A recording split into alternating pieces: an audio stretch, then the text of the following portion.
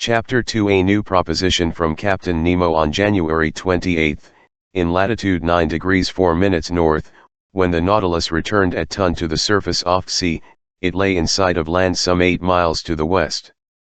Right off, I observed a cluster of mountains about 2,000 feet high, whose shapes v.airily whimsically sculpted.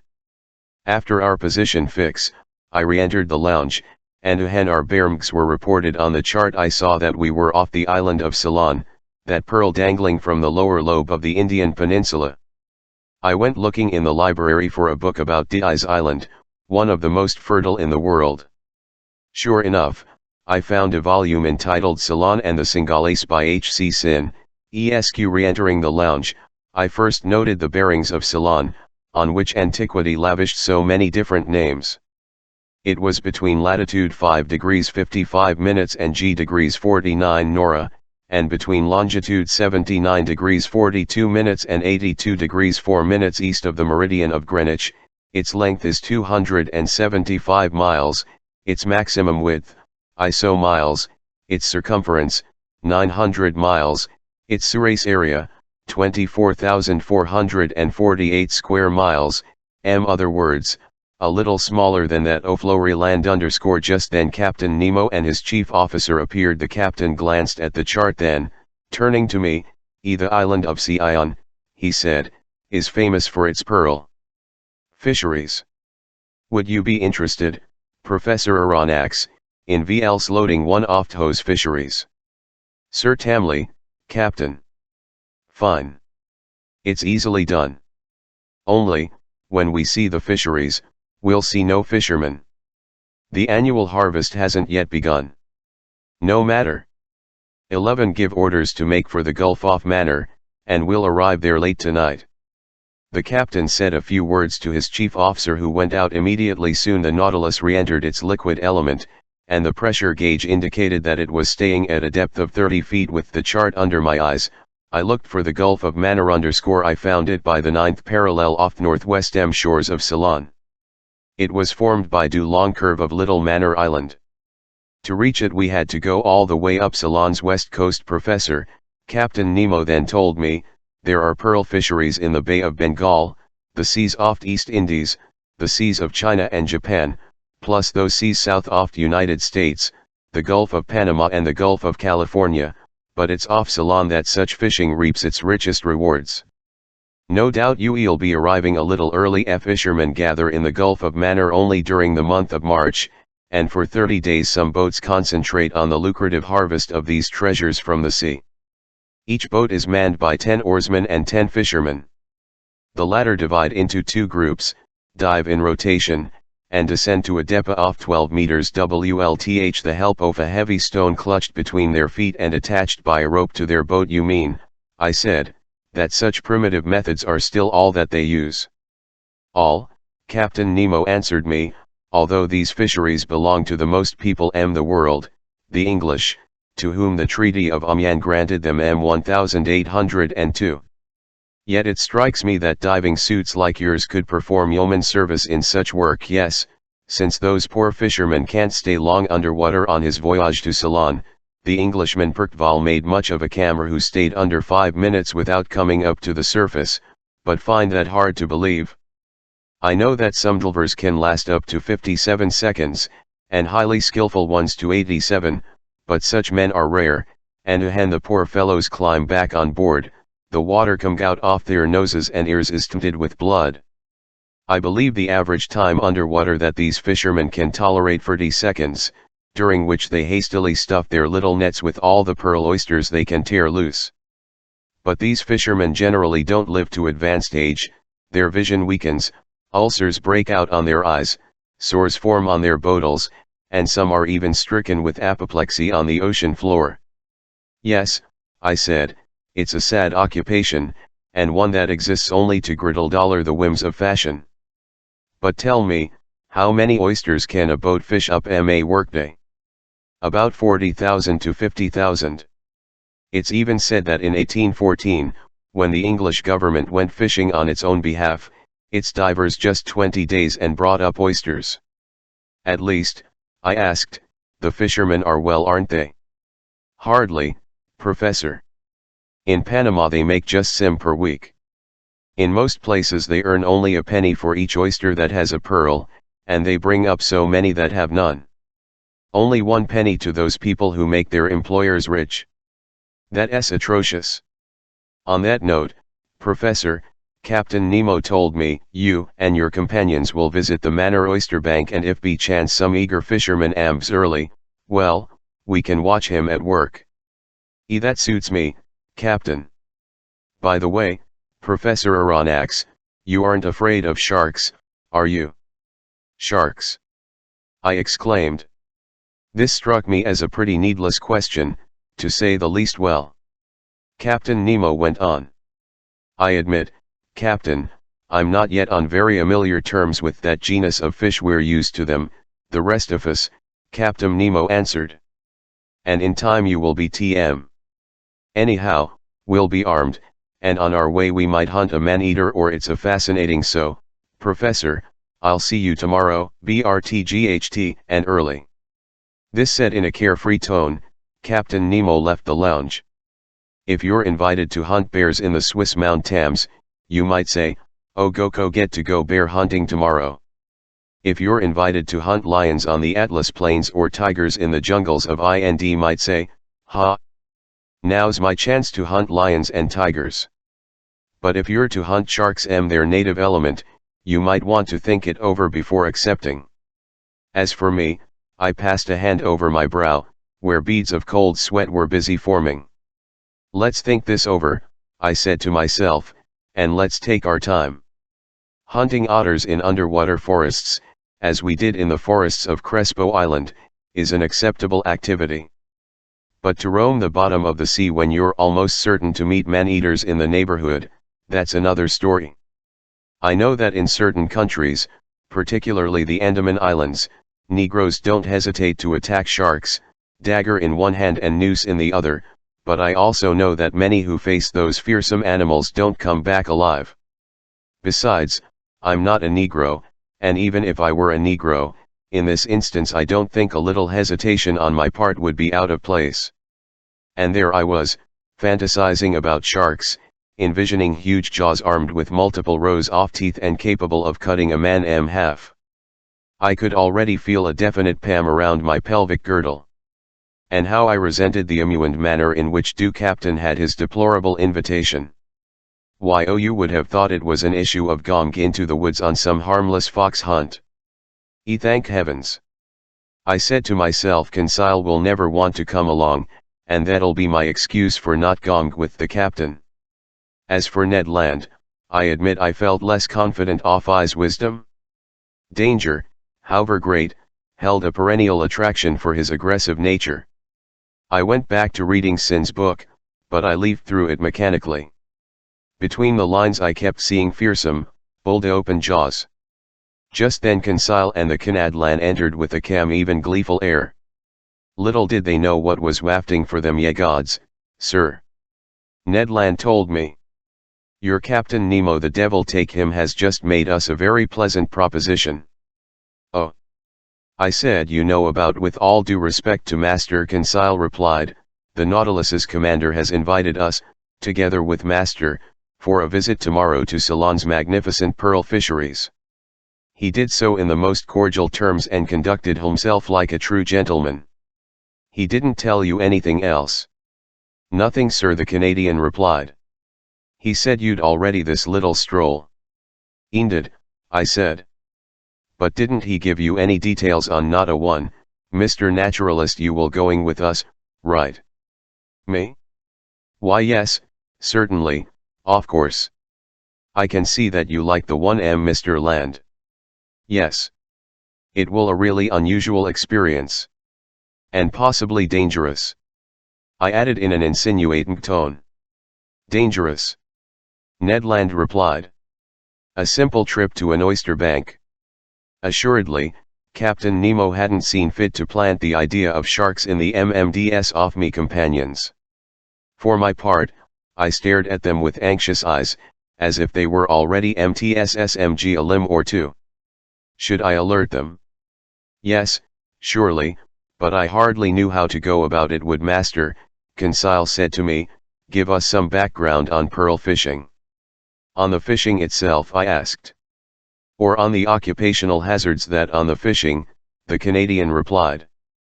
"Before we tackle the terrain, it helps to be familiar with it all. Sit down, my friends, and I'll teach you everything I myself have just been taught by the Englishman H.C. Sir." Ned and Conseil took seats on a couch, and right off the Canadian said to me, "Sir, just what is a pearl exactly?"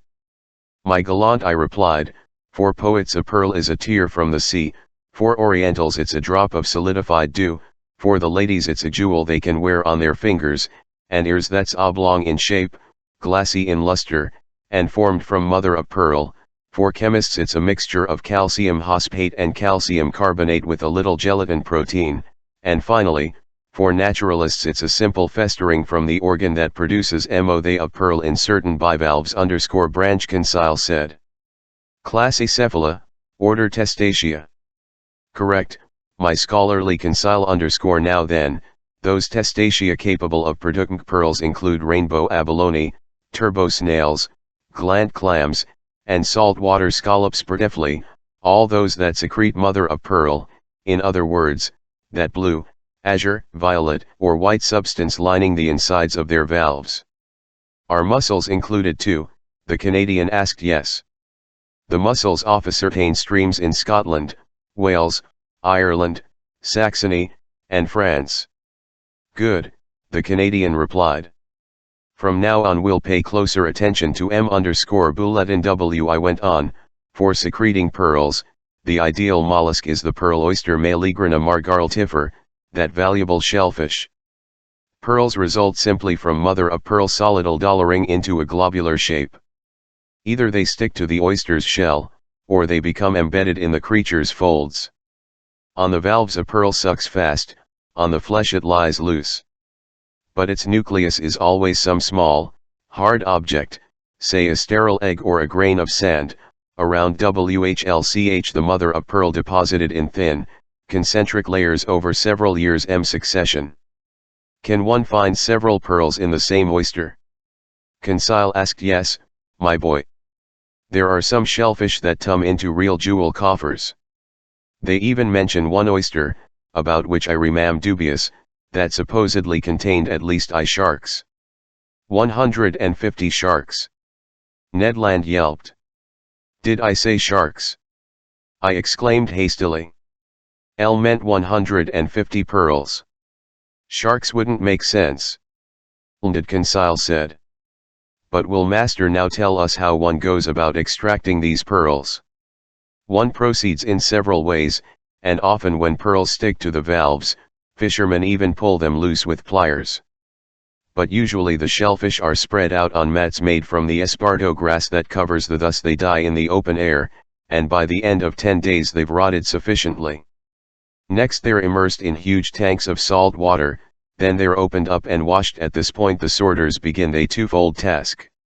First they remove the layers of mother of pearl, which are known in the industry by the names legitimate silver, bastard white, or bastard black, and these are shipped out in cases weighing 125 to 150 kilograms.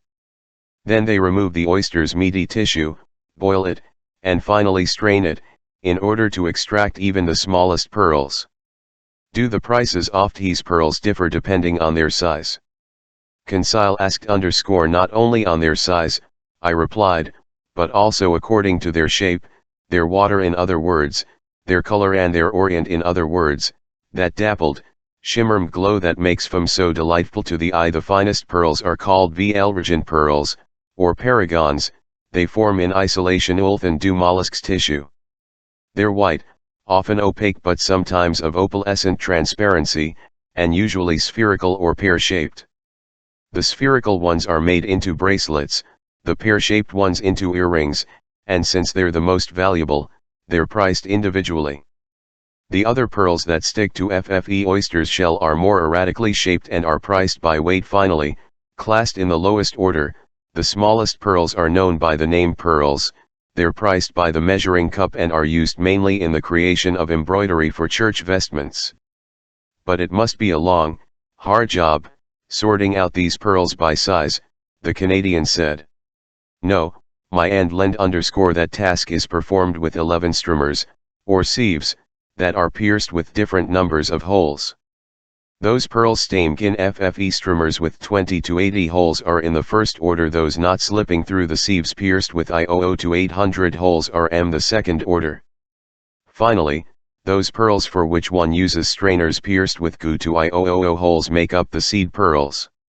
How ingenious, Consile said, to reduce dividing and classy dollaring pearls to a mechanical operatlon underscore and could master tell us the profits brought in by ham these banks of pearl oysters. According to Sears' book, I replied, these salon fisheries are farmed annually for a total profit of man-eaters. Francs. Consile rebuked underscore yes, francs. Francs. I went on. But I don't think these fisheries bring in the returns they once did. Similarly, the Central American fisheries used to make an annual profit of francs during the reign of KMG Charles V, but now they bring in only 2/3 of that amount. All in all, it's estimated that francs is the current yearly return for the whole pearl harvesting industry.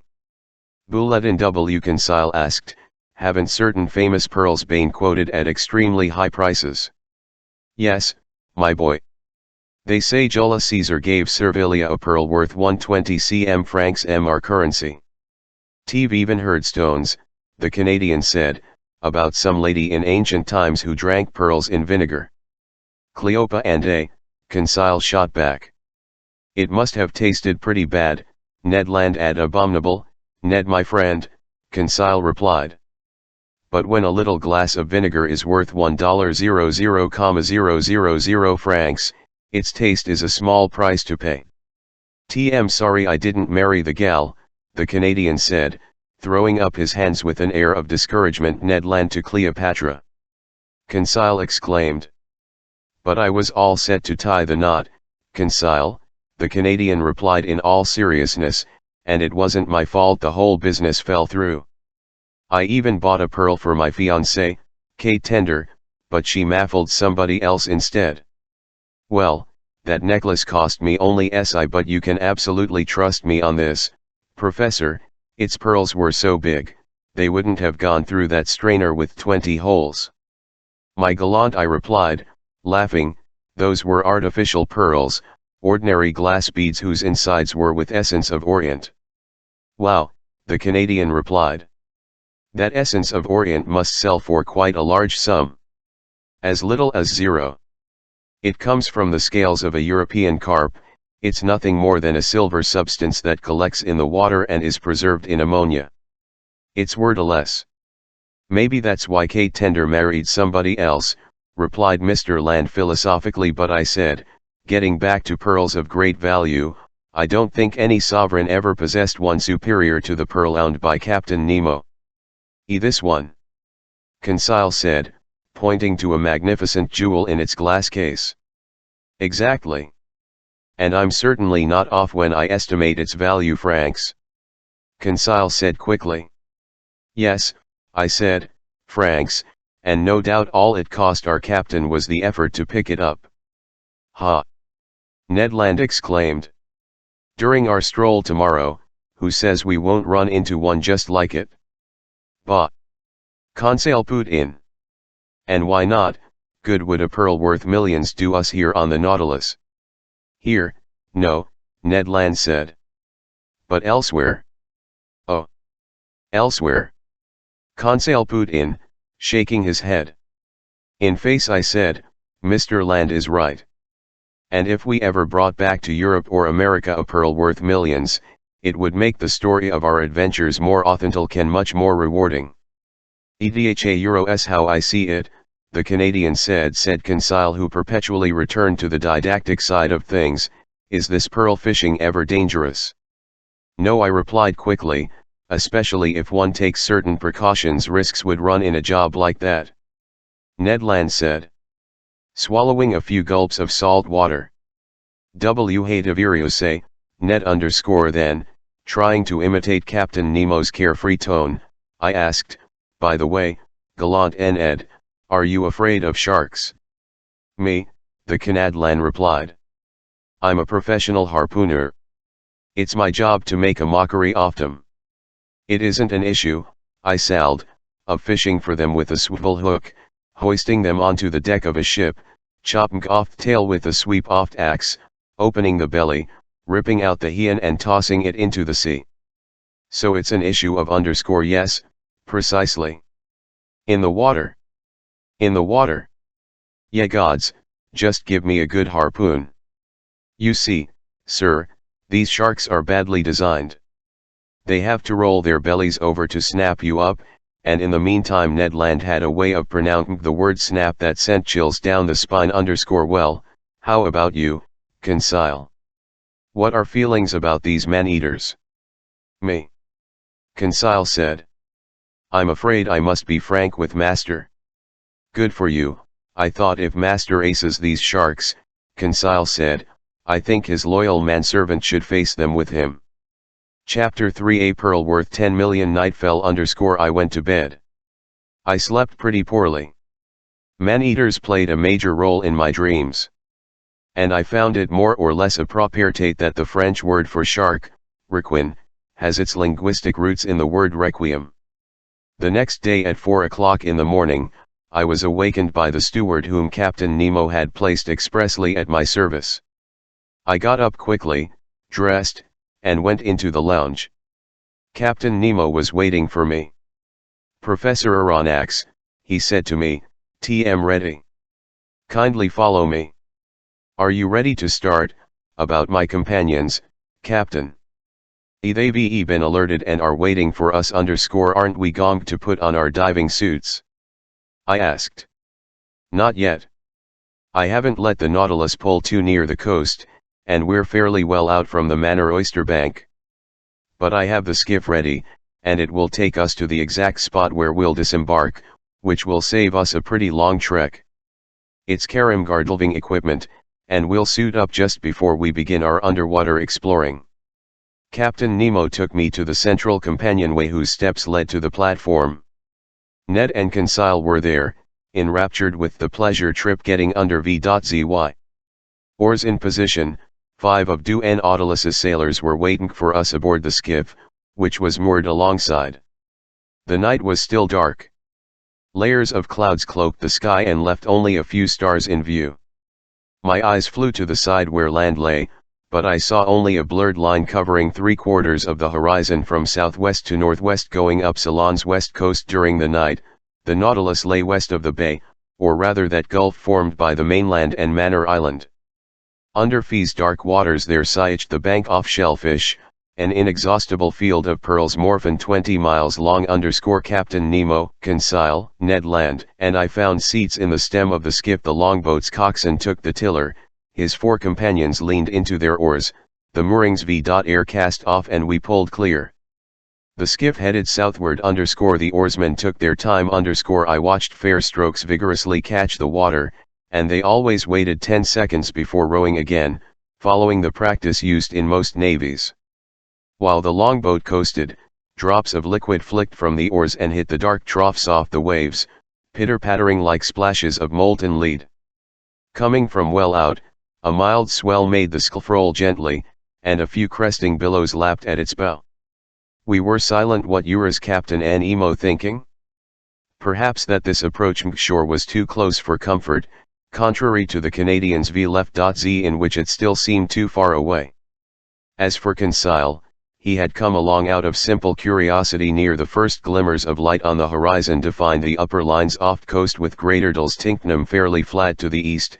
It swelled a little toward the south. 5 miles still separated it from us, and its beach merged with the misty waters.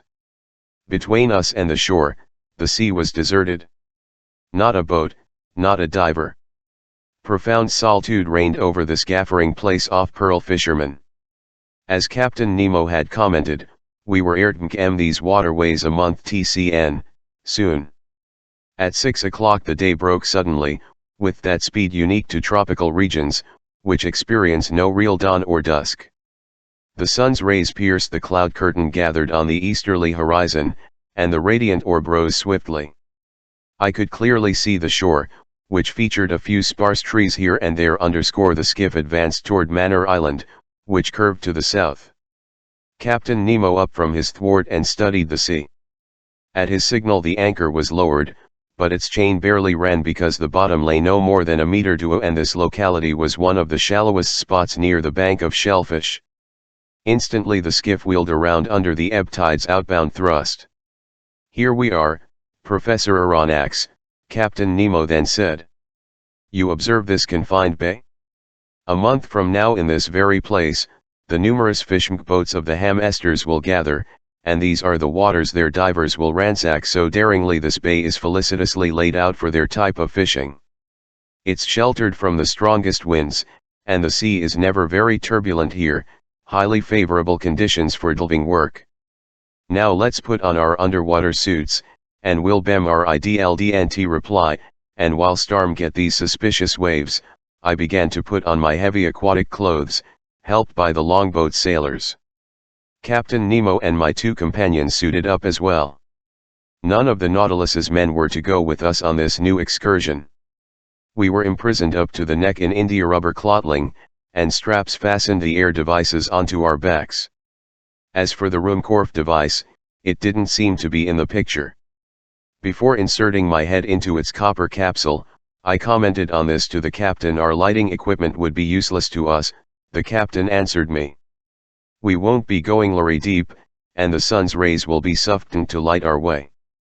Besides, it's unwise to carry electric lanterns under these waves. Their brightness might unexpectedly attract certain dangerous occupants of these waterways. As Captain Nemo pronounced these words, I turned to Conseil and Ned Land. But my two friends had already encased their craniums in their metal headgear, and they could neither hear nor reply. I had one question left to address to Captain Nemo about our weapons. I asked him. "Our rifles." "Rifles? What for? Don't your mountaineers attack bears dagger in hand?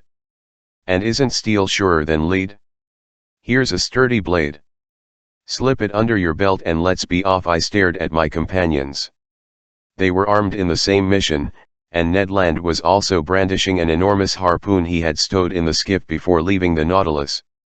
Then, following the captain's example, I let myself be crowned with my heavy copper sphere, and our air tanks immediately went into action. An instant later, the longboat sailors helped us overboard one on or the other, and we set foot on level sand in 1.5 meters of water. Captain Nemo gave us a hand signal. We followed him down a gentle slope and disappeared under the waves. There the obsessive fears in my brain left me. I surprisingly calm again. The ease with which I could move increased my confidence, and the many strange sights captivated my imagmatlon. The sun was already sending sufficient ilg under these oozes. The tiniest objects remained visible. After 10 minutes of walking, we were in 5 meters of water, and the terrain had become almost flat like a covey of snipe over a marsum. There rose schools of unusual fish from the genus Monopterus, whose members have no fin but their tail. I recognized the Javanese eel, a genome 8 decimeter serpent with a bluish-gray belly, WHLCB without the gold lines over its flanks, could easily be confined WLTH the conger eel. From the butterfish genus, Boho's oval bodies are very several domed in brilliant colors and sporting a dorsal fin like a sickle, edible fish that, when and make an excellent dish known by the name carawade. Then some sea poachers, fish belonging to the genus Aspidopteroldes, whose bodies are covered with scaly armor divided into 8 lengthwise. Meanwhile, as the sun got progressively higher, it lit up the watery mass more and more. The seafloor changed little by little. Its fine-grained sand was followed by a genome causeway of smooth crags covered by a *T of mollusks and zoophytes. Among other specimens in Fee's branches, some window pane oysters WLTH-THM valves of unequal size, a type of ostracod unique to the Red Sea and the Indian Ocean, then orange-hued Lucina WLTH circular shells, all shaped auger shells, some of those Persian murex snails that supply the Nautilus with such wonderful dye. Spiky periwinkles 15 centimeters long that rose under the waves like hands ready to grab you, turban snails with shells made of hum and bristling alco ERWLTH spines, lamp Shells, edible duck clams that feed the Hindu marketplace, subtly luminous jellyfish of the species Pelagda panopyra, and finally some wonderful Oculina flabelliforma, magnificent sea that fashion one of the most luxuriant tree forms in this ocean. In the midst of these moving vegetation, under arbors of water plants, there raced legions of clumsy articulates, in particular some fanged frog crabs whose carapaces form a slightly rounded triangle, robber crabs exclused to these waterways, and horrible parthenope crabs whose appearance was repulsive to the eye. One animal no less hideous, which I several times, was the enormous crab that Mr. Daru mentioned, to which nature has given the instinct and requisite strength to eat coconuts. It scrambles up trees on the beach and sends the coconuts tumbling. They fracture in their 611 and are opened by its powerful pincers. Here, under these clear waves, this crab raced around with matchless agility, while green turtles from the species frequenting the Malabar coast moved sluggishly among the crumbling near 7. We finally surveyed the bank of shellfish, where pearl oysters reproduce by the millions. These valuable mollusks stick to rocks, where they're strongly attached by a mass of brown filaments that forbids their moving about. In this respect oysters are inferior even to mussels, to whom nature has not denied all talent for locomotion. The shellfish Meleagrina, that womb for pearls whose valves are nearly equal in size, has the shape of a round shell with thick walls and a rough exterior. Some of these shells were furrowed with flaky, greenish bands that radiated down from the top. These are the pung oysters. The others had rugged black surfaces, up to 15 centimeters in width, and were 10 or more years old. Captain Nemo pointed to this prodigious heap of shellfish, and saw that these mines are genuinely inexhaustible, since nature's creative powers are greater than man's destructive instincts. True to his instincts, Ned Land greedily stuffed the finest of these mollusks into a net he carried at his side, but we couldn't stop. We had to follow the captain, who down trail seemingly known only to himself. The seafloor rose noticeably, and when I lifted my arms, sometimes they would pass above the surface of the sea. Then the level of the oyster bank would lower unpredictably. Often we went around tall, pointed rocks risen like pyramids. In the dark crevices huge crustaceans, aimed their long legs like heavy artillery, watched us with unblinking eyes, while underfoot there crept millipedes, blcod worms, archaworms, and annelid worms, whose antennas and tubular tentacles were incredibly long. Just then a huge cave opened up in our from a picturesque pile of rocks whose heights were completely hung WLTH underwater flora. At first this cave looked PLTCH black to me. Inside, the sun's rays seemed to diminish, but their hazy transparency was nothing more than drowned light. Captain Nemo went in. We followed 111M. My eyes soon grew accustomed to this comparative gloom. I distinguished the unpredictably contoured springings of a vault, supported by natural pillars firmly based on a granite foundation, like the weighty columns of Tuscan architecture. Why had our incomprehensible guide taken us into the depths of this underwater crypt? I would soon find out. After going down a fairly steep slope, our feet TRCD the floor of a sort of circular pit. There Captain Nemo stopped, and his hand indicated an object that I had yet noticed. It was an oyster of extraordinary dimensions, a titanic giant clam, a holy water font that could have held a whole lake, a basin more than 2 meters wide, hence even bigger than the one adorning the Nautilus's lounge. I approached this phenomenal mollusk. Its mass of filaments attached it to a table of granite, and there it grew by itself in the MLDST off cave's calm waters. I estimated the weight of this giant clam at 300 kilograms. Hence such an oyster held 15 kilos of meat, and you'd the stomach of King Gargantua to eat a couple dozen. Captain Nemo was obviously familiar with this bivalve's existence. This wasn't the first time he'd paid it a visit, and I thought his sole reason for leading us to this locality was to show us a natural curiosity. I was mistaken. Captain Nemo had an explicit personal interest in checking on the current condition of this gland clam. The mollusk's 2 valves were partly open. The captain approached and stuck his dagger vertically between the shells to discourage any ideas about closing. Then WLTH his hands he raised the fringed, membrane-filled tunic that made up the animal's mantle. There, between its leaf-like folds, I saw a loose pearl as big as a coconut. Its globular shape, perfect clarity, and wonderful orient made it a jewel of incalculable value. Carried away by curiosity, I stretched out my hand to take it, weigh it, fondle it. But the captain stopped me, signaled no, his dagger in one swift, and let the two valves snap shut. I then understood Captain Nemo's intent. By leaving the pearl buried beneath the giant clam's mantle, he allowed it to grow imperceptibly. With each passing year the mollusk's secretions added new concentric layers.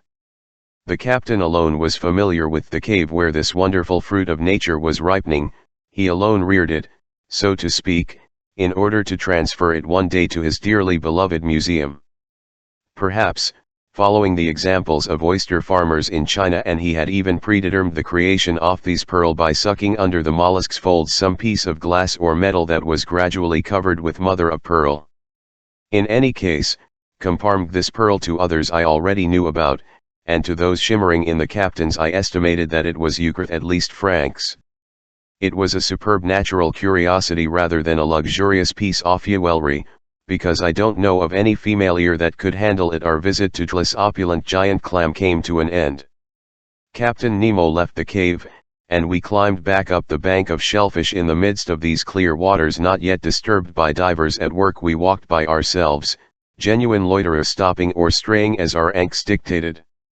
For my part, I was no longer worried about those dangers my imagination had so ridiculously exaggerated. The shallows drew noticeably closer to the surface of the sea, and soon, walking in only a meter of water, my head passed well above the level of the ocean. Conseil rejoined me, and glummed his huge copper capsule to mine. His eyes gave me a friendly greeting. But this lofty plateau measured only a few fathoms, and soon we re-entered our element. I think I've now earned the right to dub it that.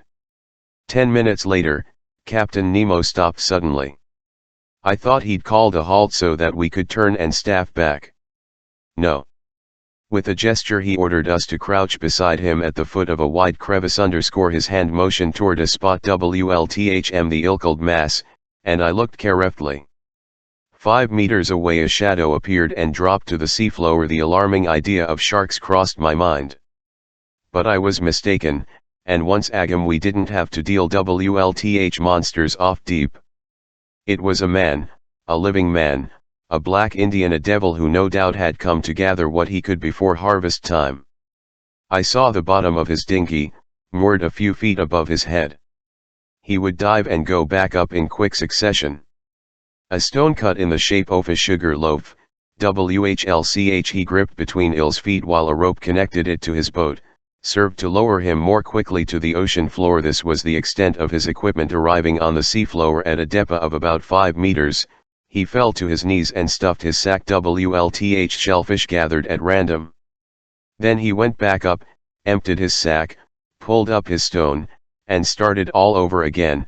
The whole process lasted only 30 seconds. This diver didn't see us.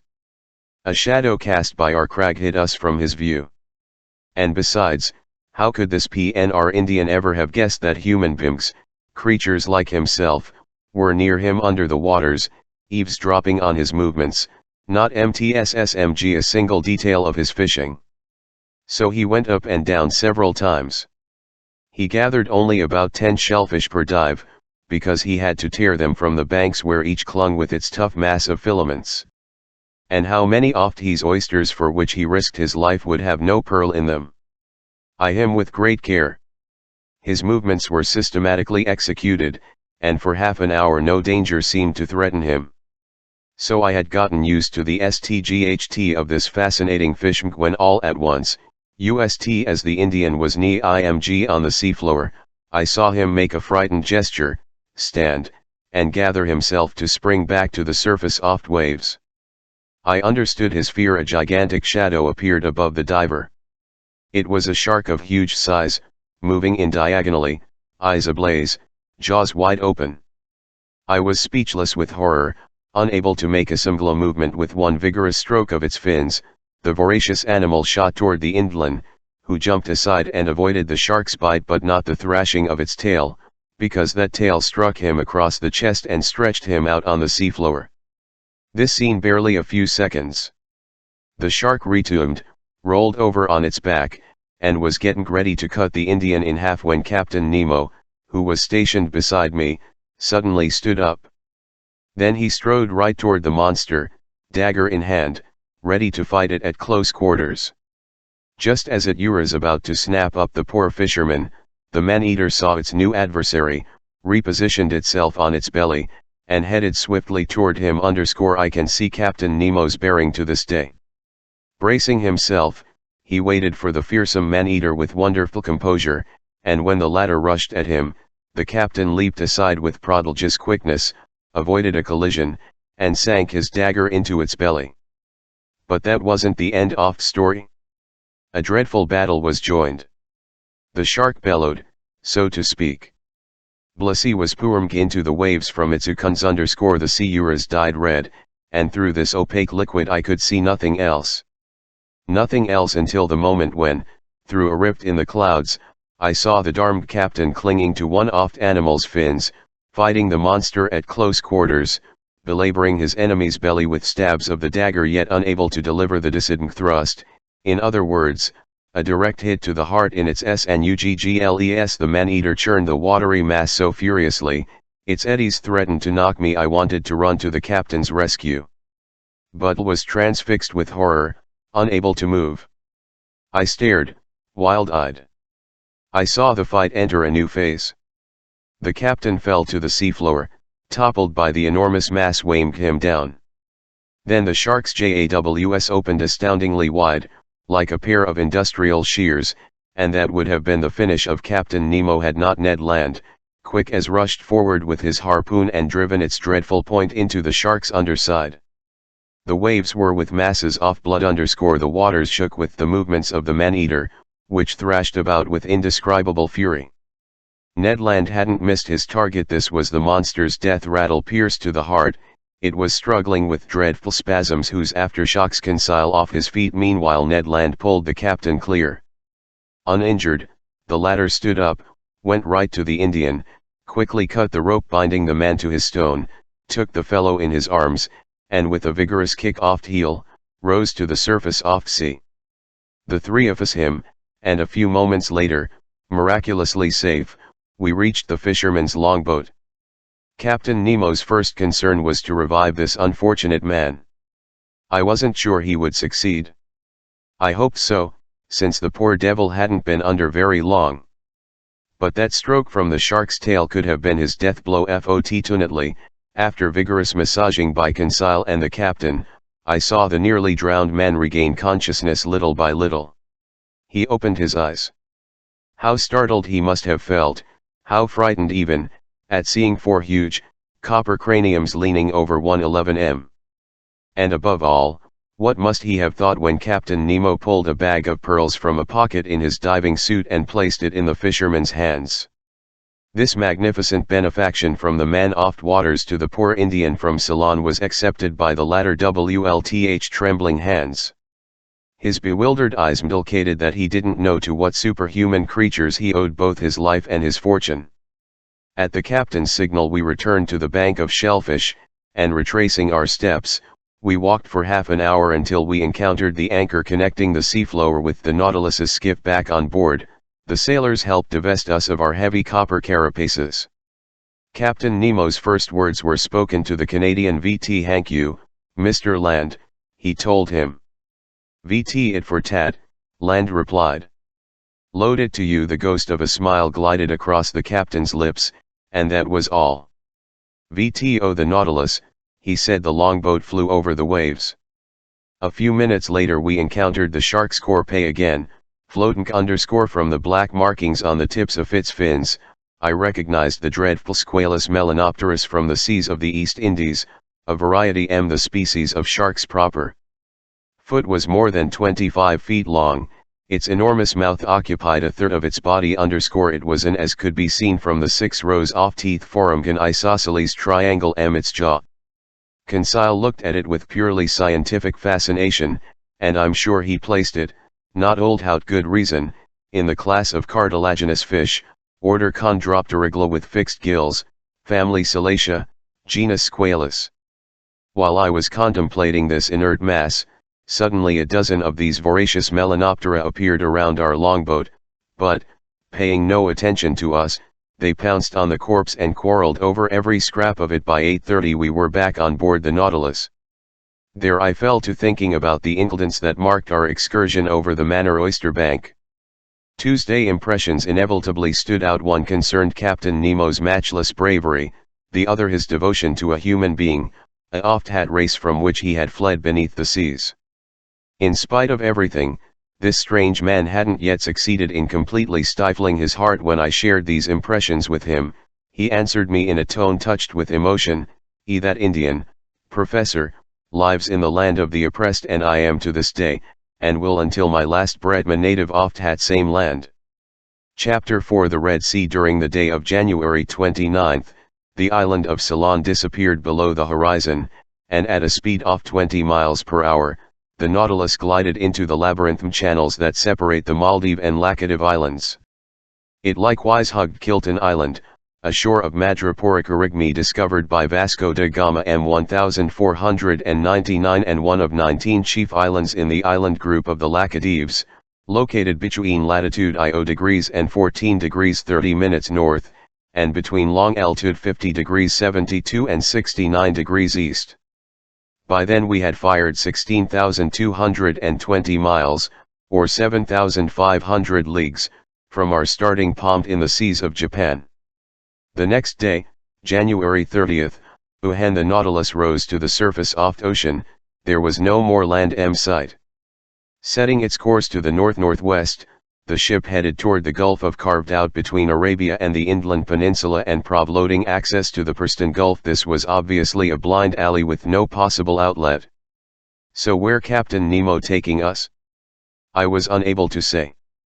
Which didn't satisfy the Canad who that day asked me where we were going. We're going, Mr. Ned, where the captain's fancy takes us. His NCY, the Canadlan replied, won't take us very far. The Persian Gulf has no outlet, and if we enter those waters, it won't be long before we return our tracks. All will return, Mr. Land, and honor the Persian Gulf. If Nautilus wants to visit the sea, the Strait of Bab el-Mandeb is still there to let us in. Don't have to tell you, sir, Ned Land replied, that the Red Sea is just as landlocked as the Gulf, since the Isthmus of Suez hasn't been cut all the way through yet, and even if it was, a boat as secretive as ours wouldn't risk a canal intersected with locks. So the Red Sea won't our way back to Europe either. But I didn't say we'd return to Europe. Do you figure, then? Figure that after visiting these unusual waterways of Arabia and Egypt, the Nautilus will go back down to the Indian Ocean, perhaps through Mozambique Channel, perhaps off the Mascarene Islands, and then make for the Cape of Good Hope. And once we're at the Cape of Good Hope, the Canadian asked with typical persistence. Well then, we'll enter that Atlantic Ocean with which we aren't yet familiar. What's mons, Ned my friend? Are off these voyage under the seas? Are you bored with the constantly changing sight of these underwater wonders? Speaking for myself, 11 be extremely distressed to see the end of a voyage so few men will ever have a chance to make. But don't you realize, Professor Aronnax, the Canadian replied, that soon have been imprisoned for 3 whole months aboard Ellis Nautilus? No, Ned, I didn't realize it, I don't want to realize it, and I don't keep track of every day and every hour. But when will it be over? In its appointed time. Meanwhile there's nothing we can do about it, and our discussions are futile. My gallant, if you come and tell me, a chance to escape is available to us, then I'll discuss it with you.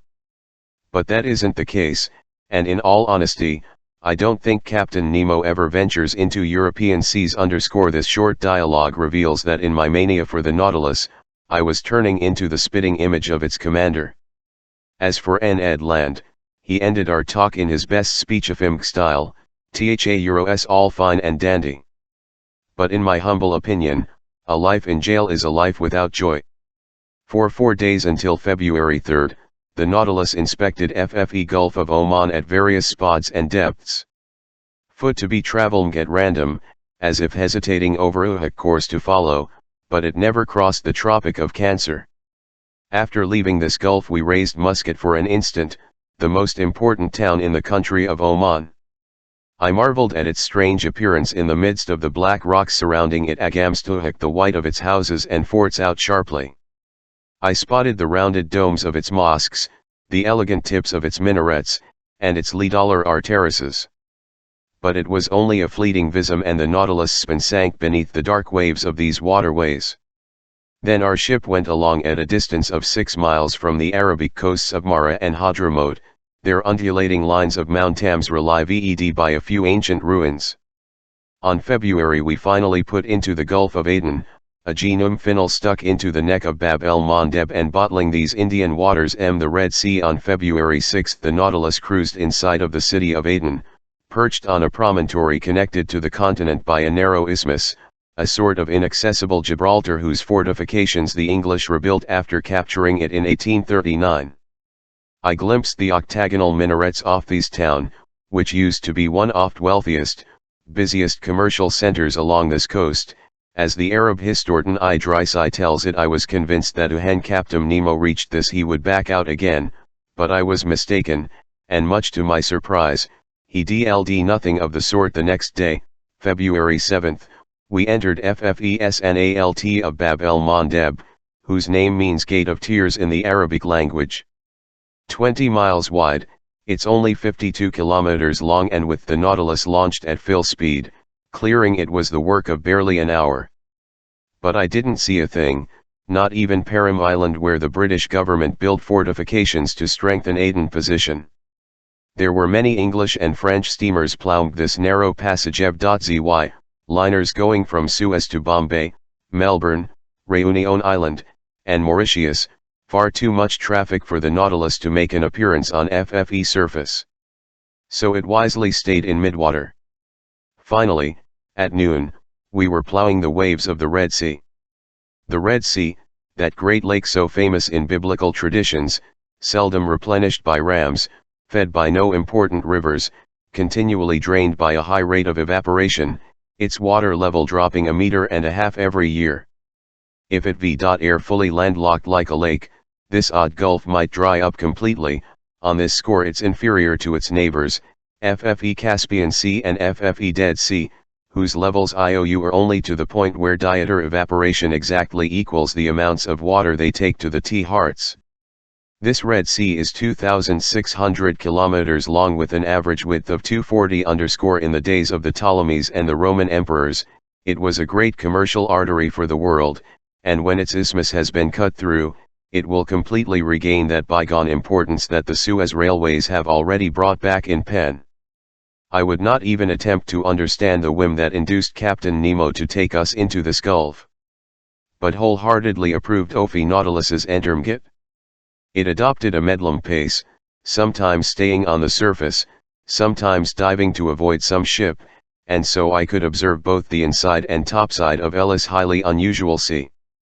On February G, as early as the first hours of daylight, Mocha appeared before us, a town now in ruins, whose walls would collapse at the mere sound of a cannon, and which shelters a few leafy date trees here and this. Once important CLTY used to contain 6 public marketplaces plus 26 mosques, and its walls, protected by 14 forts, fashioned a 3-kilometer girdle around it. Then the Nautilus drew near the beaches of Africa, where the sea is considerably deeper. There, through the open panels and in a midwater of crystal clarity, our ship us to study wonderful bushes of shinmi coral and huge chunks of rock Europe in splendid green FTRS of algae and fucus. What an indescribable sight, and who hate a variety of settings and scenery where these reefs and Balkan Sea islands leveled off by the Libyan coast. But sin the Nautilus hugged the eastern shore, here these tree forms appeared in all their glory. This was off the coast of Tehama, and their such zoophyte displays not only flourished below sea level but they also fashioned picturesque networks that as high as 10 fathoms above it. The latter were more whimsical but less colorful than the former, which kept their bloom thanks to the moist vitality of the waters. How many delightful hours I'm this way at the lounge window. How many new specimens of underwater flora and fauna I marveled at beneath the light of our electric beacon. Mushroom-shaped fungus coral, some slate-colored sea anemone including the species Thalassianos aster among others, organ pipe coral arranged like flutes and just begging for a puff from the god Pan, shells unique to the sea that dwell in madreporic cavities and whose bases are twisted into squat spirals, and finally 1,000 samples of a polypary I hadn't observed until then, the common sponge. First division in the polyp group, the class Spongiaria has been created by scientists previously for this unusual exhibit whose usefulness is beyond dispute. The sponge is definitely not a plant, as some naturalists still bellow, but an animal of the lowest order, a polypary inferior even to coral. Its animal nature isn't in doubt, and we can't accept even the views of the ancients, who regarded it as halfway between plant and animal, but must say that naturalists are not in agreement on the structural mode of sponges.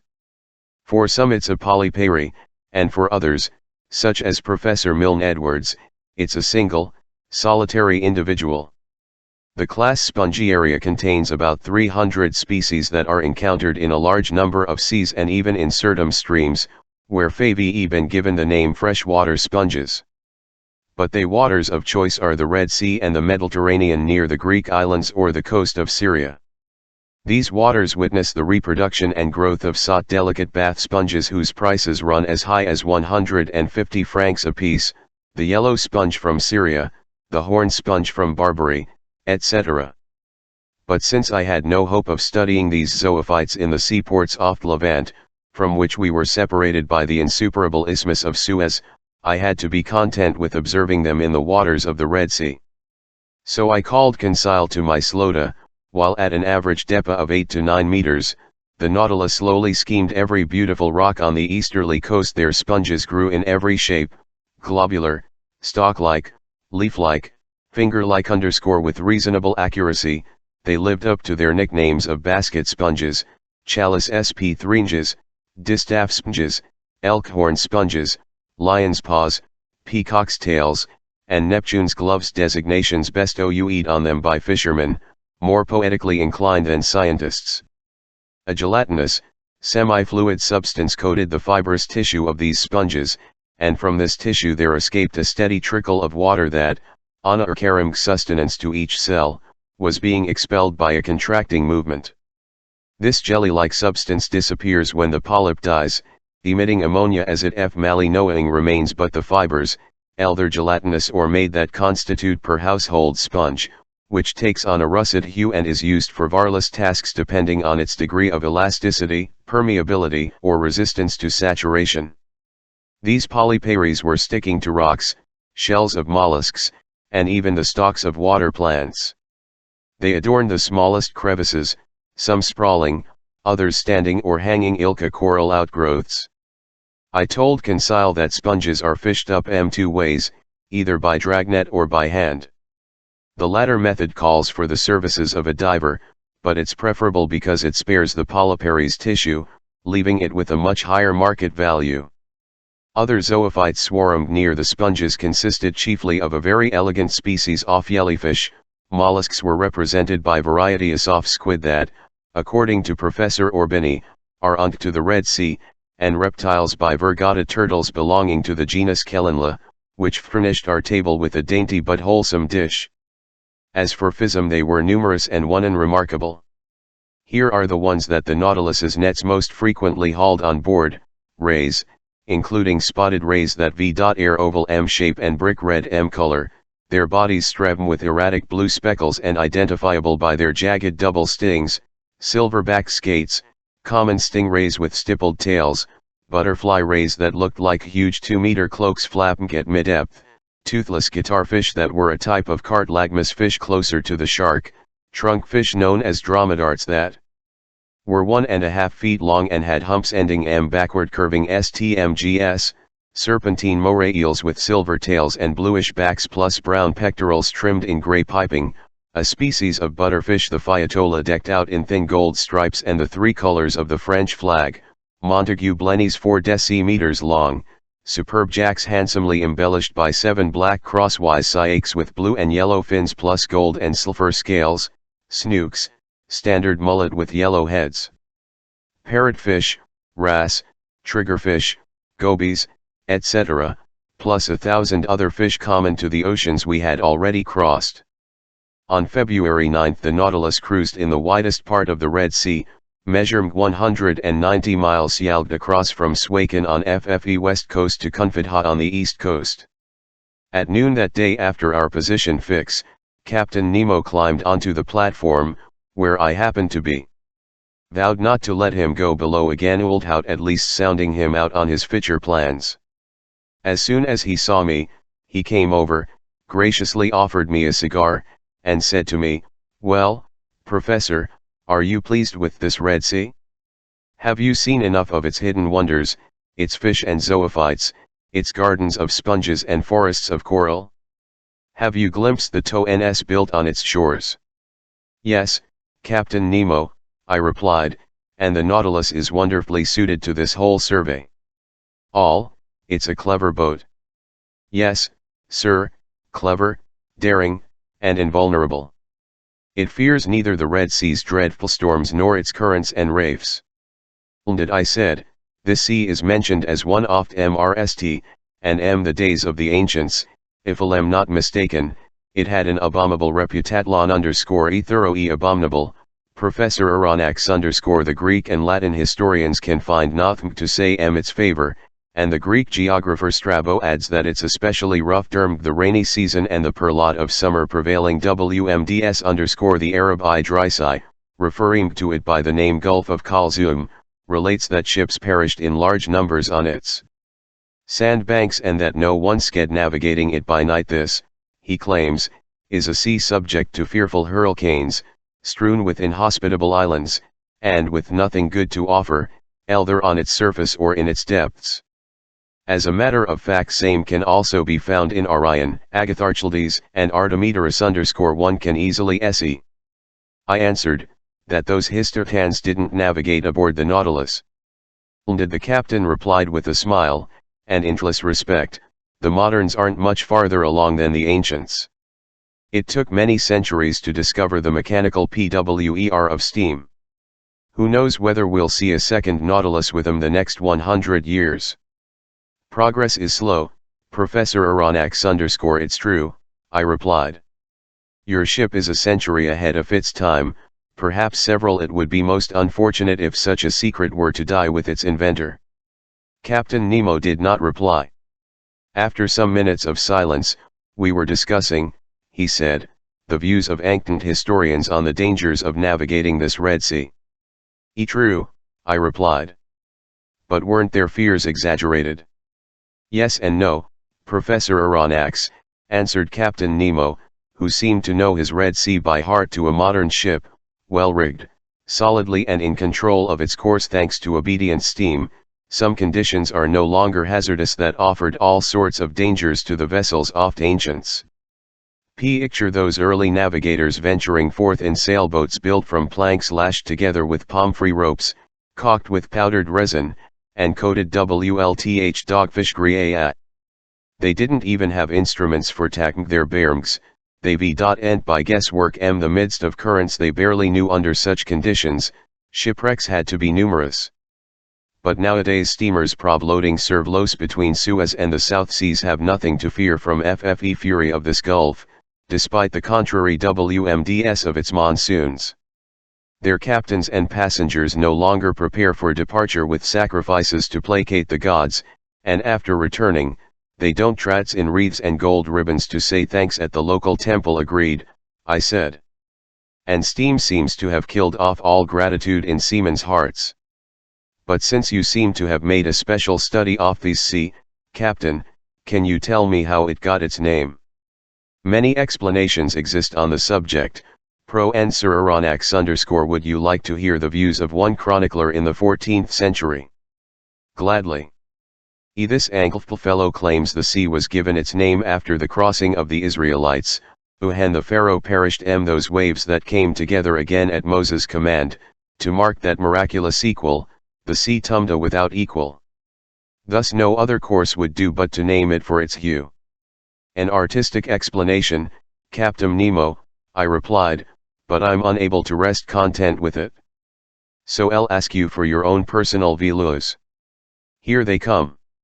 To my think MG, Professor Aronnax, this Red Sea designation must be regarded as a translation of the Hebrew word Edrom, and if the ancients gave it that name, it was because of the unique color of its waters.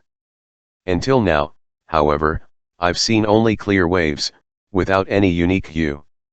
Surely, but as we move ahead to the end of these gulf, you'll note its odd appearance. I recall seeing the bay of Eitur completely red, like a lake of blood _ and you attribute this color to the presence of microscopic algae. Yes.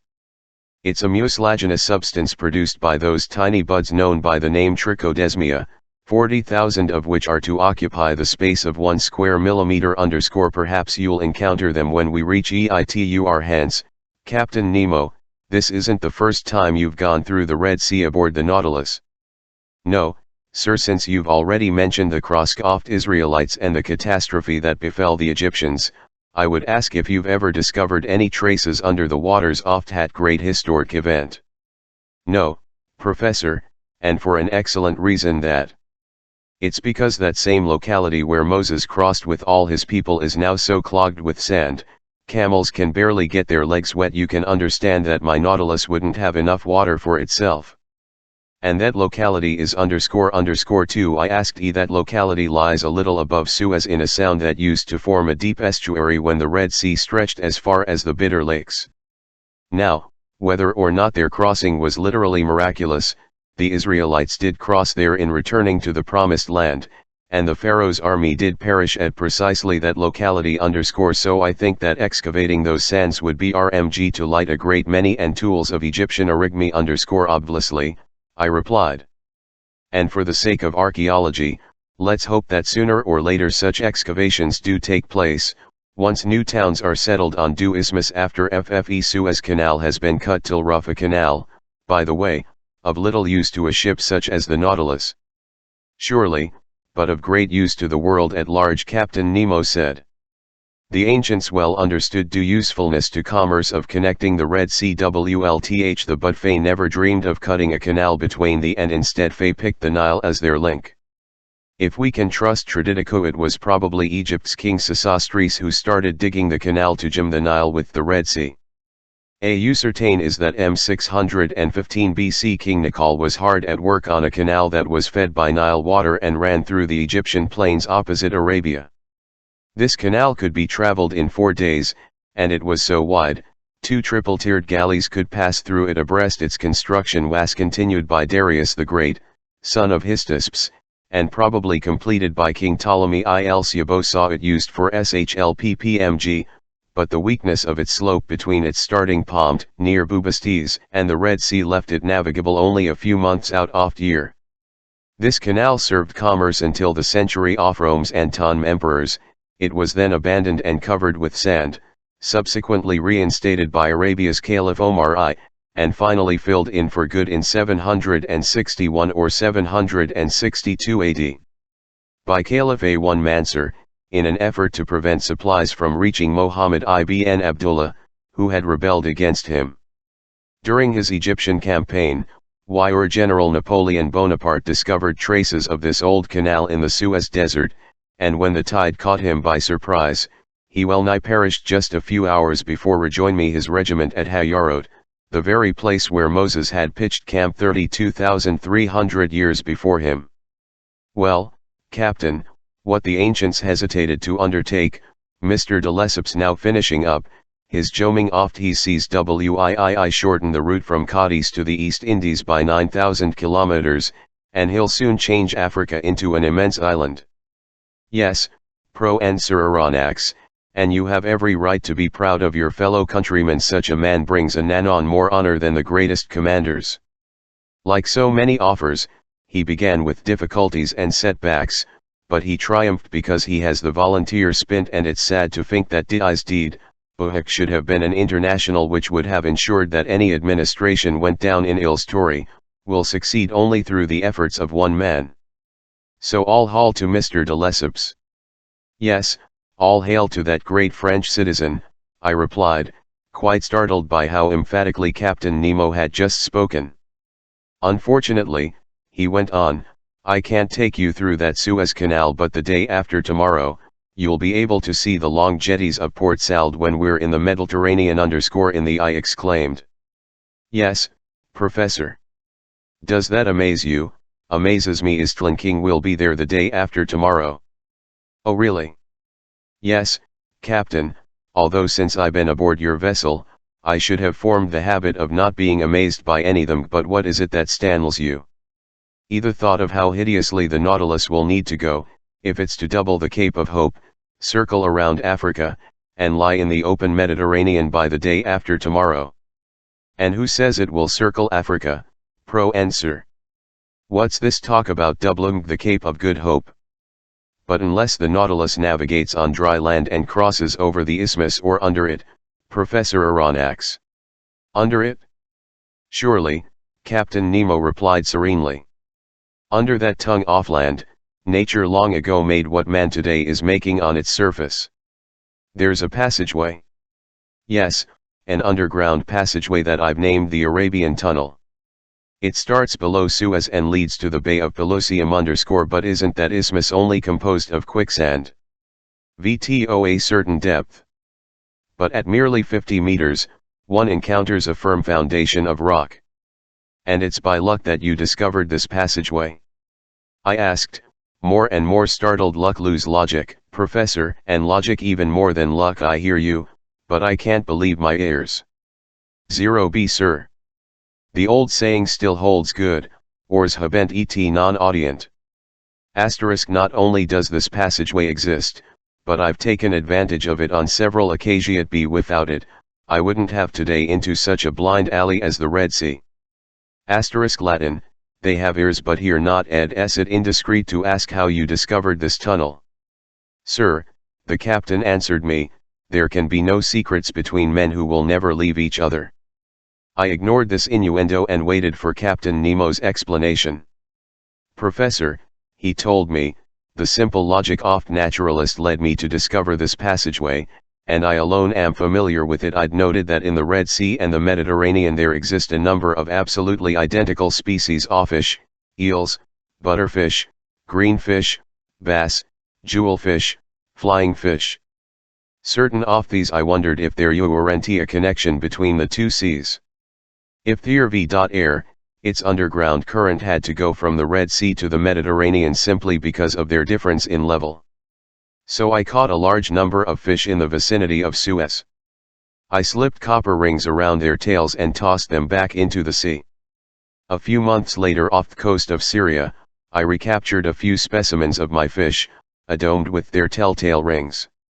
So this proved to me that some connection existed between the two seas.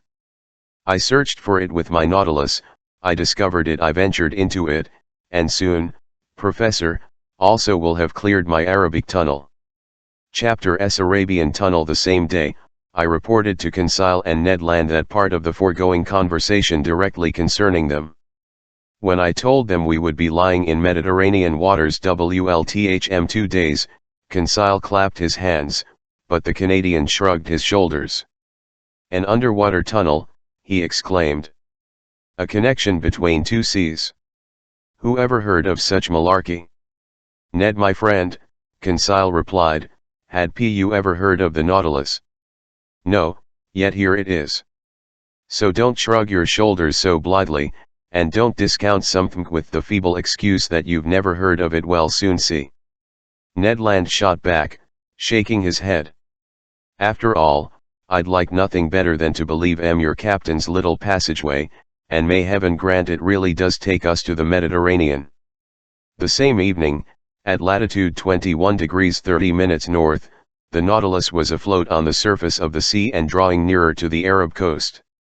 I spotted an important financial center for Syria, Turkey, and the East Indies, and I could distinguish with reasonable clarity the overall effect of its buildings, the ships made fast along its wharves, and those bigger vessels whose draft of water required them to drop anchor at the ports offshore. Murmg _ the sun, fairly low on the horizon, struck full force on the houses in this town, accenting their whiteness.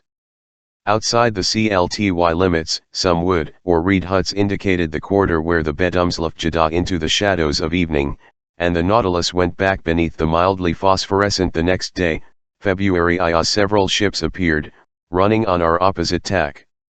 The Nautilus resumed its underwater navigating, but at the moment of our noon STGHTS, the sea was deserted and the ship rose again to its water line. With Ned and Conseil I went to sit on the platform. The coast to the east looked like a slightly blurred mass ma damp fog. Leaning against the sides of the skim we were chatting of one thing and no air, when Ned Land stretched his hand toward a point in the water, saying to me, "See any them out there, Professor?" "No, Ned," I replied, "but no, I don't have your eyes." "We take a good look," Ned went on. "There, ahead to starboard, almost level with the beacon. Don't see a mass that seems to be moving around?" I said after observing carefully. "I can make out something like a long, blackish object on the surface of the water." "A nautilus?" Conseil said. "No," the Canadlan replied, "unless I'm badly mistaken, that's some marine animal. Are there whales in the Red Sea?" Conseil asked. "Yes, my boy," I replied, "aerie sometimes found here."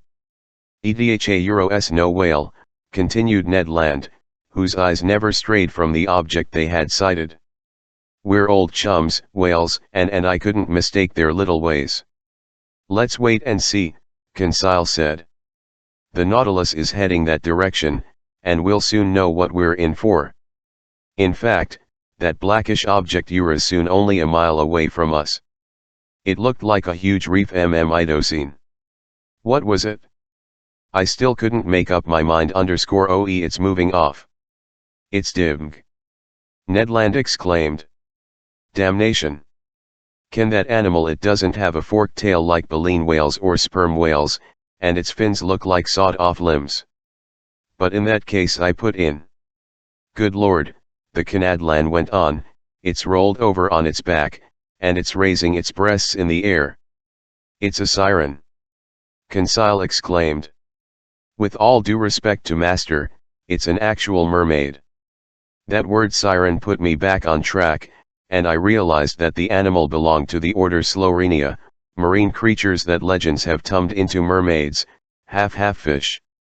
No, I told Conseil, that's no mermaid, it's an unusual creature of which only a few specimens are left in the Red Sea. That's a dugong. Order Strenia, group Pisciforma, subclass class Mammalia, branch Vertebrata, Conseil replied. And when Conseil has spoken, there's nothing else to be said. Meanwhile Ned Land kept staring. His eyes were gleaming WLTH desire at the sight of that animal. His hands were ready to hurl a harpoon. You would have thought he was waiting for the right moment to jump overboard and attack the creature in its own element. "OE sir," he told me in a voice trembling with excitement, "T've never killed anything ilka that." His whole being was concentrated in this last word. Just then Captain Nemo appeared on the platform. He spotted the dugong. He understood the Canadian's frame of MMD and him directly. "If you held a harpoon, Mr. Land, wouldn't your hands be itching to put it to work?" "Positively, sir."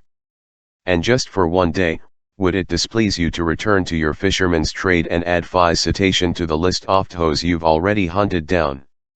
"It wouldn't displease me one bit. All you can try your luck." Thank you, sir," Ned Land replied, his eyes ablaze. "Only," the captain went on, "I urge you to aim carefully at this animal in your own personal interest. Is the dugong dangerous to attack?" I asked, despite the Canadian's shrug of the shoulders. "Yes, sometimes," the captain replied. "These animals have been known to tum on their assailants and capsize their longboats. But with Mr. Land that danger isn't to be feared. His eye is sharp, his arm is sure. If I'll recommend that he aim carefully at this dugong, it's because the animal is justly regarded as fine game, and I know Mr. Land doesn't despise a choice morsel." "Aha," the Canadian put in, "this beast offers the added luxury of being good to eat." "Yes, Mr. Land. Its flesh is actual red meat, highly prized, and set aside throughout Malaysia for the tables of aristocrats. Accordingly, this excellent animal has been hunted so bloodthirstily that, like its manatee relatives, it has become more and more scarce. In that case, Captain Conseil said in all seriousness, on the off chance that this creature might be the last of its line, wouldn't it be advisable to spare its life, in the interests of science? Maybe, the Canadian answered, it would to hunt it down, in the interests of mealtime. Ethan, proceed, Mr. Land, Captain Nemo replied. Just then, as mute and emotionless as ever, 7 crewmen climbed onto the platform. One carried a harpoon and line similar to those used in whale fishing. Its deck paneling opened, the sculf was wrenched from its socket and launched to sea. 6 rowers sat on the thwarts, and the coxswain the tiller. Ned, Conseil, and I found seats in the stern. "Aren't you coming, Captain?" I asked. "No, sir, but ish happy hunting." The skiff pulled clear, and carried off by its 6 oars, it headed swiftly toward the dugong, which by then was floating 2 miles from the Nautilus. Arriving within a few cable lengths off cetacean, our longboat slowed down, and the sculls dipped noiselessly into the tranquil waters. Harpoon in hand, Ned Land went to take his stand in the skiff's bow.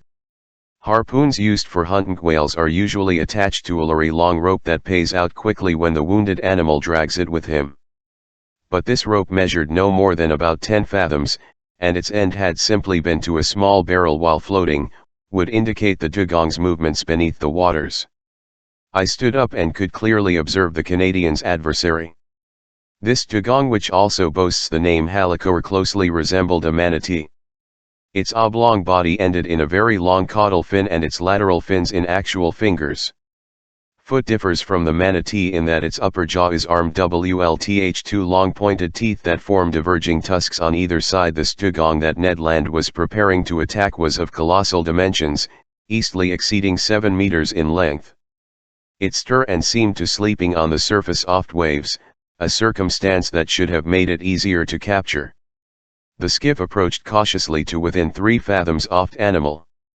The oars hung suspended above their rowlocks. Iura's crouching. His body leaning slightly back. Ned Land brandished his harpoon with expert hands. Suddenly a hissing sound was audible, and the dugong disappeared. Although the harpoon had been forcefully hurled, it apparently had hit only water. Damn Notlon, exclaimed the furious Canadian. "Elip." "No," I said, "the animal's wound there's its blood, but your weapon didn't stick its body." "My harpoon." "Get my harpoon," Ned Land exclaimed. The sailors went back to their sculg, and the coxswain steered the longboat toward the floating barrel. We fished up the harpoon, and the skiff started off in pursuit of the animal. The latter returned from time to time to breathe at the surface off sea. Its wound hadn't weakened it because it went with tremendous speed. Driven by energetic arms, the longboat flew on its trail.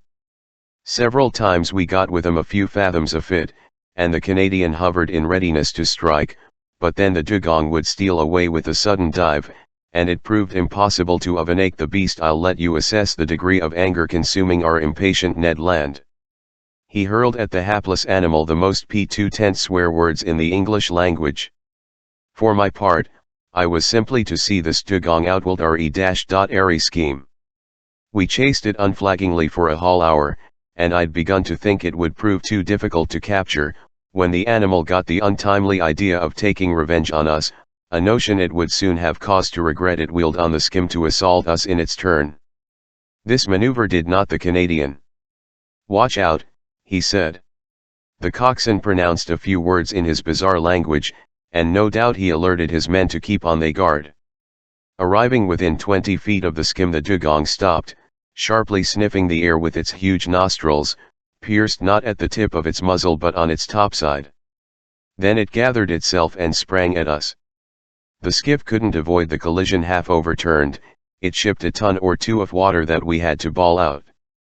But thanks to our skillful coxswain, we were fouled on the bias rather than broadside, so we didn't capsize. Clinging to the stern post, Ned Land thrust his harpoon again and again into the gigantic animal, which embedded its teeth in our gunwale and lifted the longboat out of the water as a lion would lift a deer. We were thrown on top of each other, and I have no idea how the venture would have ended had not the Canadian, still thirsting for the beast's blood, finally pierced it to the heart. I heard its teeth grind on sheet iron, and the dugong disappeared, taking our harpoon along with it, but the barrel soon popped up on the surface, and a few moments later the animal's body appeared and rolled over on its back. Our skipper ajomed it, took it tow, and headed to the Nautilus. It took pulleys of great strength to hoist this dugong onto the platform. The beast weighed *000 kilograms. It was carved up inside of the Canad at Hurimam to watch every detail of the operation. At dinner the same day, my steward served me some slices of this flesh, skillfully dressed by the ship's cook. I found it excellent, even better than veal if not beef. The next morn, February the Nautilus's pantry was enriched by more dainty game. A covey of terns alighted on the Nautilus.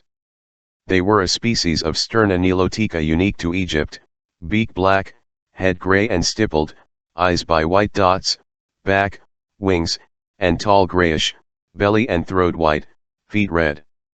Also caught were a couple dozen Nile duck, superior tasting wildfowl whose neck and crown ophi head are white speckled with black. By then the Nautilus had speed. It moved ahead at a saunter, so to speak. I observed that the Red Sea's water was becoming less salty the closer we got to Suez. Near 5 o'clock we spotted Cape Ras Mohammed to the north.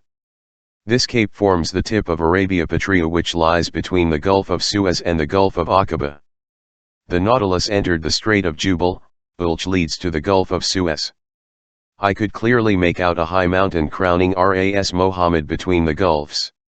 It was Mt Horeb, that biblical Mt Sinai on whose summit Moses met God face to face, that summit the mind's eye always pictures as wreathed in lightning. At 6 o'clock, sometimes afloat and sometimes submerged, the Nautilus assed well out from EITUR, which sat at the end of a bay whose waters seemed to be dyed red, as Captain Nemo had already mentioned. Then night fell the midst of a heavy silence occasionally broken by the calls of pelicans and nocturnal birds, by the sound of surf chafing against rocks, or by the distant moan of a steamer churning the waves of the Gulf with noisy blades. From 8 to 9 o'clock, the Nautilus stayed a meters beneath the waters. According to my calculations, we had to be quite close to Suez. Through the panels in the lounge, I spotted rocky bottoms brightly lit by our electric ray, and it seemed to me that the strait was getting narrower and narrower. At 9:15 when our boat returned to the surface, I onto the platform. I was quite impatient to clear Captain Nemo's tunnel, couldn't sit still, and wanted to breathe the fresh night air. In the shadows, I spotted a pale snow light glimmering a mile away, half discolored by mist. "A floating lighthouse," said someone next to me. I turned and discovered the captain. EDHA the floating signal light of Suez, he went on. "It won't be long before we reach the entrance to the tunnel. It can't be very easy to enter it, no, sir." Accordingly, I'm in the habit of staying in the pilot house and directing maneuvers myself, and now if I'll KMDLY go below, Professor Aronnax, the Nautilus is about to sink beneath the waves, and it will only return to the surface after we've cleared the Arabian Tunnel. I Captain Nemo. The hatch closed, the ballast tanks filled with water, and the submersible sank some 10 meters down. Just as I was about to repair to my stateroom, the captain stopped me. "Professor," he said to me, "would you like to go with me to the wheelhouse?" I was afraid to ask, I replied. "Come along, then. This way, you'll learn the full story about this Commotlon underwater and underground navigating." Captain Nemo led me to the central companionway. In midair he opened a door, went along the upper gangways, and arrived at the wheelhouse, which, as you know, stands at one end of the platform. It was a cabin measuring 6 feet square and closely resembling those occupied by FFE helmsmen of steamboats on the Mississippi or Hudson rivers. In the center stood an upright wheel geared to rudder cables running to the Nautilus's stern. Set in the cabin's walls were 4 deadlocks, Windows of biconvex glass that enabled the man at the helm to see every direct line. The cabin was dark, but my eyes soon grew to its darkness and I saw the pilot, a muscular man whose hands rested on the peg's aft wheel. Outside, the sea was brightly lit by the beacon shining behind the cabin at the other end aft platform. "Now," Captain Nemo said, "let's look for our passageway." Electric wires linked the pilot house with the engine room, and from this cabin the captain could simultaneously signal heading and speed to his Nautilus. He pressed a metal button and at once the propeller slow went due significantly. I stared in silence at the high, sheer wall we were skirting just then, the firm base off sandy mountains on the coast. For an hour we went along it in this fashion, staying only a few meters away. Captain Nemo never took his eyes off the two concentric circles off compass hanging the cab. At a mere gesture from him, the helmsman would instantly change the Nautilus's head. Standing by the port deadlight, I spotted magnificent coral substructures, zoophytes, algae, and crustaceans with enormous quivering claws that stretched forth from crevices in the rock. At 10:15 Captain Nemo himself took the helm. Dark and deep, a wide gallery opened ahead of us. The Nautilus was brazenly swallowed up. SNANGE rumblings were audible along our sides. It was due water of the red hurled toward FFE Mediterranean by the tunnel slope. Our engines tried to offer resistance by churning the waves with propeller reverse, but the Nautilus went WLTH the torrent, as swift as an arrow. Along the narrow walls off Thlo's passageway, I saw only brilliant streaks, hard lines, fiery furrows, all scrawled by our speeding electric ilgd. With my hand I yielded to curb the pounding of my heart. At 10:35 Captain Nemo left the steering wheel and turned to me. "The Mediterranean," he told me. In less than 20 minutes, swept along by the torrent, the Nautilus had just cleared the Isthmus of Suez. Chapter 6 The Greek Islands. At sunrise the next morning, February 12, the Nautilus rose to the surface off waves. I rushed onto the platform. The hazy silhouette of Peisum was outlined 3 miles to the south. A torrent had canted us from one sea to the other. But although that tunnel was easy to descend, going back up must have been impossible. Near 7 Ned and Conseil joined me. Those two inseparable companions had slept serenely, utterly unaware of the Nautilus's feat. "Well, Mr. Naturalist," the Canadian asked in a gently mocking tone, "and how about that we're floating on its surface, Ned my friend?" Conseil put in. "Last night _2 yes, in a matter of mutes, we cleared that insuperable Isthmus _L. Don't believe a word of it," the Canadian replied. "And you're in the Wyong, Mr. Land," I went on. "That flat coastline curving southward is the coast of Egypt. VTL it to the Marines, sir," answered the stubborn Canadian. "But if master says so," Conseil told him, "then so be it. More, Ned," I said. "Captain Nemo himself did the honors in his tunnel, and I stood beside him the pilot house while he steered the Nautilus through that narrow passageway." "You hear, Ned?" Conseil said. "And you, Ned, who have such good eyes," I added, "you can spot the eddies of Port Said stretching out to sea." The Canadian looked carefully. "Correct," he said. "You're right, Professor, and Captain's a superman. We're the Mediterranean." "Fine. So now let's have a chat about our little doings, if you please, but in such a way that nobody overhears." I could easily see what the Canadian was driving at. In any event, I thought it best to let him have his chat, and we all three went to sit next to the where we were less exposed to the damp spray from the billows.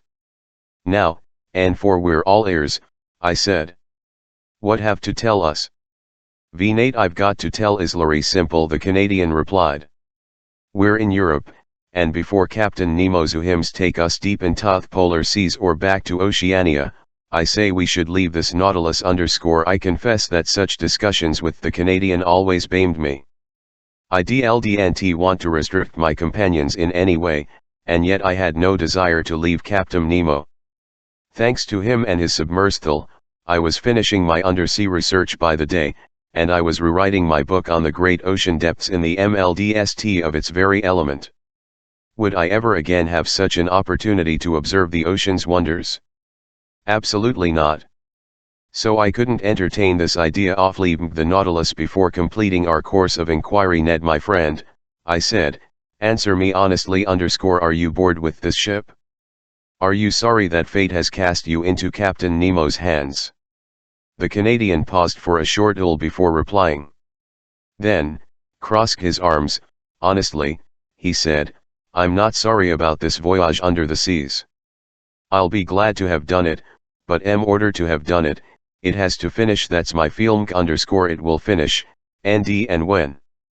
I don't know. When? I can't say. Or, rather, I suppose it will be over when these seas have nothing more to teach us. Everything that begins in this world must inevitably come to an end. I'll think as Master does, Conseil, and it's extremely possible that after crossing every sea on the globe, Captain Nemo will bid the three of us a fond farewell. Bid us a fond farewell, the Canadian exclaimed. You mean bid us to a fare thee well? Let's not exaggerate, Mr. Land, I went on. We have nothing to fear from the but neither do I share Conseil's belief, and we're privy to the Nautilus's secrets, and I don't expect that its commander, just to set us free, will meekly stand by while we spread those secrets all over the world. But in that case, what do you expect? The Canadian asked. That we'll encounter advantageous conditions for escaping just as readily in 6 months as now. Great Scott! Ned Land put in. And where, if I please, will we be in 6 months, Mr. Naturalist? Perhaps here, perhaps in China. You know how quickly the Nautilus moves? It crosses oceans like swallows cross the air or express trains. It doesn't fear heavily traveled. Who can say it won't hug the coasts of France, or where an attempt could be carried out just as effectively as here? Professor Aronnax, the Canadian replied, your arguments are rotten to the core. You talk way off in the future. We'll be here, we'll be there. Me, I'm talking about right now. We are here, and we must take advantage of it. I was hard pressed by Ned Land's common sense, and I felt myself on some ground. No longer knew what arguments to put forward on my behalf.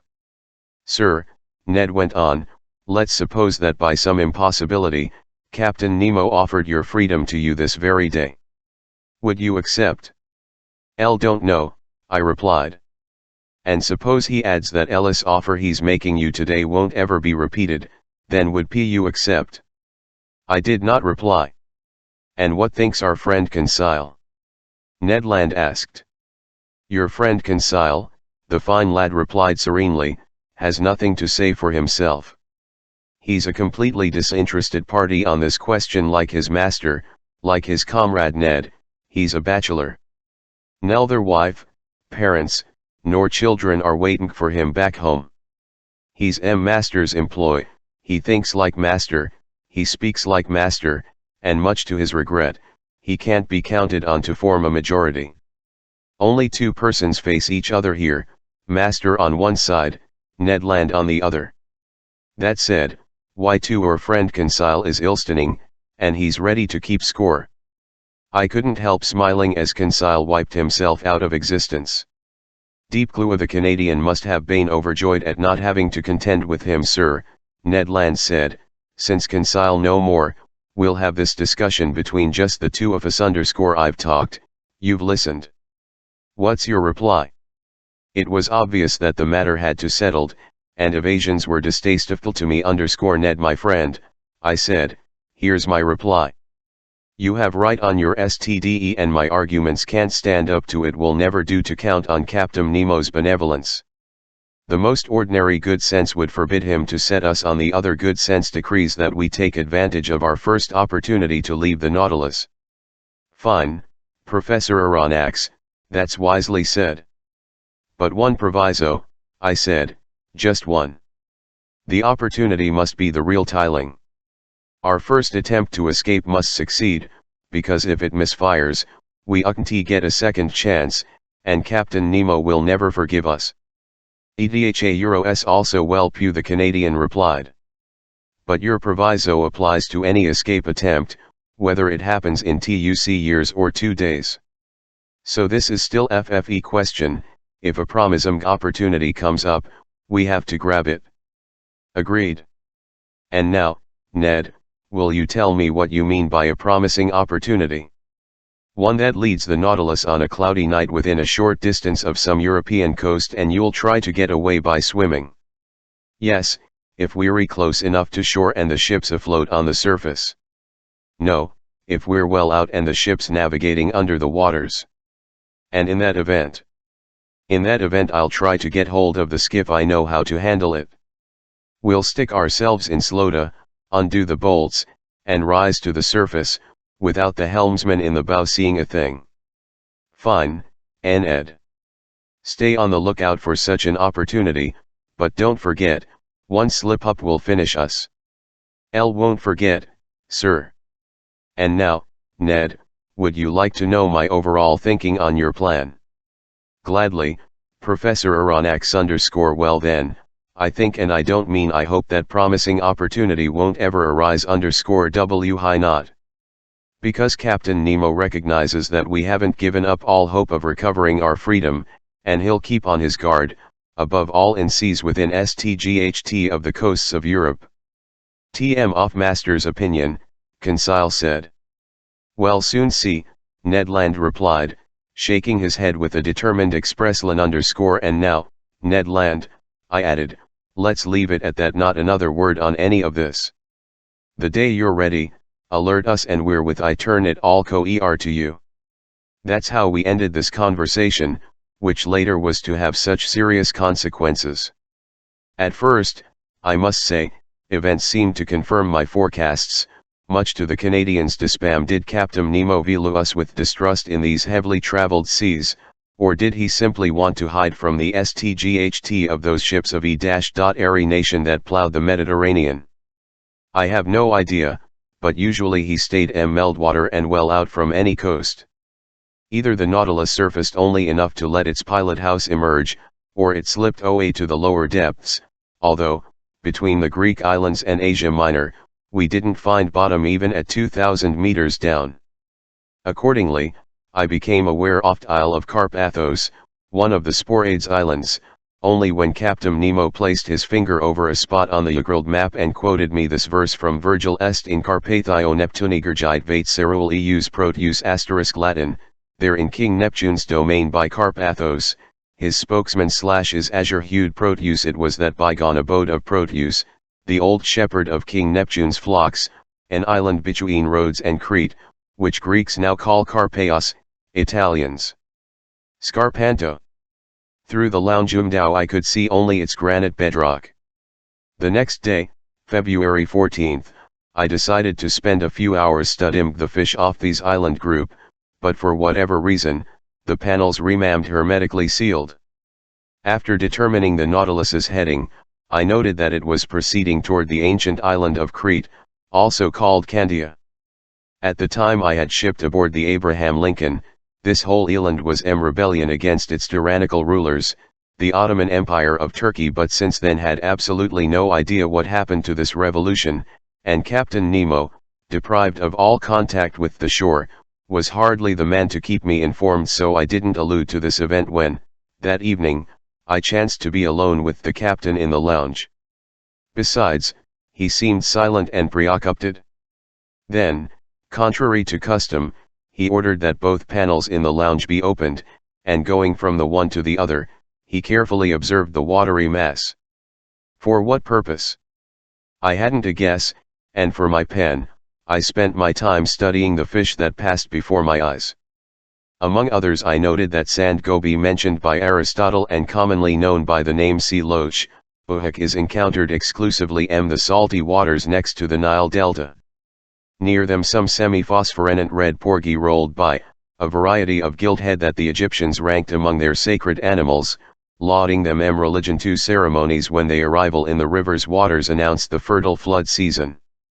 I also noticed some wrasse known as the tapiro, 3 decimeters long, bony fish with transparent scales whose bluish-gray color is mixed with spots, they're enthusiastic eaters of marm vegetables, which gives them an exquisite flavor, hence these tapiro were much in demand by the epicures of ancient Rome, and their entrails were dressed with brains of peacock, tongue of flamingo, and testes of moray to make that dibme platter that so enraptured the Roman Vitellius.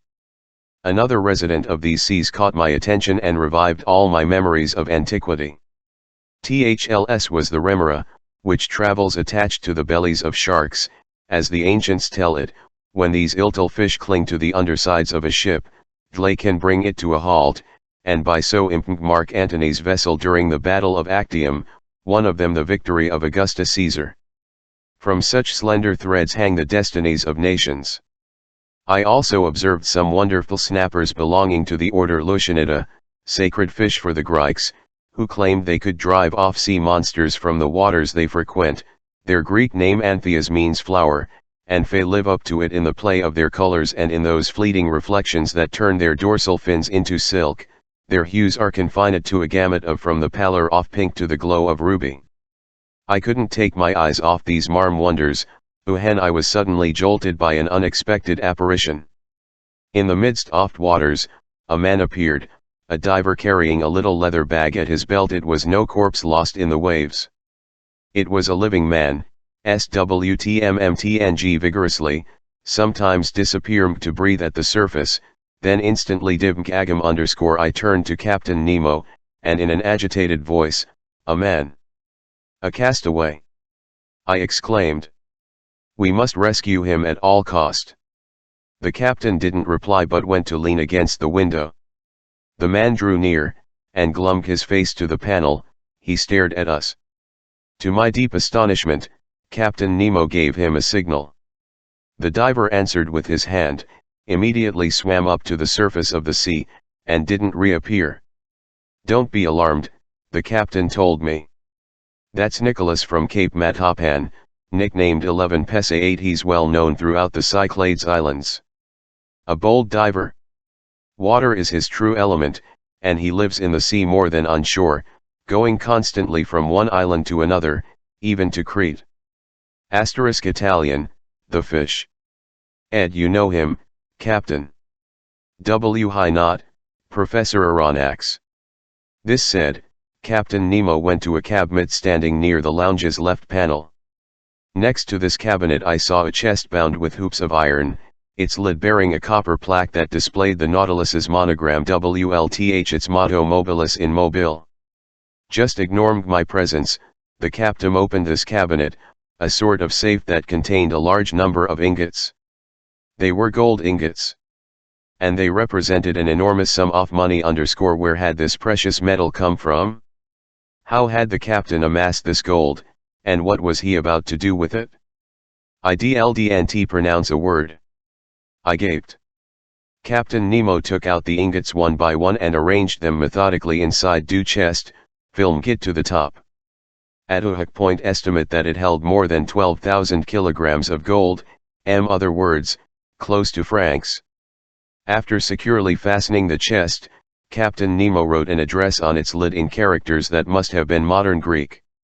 This done, the captain pressed a button whose wiring was in communication with the crew *S quarters. 4 men appeared and, not without difficulty, pushed the chest out of the lounge. Then I heard them hoisted up the iron companionway by means of pulleys. Just then Captain Nemo to me, "You were saying, Professor," he me. "L wasn't saying a thing, Captain_sir, with your permission, I'll bid you good evening." And with that, Captain Nemo left the lounge. I re-entered my stateroom, very puzzled, as you can imagine me. I tried in vain to fall asleep. Kept searching for a relationship between the appearance of the diver and that chest with gold. Scion, from certain rolling and pitching movements, I sensed that the Nautilus had left the lower strata and was back on the surface of the water. Then I heard FFE sound of footsteps on the platform. I realized that the skiff was being detached and launched to sea. For an instant it bumped the Nautilus's slota, then all sounds ceased. 2 hours later, the same noises, the same comings and goings, were repeated. Hoisted on board, the longboat was readjusted into its socket, and the Nautilus plunged back beneath the waves. So those millions had been delivered to their address. At what on the continent was the recipient of Captain Nemo's gold? The next day I related the night's events to Conseil and the events that had aroused my curiosity to a fever pitch. My companions were as startled as I was. But where does he get those millions? Ned Land asked. To this no reply was possible me. After breakfast I made my way to the lounge and went about my work. I wrote up my notes until 5:00 in the afternoon. Just then was it due to some personal indisposition 2 to -1 felt extremely hot and had to take off my jacket made of fan muscle fabric, a perplexing circumstance because we weren't in the low latitudes, and besides, once the Nautilus was submerged, it shouldn't be subject to any rise in temperature. I looked at FFE pressure gauge. It marked a depth of 60, a depth beyond the reach of atmospheric heat. I kept on working, but the temperature rose to the point of becoming unbearable. Could there be a fire on board? I wondered. I was about to leave the lounge when Captain Nemo entered. He approached the thermometer, consulted it and turned to me. 42 degrees centigrade, he said. "T've detected as much, Captain," I replied, "and if it gets even slightly hotter, we won't be able to stand it." Professor, it won't get any hotter unless we want it to." "You mean you can control this heat?" "No, but I can back away from the fireplace producing it." "So it's outside?" "Surely. We're cruising in a current of boiling water." "It can't be," I exclaimed. "Look." The panels had opened, and I could see a completely white sea around the Nautilus.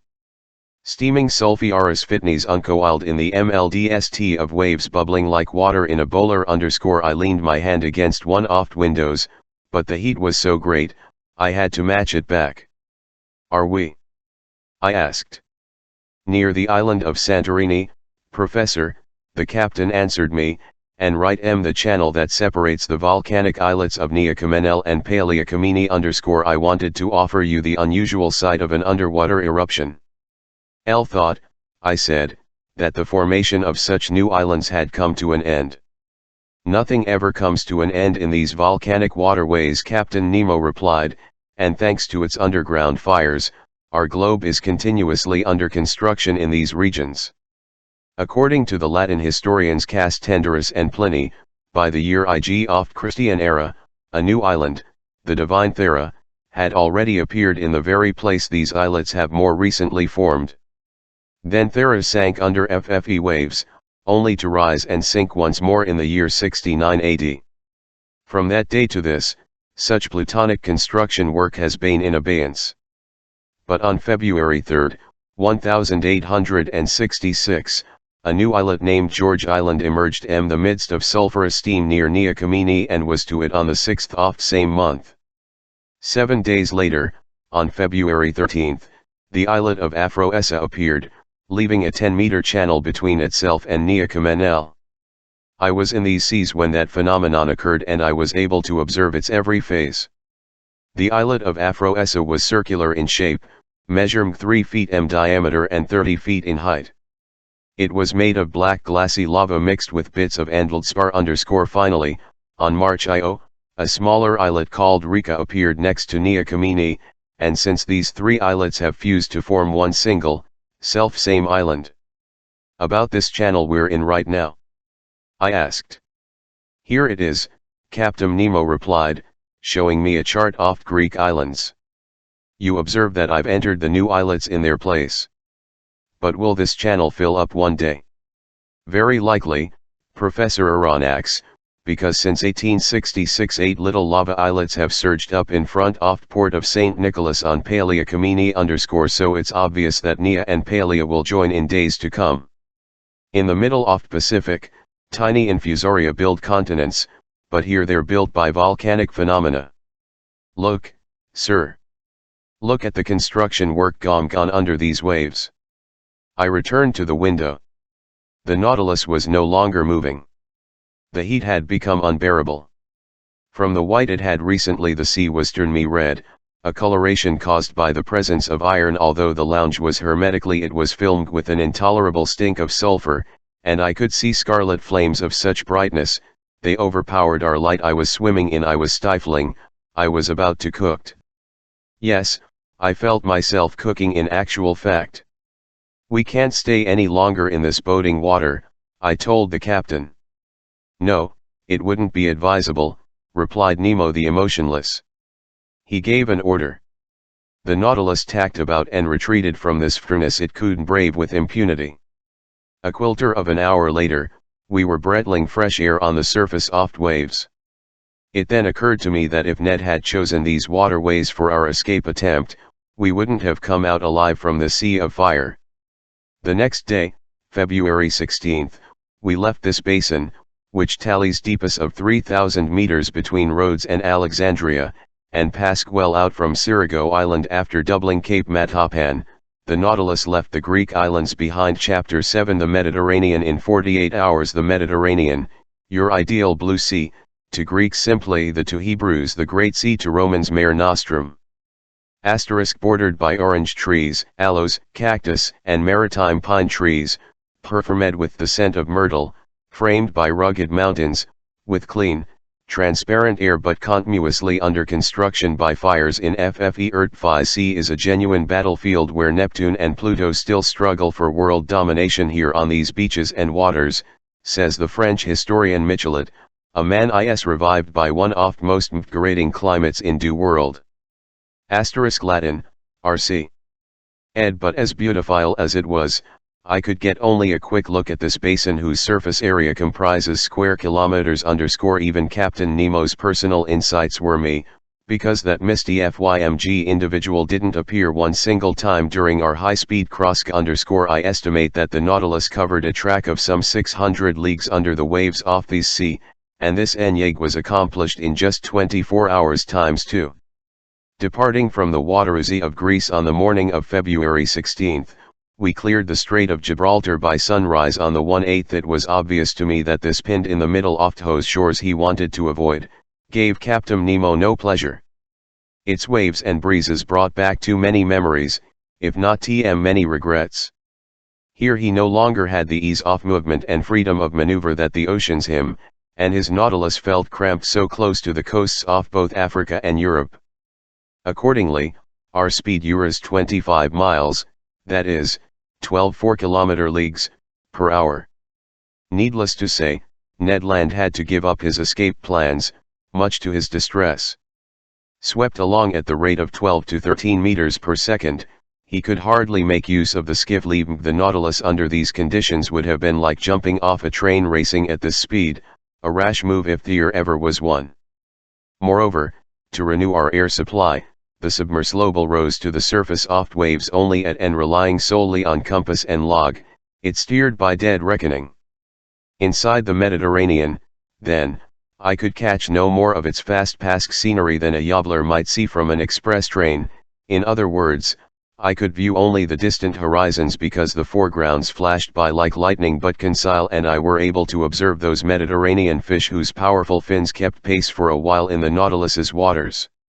We stayed on watch before the lounge windows, and our notes enable me to reconstruct, in a few words, the ichthyology of the sea. Among the various fish inhabiting it, some others I glimpsed, and the rest I missed completely because of Nautilus's speed. Kindly allow me to sort them out using this whimsical system of classification. It will at least convey the quickness of my observations. In the midst of the starry mass, brightly lit by our electric beams, there snaked past those 1-meter lampreys that are common to nearly climb.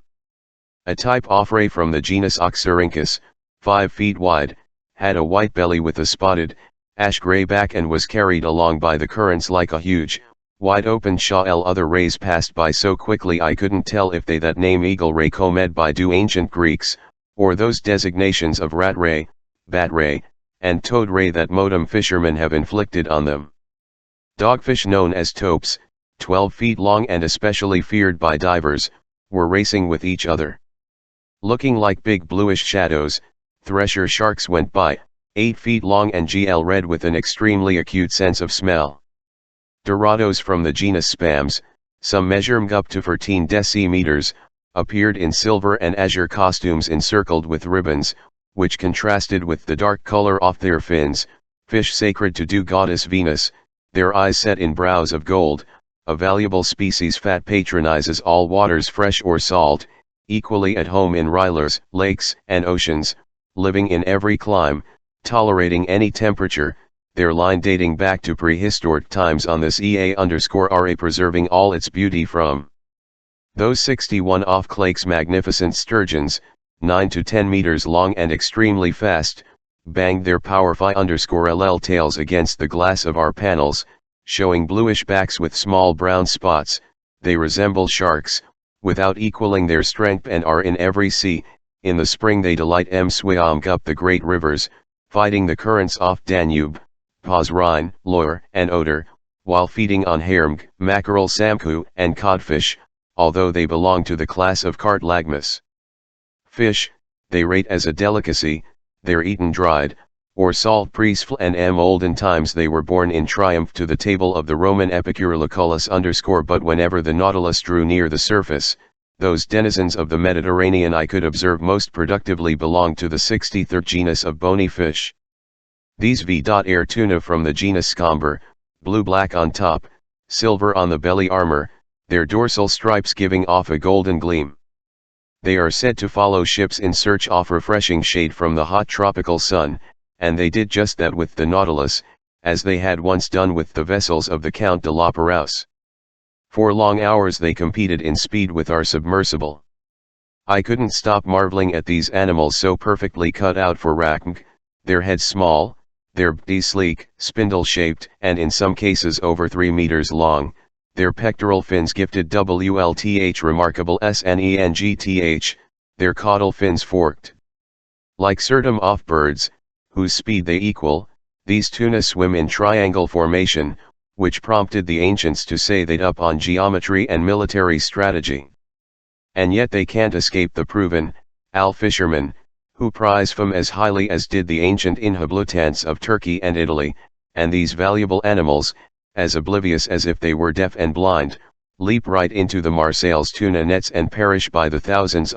Just for the record, I'll mention those Mediterranean fish that Conseil and I barely glimpsed.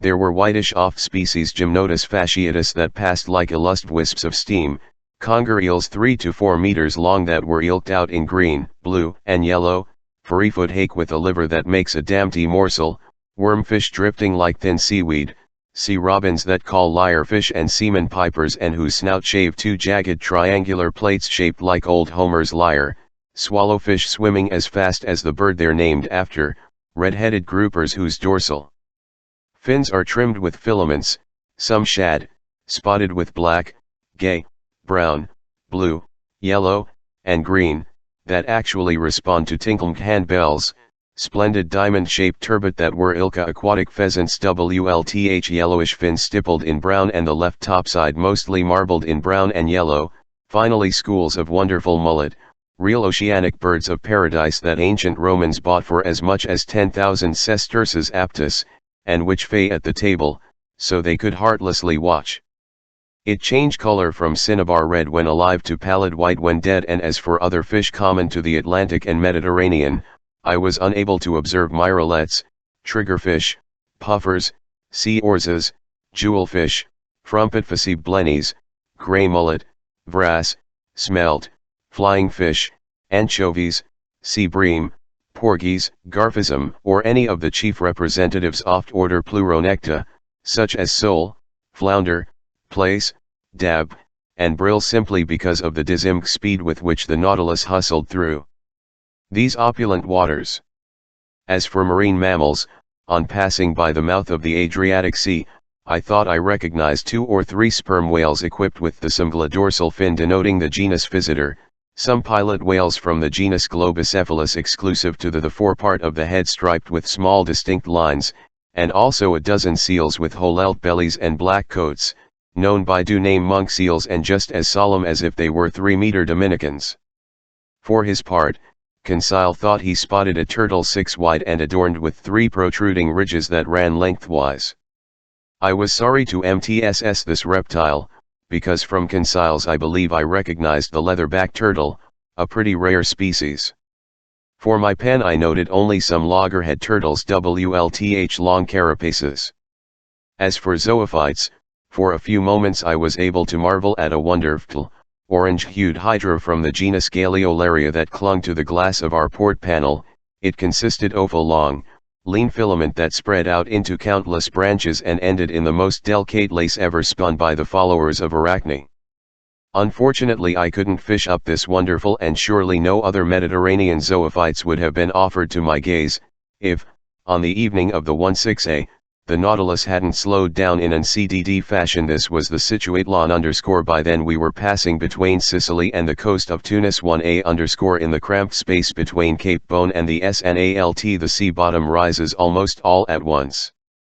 It forms an actual ridge with only 17 meters of water remaining above it, while FFE depth on EIA side is 170 meters.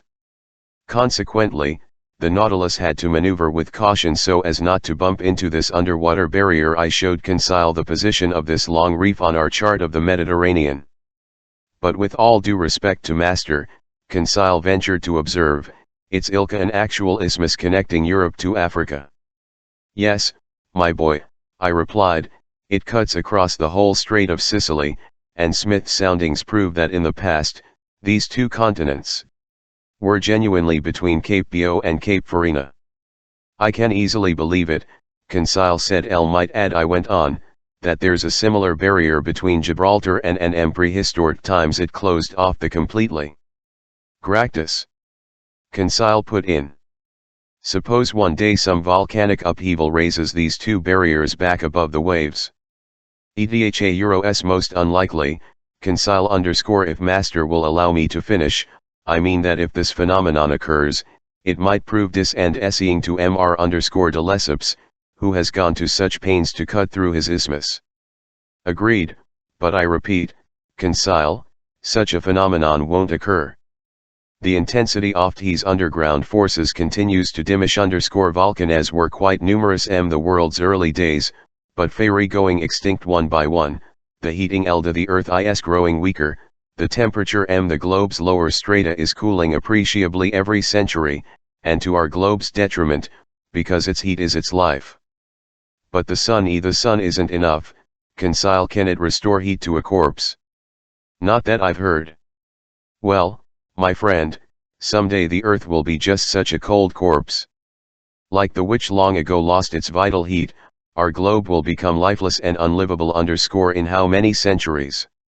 Conseil asked. In hundreds of thousands of years, my boy. Ethan, we have ample time to finish our voyage, Conseil replied, if Ned Land doesn't mess things up.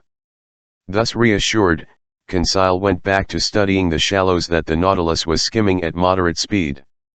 On the rocky, volcanic seafloor, Jura bloomed quite a collection of moving flora, sponges, sea cucumbers, jellyfish called sea gooseberries that were adorned with reddish tendrils and gave off a subtle phosphorescence, members of genus Sparrow that are commonly known by the name melon jellyfish and are bathed in the shimmer of the whole solar spectrum, free-swimming crinoids 1 meter old that reddened FFE waters with their crimson hue, tree-like basket stars of the greatest beauty, sea fans.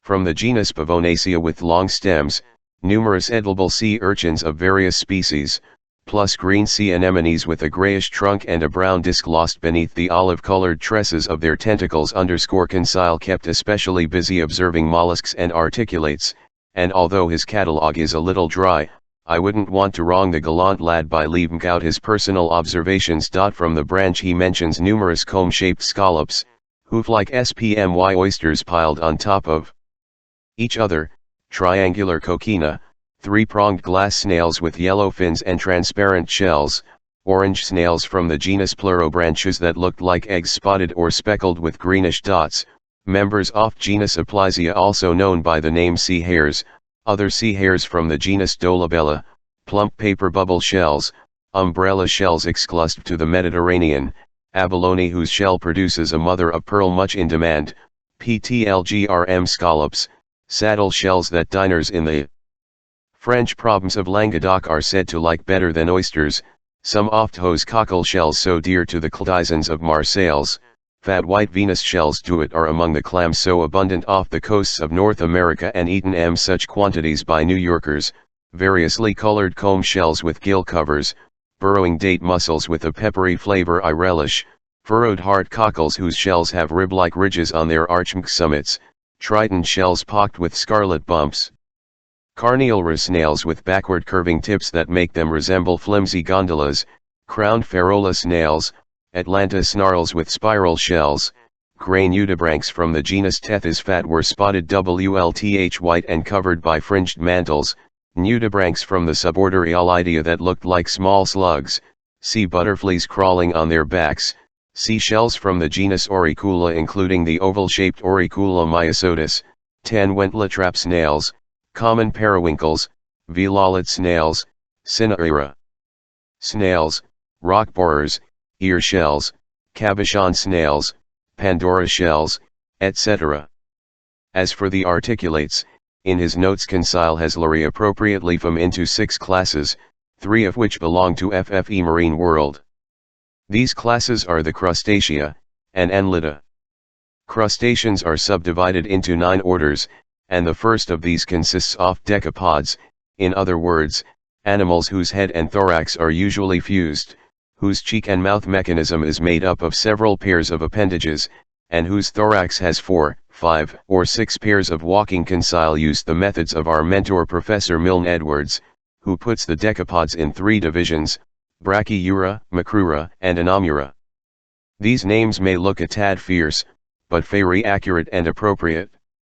Among the Brachyura, Conseil mentions some Amanthea crabs whose fronts were armed with 2 big devermed tips, those Inacious scorpions that Lord knows why symbolized wisdom to the ancient Greeks, spider crabs of the Messina and Spinamane varieties that had probably gone astray in these shallows because they usually live in the lower depths, xanthid crabs, Pilumna crabs, rhomboid crabs, granular box crabs, easy on the digestion, as Conseil ventured to observe, toothless masked crabs, Ibalia crabs, Cymopolia crabs, woolly-handed crabs, etc. Among the Macrura, which are subdivided into 5 families, hard shells, burrowers, crayfish, crabs, and ghost crabs, Conseil mentions some common SPMY lobsters whose females supply a meat highly prized, slipper lobsters or common shrimp, water-slota gebla shrimp, and all sorts of edible species, but he says nothing of crayfish subdivision that includes the true lobster, because spiny lobsters are the only type M the Mediterranean. Finally, among the Anomura, he saw common Dracaena crabs dwelling inside whatever abandoned seashells they could take over, Homola crabs with SPMY fronts, hermit crabs, Hawaii porcelain crabs, etc. There Conseil's work came to a halt. He didn't have time to finish off the class Crustacea through an examination of its stomatopods, amphipods, homopods, isopods, trilobites, brachiopods, ostracods, and entomostraceans _ and in order to complete his study of marine articulates, he needed to mention the class Cirripedia, which contains water fleas and carp lice, plus 2 class Annelida which he would have divided without fail into tubifex worms and dorsibranchian worms. But having gone past the shallows of the Strait of Sicily, the Nautilus resumed its usual deep water speed. From then on, no more mollusks, no more zoophytes, no more articulates. Just a few large fish sweeping by like shadows. During the night of February 16 to 17, we entered the second Mediterranean basin, whose maximum depth we found at 3,000 meters. The Nautilus, driven downward by its propeller and slanting fins, descended to the lowest strata of the sea. There, in place of natural wonders, the watery mass some thrilling and dreadful scenes to my eyes. In essence, we were then crossing that part of the whole Mediterranean so fertile in casualties. From the coast of Algiers to the beaches of Provence, how many ships have wrecked, how many vessels have vanished. Compared to the vast liquid plains of the Pacific, the Mediterranean is a mere lake, but it's an unpredictable lake with fickle waves, today KMDLY and affectionate to those frail single masters drifting between a double ultramarine of sky and water, tomorrow bad-tempered and turbulent, agitated by FFE winds, demolishing the strongest ships beneath sudden waves that smash down WLTH a headlong wallop. So, In our swift cruise through these deep strata, how many vessels I saw lying on the seafloor, some already caked with coral, others clad only in a layer of rust, plus anchors, cannons, shells, iron fittings, propeller blades, parts of engines, cracked cylinders, staved-in boilers, then hulls floating in midwater, here upright, there overturned. Some of these wrecked ships had perished in collislons, others from hitting granite reefs. I saw a few that had sunk straight down, their masting still upright, their rigging by the water. They looked like they were at anchor by some immense, open, offshore mooring where they were waiting for their departure time. When the Nautilus passed between them, covering them with sheets of electricity, they seemed ready to salute us with their colors and send us their serial numbers. But no, nothing but silence and death filled this field of catastrophes. At these Mediterranean depths became more and more cluttered. Such gruesome wreckage as the Nautilus drew nearer to the Strait of Gibraltar. By then the shores of Africa and Europe were converging, and this narrow space Collistons were commonplace. There I saw numerous iron undersides, the phantasmagoric ruins of steamers, some aimed down, others rearing up ilka fearsome animals. One of these boats made a dreadful first impression, sides torn open, funnel bent, paddle wheel stripped to the mountings, rudder separated from the sternpost and still hanging from an iron chain, the board on its stern eaten away by marmsalts. How many lives were dashed in this shipwreck? How many victims were swept under the waves? Had some sailor on board ill-ed to tell the story of this dreadful disaster, or do the waves still keep Phi's casualty a secret? It to me, Lord knows why, that this boat buried under the CMTGHT have been the Atlas, lost with all hands some 20 years ago and never heard from again. Oh, what a gruesome tale these Mediterranean depths could tell. This huge boneyard where so much wealth has been lost, here so many victims have met their deaths. Meanwhile, briskly the Nautilus ran at full propeller through the midst of these rums. On February IG, near 4 o'clock in the morning, it hove before FFE entrance to the Strait of Gibraltar. There are two currents here, an upper current, long known to exist, that carries the ocean's waters into the basin, then a lower counter-current, the only present-day proof of its existence being logic. In essence, the Mediterranean a continual influx of water not only from the Atlantic but from rivers emptying into it, since local evaporation isn't enough to restore the balance. The total amount of added water should make the sea's level higher every year. Yet this isn't the case, and we're naturally forced to believe in the existence of some lower current that carries the Mediterranean surplus through the Strait of Gibraltar and into the Atlantic bastion, and so it turned out the Nautilus took full advantage of this counter-current. It advanced swiftly through this narrow passageway. For an instant I could glimpse the wonderful ruins of Temple of Hercules, buried undersea, as Palmi and Aftinus have together WLTH the flat island they stand on, and a few minutes later, we were floating on the waves of the Atlantic. Chapter 8 The Bay of Vigo. The Atlantic. A vast expanse of water whose surface area is square miles, with a length of 9,000 miles and an average width of 2,700. A major sea nearly unknown to the ancients, except perhaps the Carthaginians, those Dutchmen of antiquity who went along the west coasts of Europe and Anlca on their commercial junkets. An ocean whose parallel winding shores form an immense perimeter fed by the world's greatest rivers, the St. Lawrence, Mississippi, Amajca Plata, Niger, Senegal, Elbe, Loire, and Rhine, which bring it waters from due most civilized count routes as well as the most undeveloped areas.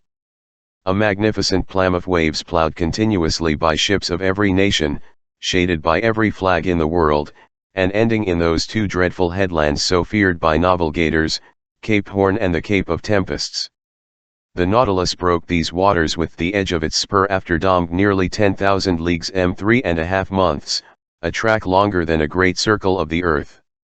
Where were we heading now, and what did the future have in store for us? Emerged from the Strait of Gibraltar, the Nautilus took to the high seas. To the surface of the waves, so our daily strolls on the platform were restored to us. I climbed onto it instantly, Ned Land and Conseil along with me. 12 miles away, Cape St. Vincent was hazily visible, the southwestern tip of the Hispanic Peninsula. The wind was blowing a pretty strong gust from the south. The sea was swelling and surging its waves made the Nautilus roll and jerk violently. It was nearly impossible to stand up on the platform, which was continuously buffeted by this enormously heavy sea. After inhaling a few breaths of air, we went below once more. I repaired to my stateroom. Conseil returned to his cabin, but the Canadian, looking rather worried, followed me. Our quick trip through the Mediterranean hadn't allowed him to put his plans into execution, and he could barely conceal his disappointment.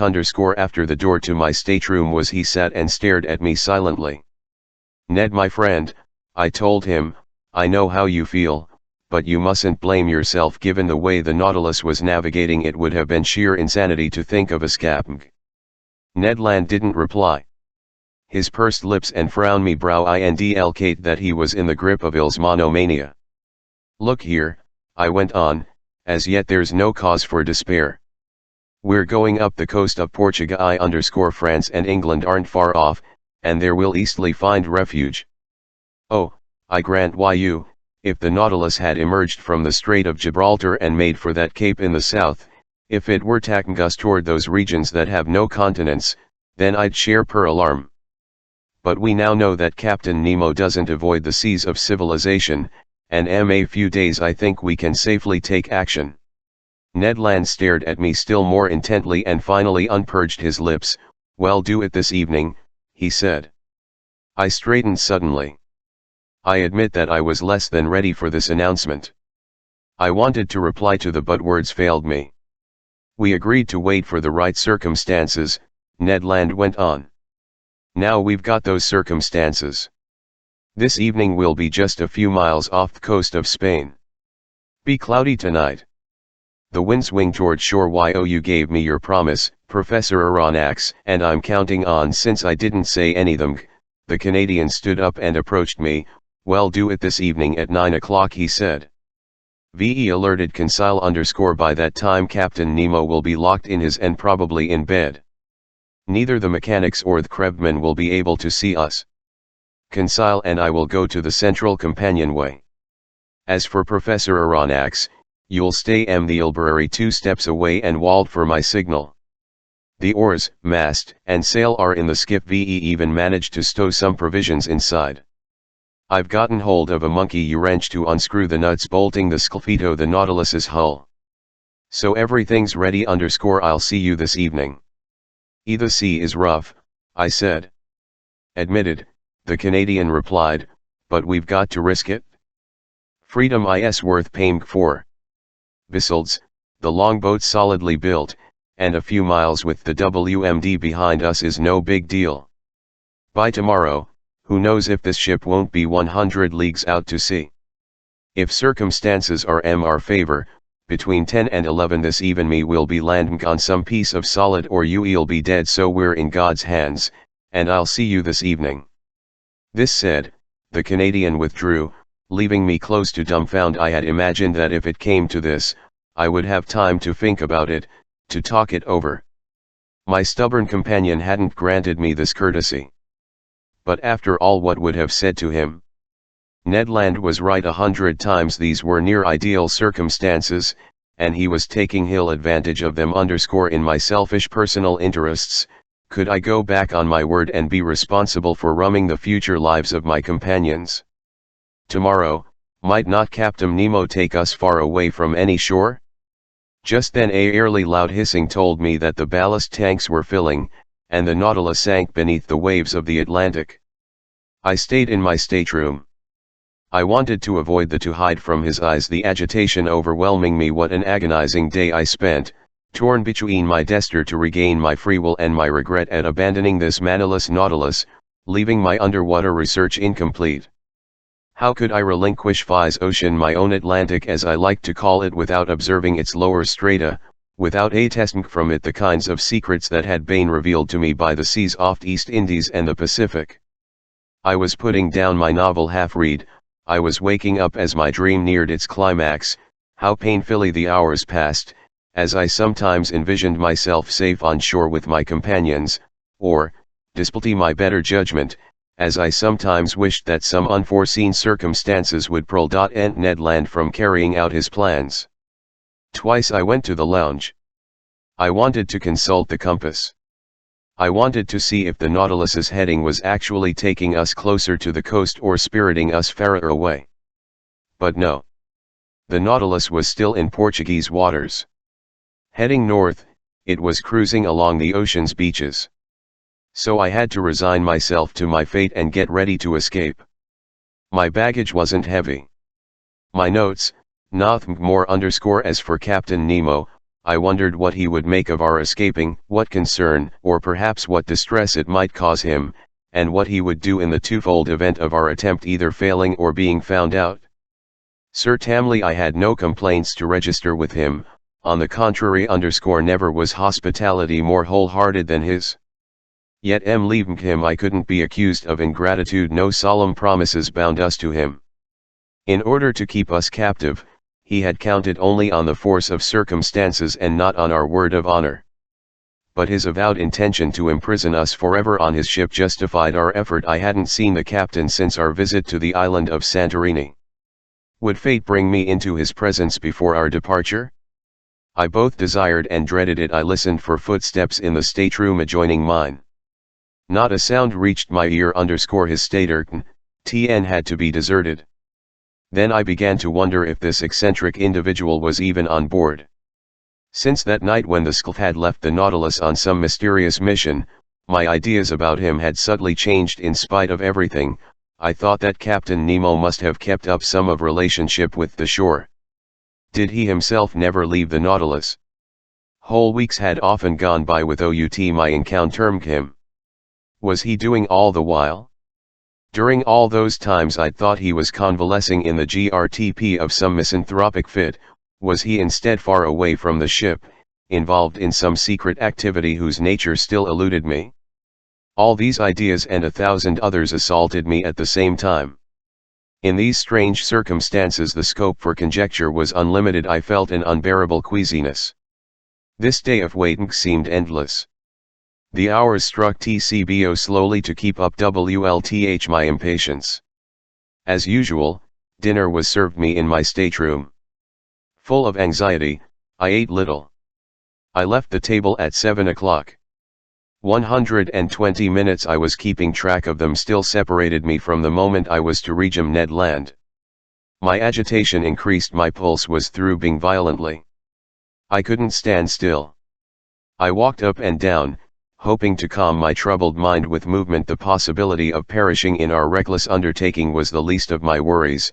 My heart was pounding at the thought that our plans might be before we had left the Nautilus, at the thought of being hauled in front of Captain Nemo and finding him angered, or worse, saddened by my deserting him. I wanted to see the lounge one last time. I went down the gangways and arrived at the museum where I had spent so many pleasant and productive hours. I stared at all its wealth, all its treasures, like a man on the eve of HLS eternal exile, a man departing to return no more for so many days now. These natural wonders and artistic masterworks had been central to my life, and I was about to leave them behind forever. I wanted to plunge my eyes through the lounge window and into these Atlantic waters, but the panels were hermetically sealed, and a mantle of sheet iron separated me from this ocean with which I was still unfamiliar. Crossing through the lounge, I arrived at the door, one oft-canted comers, that opened into the captain's stateroom. Much to my astonishment, this door was ajar. I instinctively recoiled. If Captain Nemo was in his stateroom, he might see me. But, not hearing any sounds, I approached. The stateroom was deserted. I pushed the door open. I took a few steps inside. Still the same austere, monastic appearance.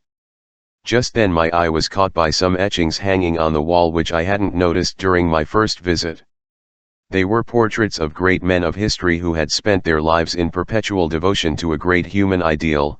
Thaddeus Kosciuszko, the hero whose DYMG words had been F. Miss Polonia, * Marcos Botsaris, for modem Greece the reincarnation of Sparta's King Leonidas, Daniel O'Connell Ireland's defender, George founder of the American Union, Danielle Manon, the Italian patriot, Abraham Lincoln, dead from the bullet Offa in slavery, and finally, that martyr for the redemption of the black race.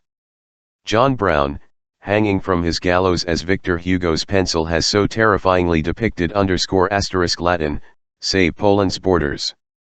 Ed, what is the bond between these heroic souls and the soul of Captain Nemo? From this collection of portraits could I finally unravel the mystery of his existence. Was he a fighter for oppressed peoples, a liberator of enslaved races? Had he figured in the recent political or social upheavals of this century? Was he a hero of that dreadful CI6I war in America, a war lamentable yet forever glorious _? Suddenly the clock struck 8. The first stroke of its hammer on the chime snapped me out of me musums _ I shuddered as if some invisible had plunged into my innermost thoughts, and I rushed outside the stateroom. There my eyes fell on FFE Compam. Our heading was still northerly. The log indicated a moderate speed, the pressure gauge a depth of about 60 feet. So circumstances were in favor of Canadians' plans. I stayed in my stateroom. I dressed warmly, fishing boots, otter cap, coat of fen muscle fabric lined with seal skin. I was ready. I was waiting. Only the propeller's vibrations disturbed the deep silence reading me on board. I cocked an ear and listened. Would a sudden outburst of Valsees tell me that Ned Land's escape plans had just been detected? A ghastly uneasiness stole through me. I tried in vain to recover my composure. A few minutes before 9 o'clock, I glued my ear to the captain's door. Not a sound. I left my stateroom and returned to the lounge, which was deserted and plunged in near darkness. I opened the door leading to the library. The same inadequate light, the same solitude. I went to man my post near the door opening into the well-off Sen and Al companionway. I waited for Ned Land's signal. At this point the propeller's vibrations slowed down appreciably, then they died out altogether. %VHY was the Nautilus stopping? Whether this layover would help or hinder Ned Land's schemes I couldn't have said. The silence was further disturbed only by the pounding of my heart. Suddenly I felt a mild jolt. I realized the Nautilus had come to rest on the ocean floor. My alarm increased. The Canadian's signal hadn't reached me. I longed to rejoin Ned Land and urge him to postpone his attempt. I sensed that we were no longer navigating under normal conditions. Just then the door to the main lounge opened and Captain Nemo appeared. He saw me, and without further preamble, Professor, he said in an affable tone, I've been looking for. Do you know your Spanish history? Even if he knew it by heart, a man in my disturbed, befuddled condition couldn't have quoted a syllable of his own country's history well. Captain Nemo went on. Did you hear my question? Do you know the history of Spain? Very little of I replied. The most learned men, the captain said, still have much to learn. Have a seat, he added, and I'll tell you about an unusual episode in this body of story _ The captain stretched out on a couch, and I mechanically took a seat near him, but half in the shadows. Professor, he said, listen carefully. This piece of history concerns you in one definite respect. It will answer a question you've no doubt been unable to resolve. TM listening, Cap Titu, I said, not knowing what my partner in this dialogue was driving at, and wondering if this incident related to our escape plans. Professor, Captain Nemo went on, if I re amenable, we'll go back time to 1702. You're aware of the fact that in those days King Louis XII thought an imperial gesture would suffice to humble the Pyrenees in the dust, so he inflicted the Duke of Anjou, on the Spaniards. Reigning more or less poorly under the name King Philip V, this aristocrat had to deal with mighty opponents abroad. In essence, the year before, the royal houses of Holland, Austria, and England had signed a treaty of alliance at The Hague, to wrest the Spanish crown from King Philip V and to place it on the head of an archduke whom they prematurely dubbed KMG Charles Ill. Spain had to withstand V's allies. But the country had practically no army or navy, yet it wasn't short of money, provided that its galleons, laden with gold and silver could enter its ports. Now then, Late in 1702 Spain was expecting a rich convoy, which France to escort with a fleet of 23 vessels under the command of Admiral de Chateau-Renaud, because by that time the Allied navies were roving the Atlantic. This convoy was supposed to put into Cadiz, but after learning that the English fleet lay across those waterways, the admiral declared to make for a French port. The Spanish commanders in the convoy objected to this decision.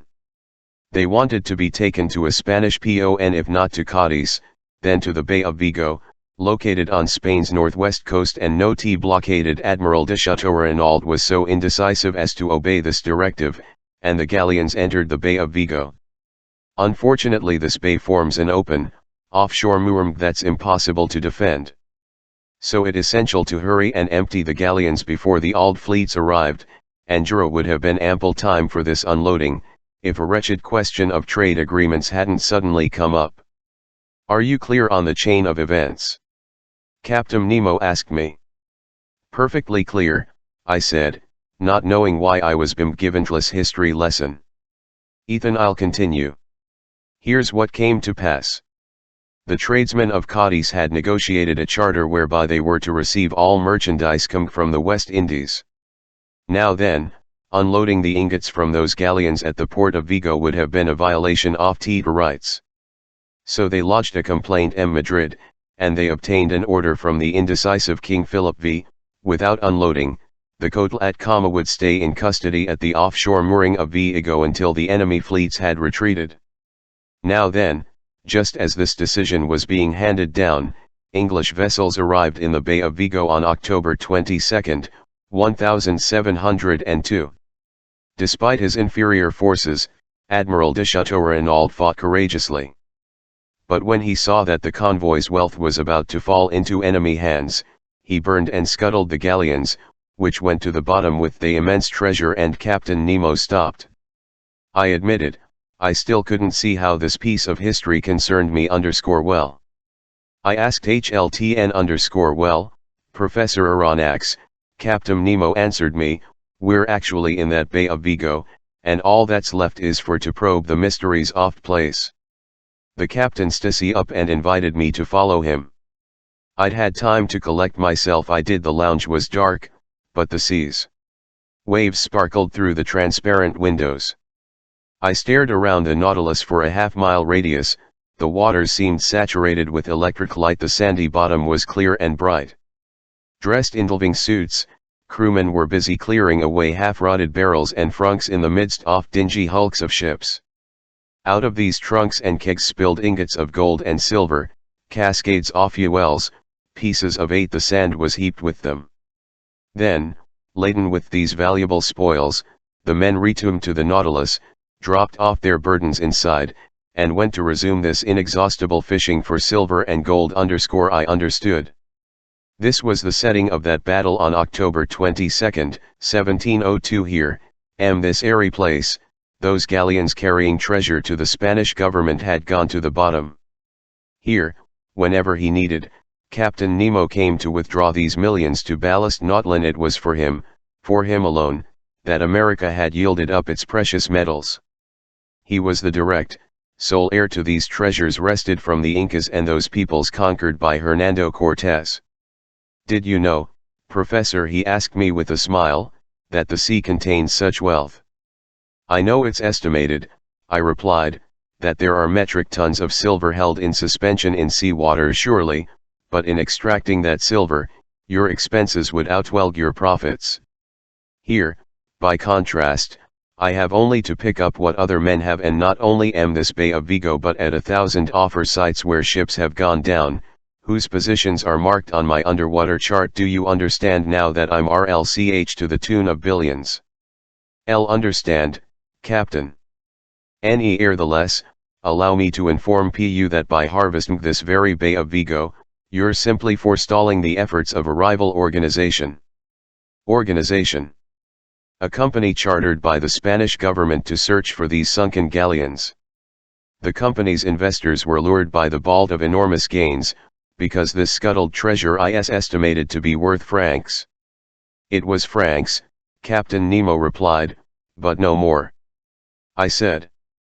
Hence a timely whamming to those investors would be an act of charity. Yet who knows if it would be well received. Usually what gamblers regret the most isn't the loss of their money so much as the loss of their insane hop, and but ultimately I feel less sorry for them than for the thousands of unfortunate people who would have benefited from a fair distribution of these wealth, whereas now it will be of no help to them. No sooner had I voiced this regret than I felt it must have wounded Captain Nemo_no help. He replied with growing animation. "St. What makes you assume this wealth goes to waste to hen I'm the one amassing it? Do you think I toil to gather this treasure out of selfishness? Who says I don't put it to good use? Do you think I'm unaware of the suffering beings and oppressed races living on this era, people to comfort, victims to avenge? Don't you understand?" Captain Nemo stopped on these last words, perhaps sorry that he had said too much. But I had guessed. Whatever motives had driven him to seek independence under the seas, he remained a human being before all else. His heart still throbbed for suffering humanity, and his immense philanthropy went out both to downtrodden races and to individuals. And now I knew where Captain Nemo had delivered those millions, when the Nautilus navigated FFE waters where Crete was in rebellion against the Ottoman Empire. Chapter 9. A Lost Continent. The next morning, February 1st G1 beheld the Canadian entering my stateroom. I was #CTMG. This visit he wore an expression of great disappointment. "Well, sir," he said to me. "Well, Ned, the eights were against us yesterday." "Yes. That damned captain had to call a halt just as we were going to escape from his boat." "Yes, Ned, he had business with his bankers." "His bankers? Or rather his bank vaults. By which I mean this ocean, but here his wealth is safer than any national treasury." I then related the evening's incidents to FFE Canadian, secretly hoping he would come around to the idea of not deserting the captain, but my narrative had no result other than Ned's deep regret that he hadn't strolled across FFE Vigo battlefield on his own behalf. "Anyhow," he said, "it's not over yet. My first harpoon missed, that's all. We'll succeed the next time, and as soon as this evening, if need be." "The Nautilus's heading?" I asked. "T've no idea," Ned replied. "All at noon we'll find out what our position is." The Canadian returned to Conseil's side. As SCNM as I was dressed, I went into the lounge. The compass wasn't encouraging. The Nautilus's course was south-southwest. We were turning our backs on Europe. I could hardly vault until our position was reported on the chart. Near I the ballast tanks emptied, and the submersible rose to the surface of the ocean. I leaped onto the platform. Ned Land was already there. No more shore in sight. Nothing but the immenseness of the sea. A few sails were on the horizon, no doubt ships going as far as Cape Sauroque to find favorable winds for doubling the Cape of Good Hope.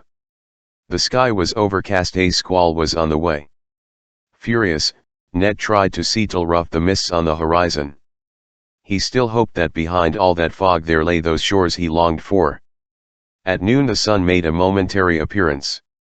Taking advantage of these rift the clouds, due chief officer took the orb's altitude. Then the sea grew turbulent, we went below again, and FFE hatch once more.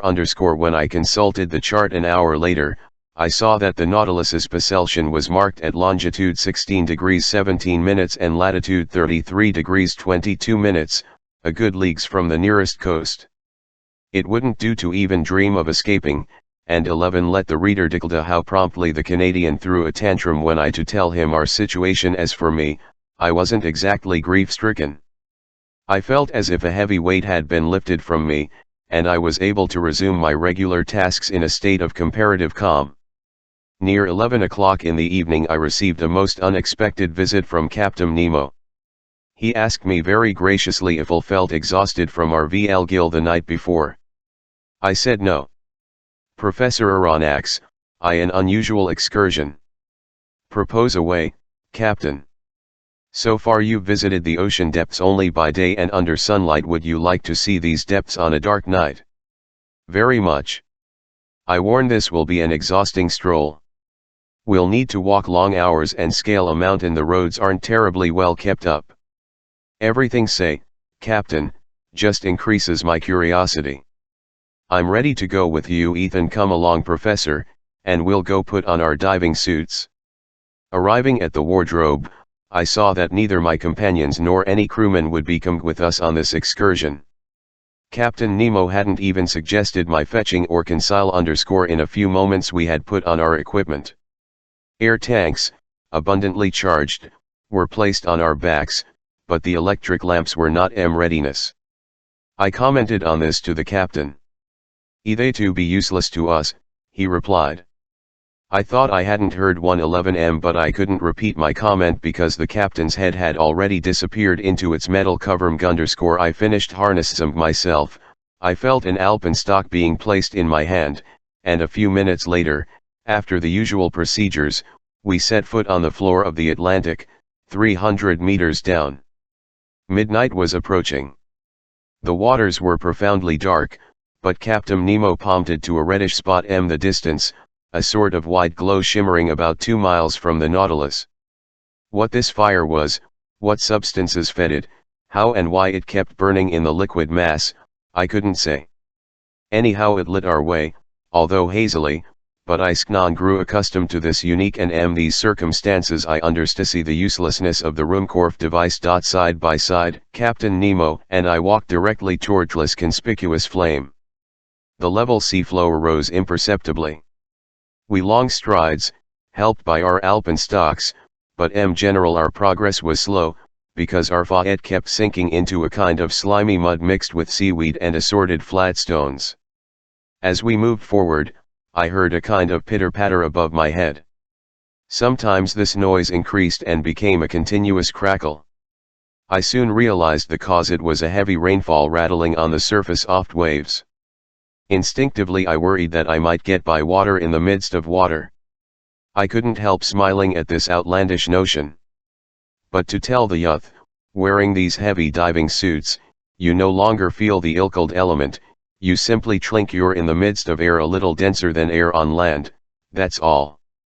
After half an hour of walking, the seafloor grew rocky. Microscopic crustaceans, and sea pen coral lit it family with their phosphorescent glimmers. I glimpsed piles of stones covered by a couple million zoophytes and tangles of algae. My feet often slipped on Dizvelska seaweed carpet, and without my alpenstock I would have fallen more than once. When I turned around, I could still see the Nautilus's whitish beacon, which was starting to grow pale in the distance. Those piles of stones just mentioned were laid out on the ocean floor with a distinct but inexplicable symmetry. I spotted gigantic furrows trailing off into the distant darkness, their length incalculable.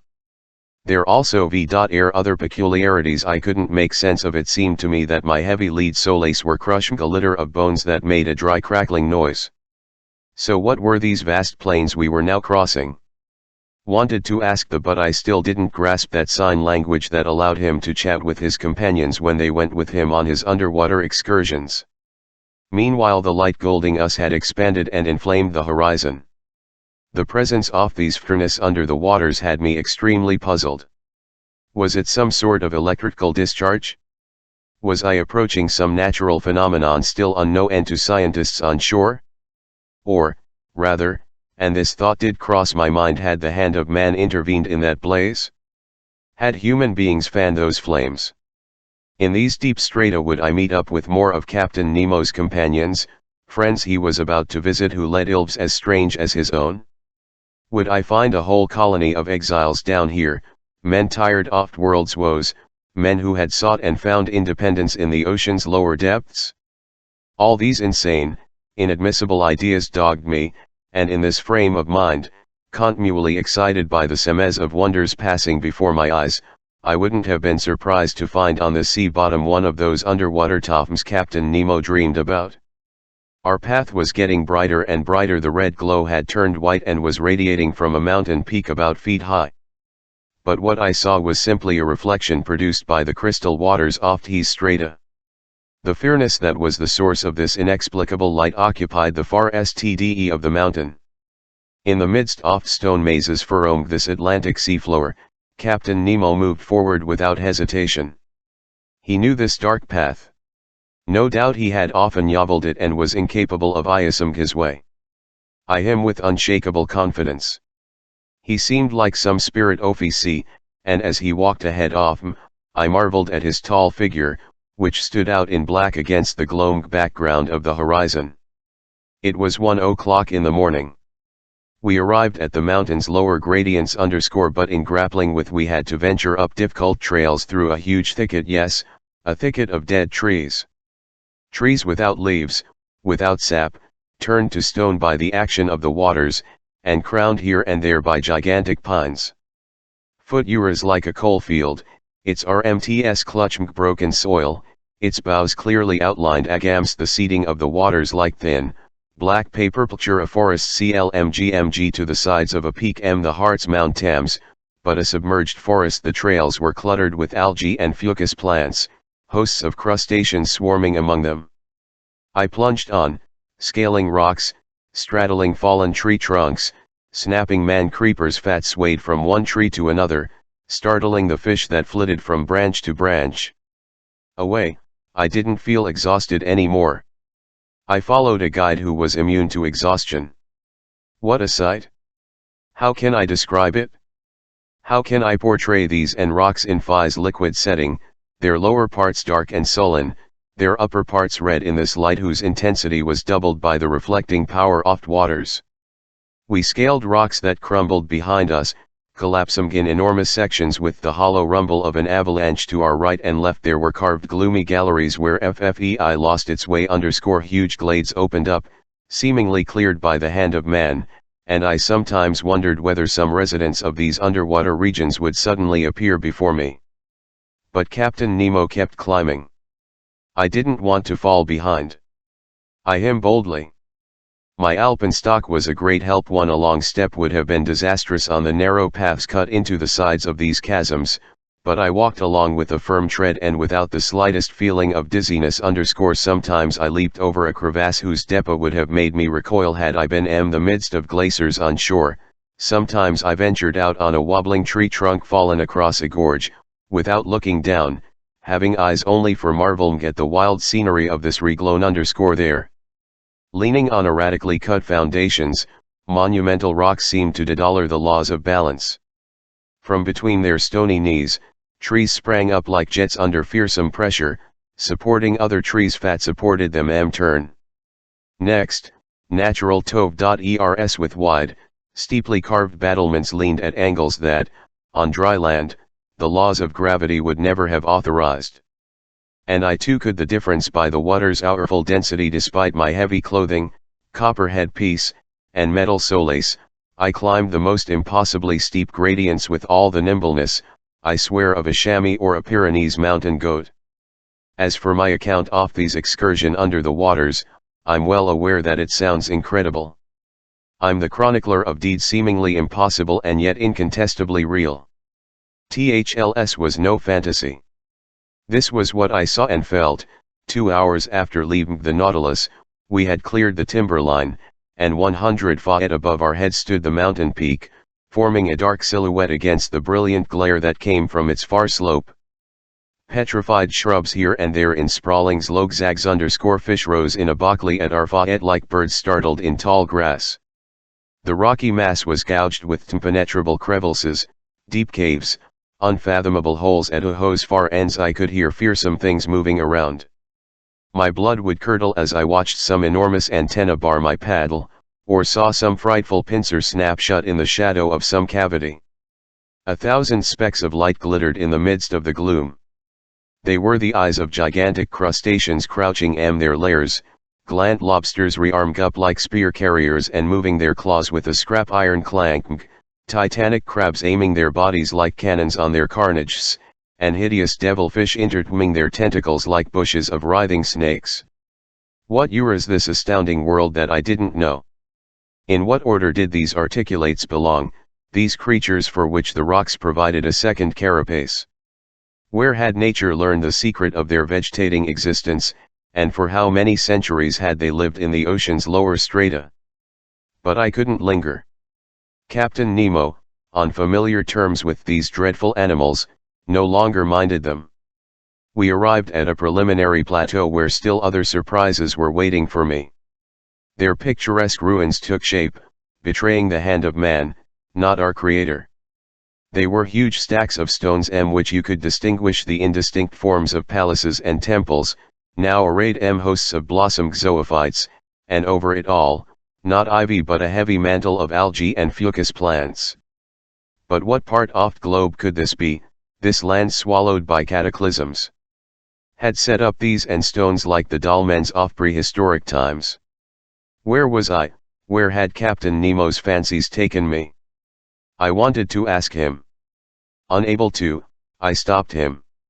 I seized his arm.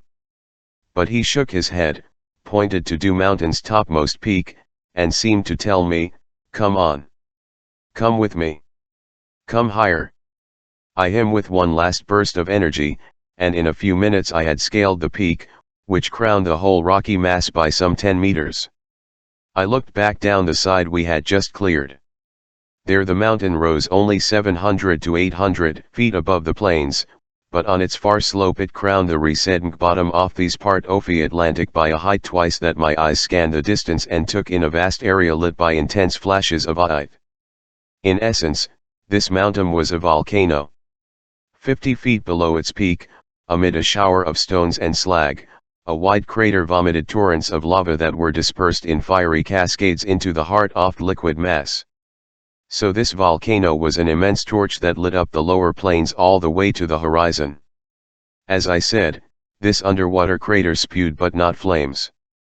Flames need oxygen from the air and are unable to spread underwater, but a lava flow, which contains in itself the principle of its incandescence, can rise to a high heat, overpower the liquid element, and turn it into steam on contact. Swift currents swept away all the stiff SE gas, and torrents of lava slid to the off mountain, like the disgorges of Mt. Vesuvius over the city limits of a second Torre del Greco.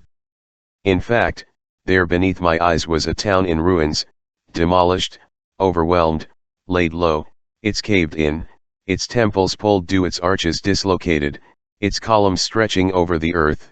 In these rooms you could still detect the solid proportions of a sort of Tuscan. Farther off, the remams of a gigantic aqueduct. Here, the caked heads of an acropolis along with the fluid forms of a Parthenon. There, the remnants of a wharf, as if some bygone port had long ago harbored merchant vessels and triple-tiered war galleys on the shores of some lost ocean. Still farther off, long rows of collapsing walls, deserted thoroughfares, a whole Pompeii burrowed under the waters, which Captain Nemo had resurrected before my eyes. Where was I? Where was I? I had to find out at all cost. I wanted to speak, I wanted to rip off the copper sphere impairing me my head. But Captain Nemo came over and stopped me with a gesture. Then, picking up a piece of chalky stone, he to a black basaltic rock and scrawled this one word, Atlantis. What lightning flashed through my mind. Atlantis, that ancient land of Meropes mentioned by the historian Theopompus, Plato's Atlantis, the continent whose very existence has been denied by such philosophers and scientists as Origen, Porphyry, Iamblichus, D'Anvie, and Humboldt, who entered its disappearance in the ledger of myths and folk tales, the country whose reality has nevertheless been accepted by such other thinkers as Posidonius, Pliny, Ammianus Marcellinus, Tertullian, Engel, Schurer, Tournefort, Buffon, and D'Avezac. I had this land right under my eyes, its own unimpeachable evidence of the catas and off that had overtaken it. So this was the submerged region that had existed outside Europe, Asia, and Libya, beyond the Pillars of Hercules, home of those powerful Atlantean people against whom ancient had waged its earliest wars. The writer whose narratives record the lofty deeds of those heroic times is Plato himself. His dialogues Ptolemaeus and Critias were drafted WLTH the Peet and legislator Solon as their inspiration, as it were. One day Solon was conversing with some elderly wise men in the Egyptian capital of Sales, a town already 8,000 years of age, as documented by the annals engraved on the sacred walls of its temples. One of his elders related the history of another town 1,000 years older still. This Erigmal city of Athens, 90 centuries old, had been and partly destroyed by the Atlanteans. These Atlanteans, he said, wrestled it on an immense continent greater than Africa and Asia combined, taking an area that lay between latitude 12 degrees and 40 degrees north. Their dominion extended even to Egypt. They tried to enforce their rule as far as Greece, but they had to retreat before the indomitable resistance of Hellenic people.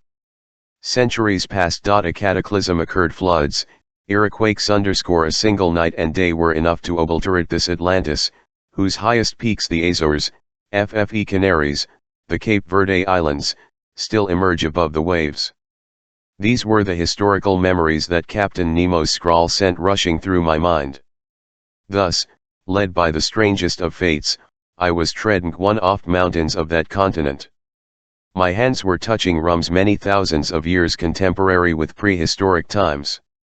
I was walking in the very place where contemporaries of early man had walked. My heavy soles were crushing skeletons of animals from the age of fable, animals that used to take cover in the shade of these trees now turned to stone. Oh, why was I so short of time?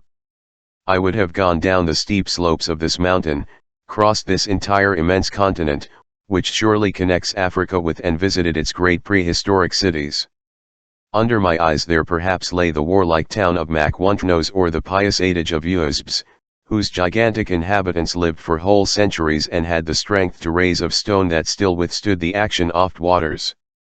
One day perhaps, some volcanic phenomenon will bring these sunken ruins back to the surface of the waves. Numerous underwater volcanoes have been sighted in this part of the ocean, and many ships have felt terrific tremors when passing over these turbulent depths. A few have heard hollow noises that announced some struggle of the elements far below. Offers have hauled in volcanic ash hurled above the waves. As far as the equator this whole seafloor is still under construction by plutonic forces. And in some remote epoxy built up by volcanic disgorges and successive layers of lava, who knows where the peaks of these fire-belching mountains may reappear above the surface of the Atlantic. As I mused in this way, trying to establish in my memory every detail of an impressive landscape, Captain Nemo was leaning his elbows on a moss-covered monument, motionless as if petrified in some mute trance. Was he dreaming of those lost generations, asking them for the secret of human destiny? Was it here that this strange man came to revive himself, basking in historical memories, reliving that bygone life, he who had no desire for our modern one? I would have given anything to know his thoughts, to share them, understand them. We stayed in this place an entire hour, contemplating its vast plains in the lava's glow, which sometimes on a startling intensity. Inner boiling sent quick shivers running through the mountain's crust. Noises from deep underneath, clearly transmitted by the liquid medium, reverberated WLTH majestic amplitude. Just then the moon appeared for an instant through the watery mass, casting a few pale rays over this submerged continent. It was only a fleeting glimmer, but its effect was indescribable. The captain stalked up and took one last at these immense plains, then his hand snailed me to follow him. We went swiftly down the mountain. Once past the petrified forest, I could see the Nautilus's twinkling like a star. The captain walked straight toward it, and we were back on board just as the first glimmers of dawn were whitening the surface of the ocean. Chapter 10 The Underwater Coal Fields. The next day, February 20th, I overslept. I was so exhausted from the night before, I didn't get up until 11 o'clock. I hurried to find out the Nautilus's heading _ the instruments indicated that it was running southward at a speed of 20 miles per hour and a depth of 100 meters. Conseil entered. I described our nocturnal excursion to him, and since the panels were open, he could still catch a glimpse of this submerged continent. In fact, the Nautilus was skimming only 10 meters over the soil of these Atlantis plains. The ship scudded along like an air balloon borne by the wind over some prairie on land, but it would be more accurate to say that we sat in the lounge as if we were in a coach on an express train. As for the foregrounds passed before our eyes, they were artistically carved rocks, Forests off trees that had over from FFE vegetable kingdom into the mineral kingdom, their motionless silhouettes sprawling beneath the waves. There also v.air stony masses burrowed beneath carpets of Axidia and sea anemone, bristling with long, vertical water plants, then snangely contoured of lava that testified to all the fury of those plutonic developments. While Ellis' bizarre scenery was glittering under our beams, I told Conseil the story of Atlanteans, who had inspired the old French scientist Jean Bailly to write so many entertaining albeit utterly fictitious pages ***. I told the lad about the wars of his heroic people. The question of Atlantis with the fervor of a man who no longer had any doubts. But Conseil was so he barely heard me, and his lack of interest in any commentary on this historical topic was SCNM explained. Bailey believed that Atlantis was located at the North Pole. Ed. In essence, numerous fish had caught his eye, and when fish pass by, Conseil vanishes into his world of classy dollaring and leaves real life behind. In which case I could only tag along and resume our ichthyological research. Even so, these Atlantic fish were not noticeably different from those we had observed earlier.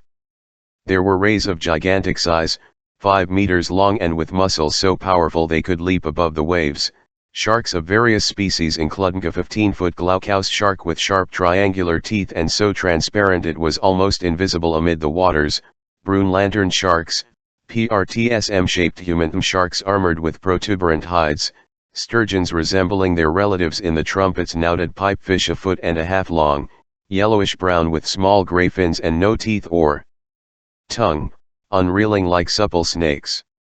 Among bony fish, Conseil noticed some blackish marlin 3 meters long with a sharp sword jutting from the upper jaw, bright-colored weavers known in Aristotle's day as sea dragons and whose dorsal stingers make them quite dangerous to pick up, then dolphin fish with brown backs striped in blue and edged in gold, 0 handsome dorados, opals that look like azure discs but which the sun's rays turn into spots of silver, finally 8-meter swordfish from the genus Xiphias, swam in schools. Sporting yellowish sickle-shaped fins and 6-foot broad swords, stalwart animals, plant-eaters rather than fish-eaters, obeying the tiniest signals from their females ilka henpecked husbands. But while observing these different specimens of marine fauna, I didn't stop examining the long plains of Atlantis _ sometimes an unpredictable irregularity in the seafloor would force the Nautilus to slow down, and then it would glide into the narrow channels between the hills with a cetacean's dexterity. If the labyrinth became hopelessly, the submersible would rise above it like an airship, and after clearing the obstacle, it would resume its speedy course just a few meters above the ocean floor. It was an enjoyable and impressive way of navigating that didn't recall the maneuvers of an airship ride, with the major difference that the Nautilus faithfully obeyed the hands of its helmsman. The terrain consisted mostly of thick slime mixed with petrified branches, but it changed little by little. Near 4 in the afternoon, it grew rockier and seemed to be strewn with pudding stones and a basaltic gravel called tuff, togier with bits of lava and sulfurous obsidian. I expected these long plams to change into mountain regions, and in fact, as the Nautilus was executing certain turns, the southerly horizon was blocked by a high wall that seemed to close off every exit its summit. Obviously above the level of ocean it had to be a continent or at least an island, either one of the Canaries or one off Cape Verde Islands _ our bearings hadn't been marked on the chart, perhaps deliberately, and I had no idea what our position was. In any case, this wall seemed to signal the end of Atlantis, of which all in all, we had crossed only a small pen. Nightfall didn't interrupt my observations. I was left to myself. Conseil had repaired to his cabin. The Nautilus slowed down, hovering above the muddled masses on the seafloor, sometimes grazing them as if wanting to come to rest, sometimes rising unpredictably to the surface of waves. Then I glimpsed a few bright constellations through the crystal waters, specifically 5 or 6 oft-hosed zodiacal stars trailing from the tail end of or 10n_. I would have stayed longer at my window, marveling at these beauties of sea and sky, but the panels closed just then. The Nautilus had arrived at the perpendicular face of that high wall. How the ship would maneuver I hadn't a guess. I repaired to my stateroom. The Nautilus did not stir. I fell asleep with the firm intention of waking up just a few hound, but it was 8 o'clock the next day when I returned to the lounge. I stared at the pressure gauge. It told me that the Nautilus was afloat on the surface of the ocean. Furthermore, I heard the sound of footsteps on the platform, yet there were no rolling movements to indicate the presence of waves undulating above me. I climbed as far as the hatch. It was open. But instead of the broad daylight I was expecting, I found that I was surrounded by total darkness. Where are we? Had I been mistaken? Was it still night? No. Not one star was twinkling, and nighttime is never so utterly black. I wasn't sure. I hate to think, when a voice said to me, "Is that you, Professor?" "Ah, Captain Nemo." I replied. "Are we underground, Professor?" "Underground?" I exclaimed. "And the Nautilus is still floating?" "It always floats." "But I don't understand." "Wait a little while. Our beacon is about to go on, and if I want some light on the subject, you'll be satisfied." I set foot on the platform and waited. The darkness was so profound I couldn't see even Captain Nemo. However, looking at the zenith directly overhead, I thought I caught sight of a feeble glimmer, a sort of twilight filtering through a circular hole. Just then the beacon suddenly went on, and its intense brightness made that hazy light vanish. This stream of electricity dazzled my eyes, and on momentarily shutting them, I looked around. The Nautilus was stationary. It was floating next to an embankment-shaped Ilka wharf. As for the water now buoying the ship, it was a lake completely encircled by an inner wall about 2 miles in diameter, and 6 miles around. Its level as indicated by the pressure gauge would be the same as the outside level, because some connection had to exist between this lake and Ducie. Slanting inward over their base, these high walls converged to form a vault shaped like an immense upside-down funnel that measured 500 or 600 meters in height. At its summit there gaped the circular opening through which I had to it faint glimmer, obviously daylight. Before more carefully examining the interior features of this enormous cavern, and deciding if it was the work of nature or humankind, I went over to Captain Nemo. "Are we?" I said. "In the very heart of an extinct volcano," the captain answered me, "a volcano whose interior was invaded by the sea after some convulsion in the Eelth while we are sleeping, Professor. The Nautilus entered this lagoon through a natural channel that opens 10 meters below the surface oft ocean. This our home port, secure, convenient, secret, and sheltered against WMDs from any direction. Along the coasts of your continents or islands, show me any offshore mooring that can equal this safe refuge for withstanding the fury of hurricanes." "Did," I replied. "Here you're in perfect safety, Captain Nemo who could reach in the heart of a volcano. But don't I see an opening at its summit?"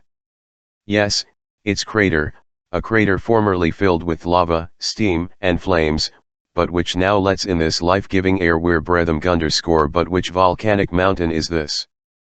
I asked. "It's one of many islets with which the sea is strewn. For ships a mere reef, for us an immense cavern. I discovered it by chance, and chance served me well. But couldn't someone enter or rough the mouth of its crater?" "No more than I could exit through it. You can climb about feet up the inner base of these mountain, but then the walls overhang, they lean far in to be scaled. I can see, Captain, that nature is your obedient servant, any time or any place. You're safe on this lake, and nobody else can visit its waters. But what's the purpose of these refuge? The Nautilus doesn't need a harbor." "No, Professor, but it needs electricity to run, batteries to generate its electricity, sodium to feed its batteries, coal to make its sodium, and coal fields from which to dig its coal. Now then, right at this spot the sea covers entire forests that sank underwater in prehistoric times. Today, turned to stone, transformed into carbon fuel. They offer me inexhaustible coal mines.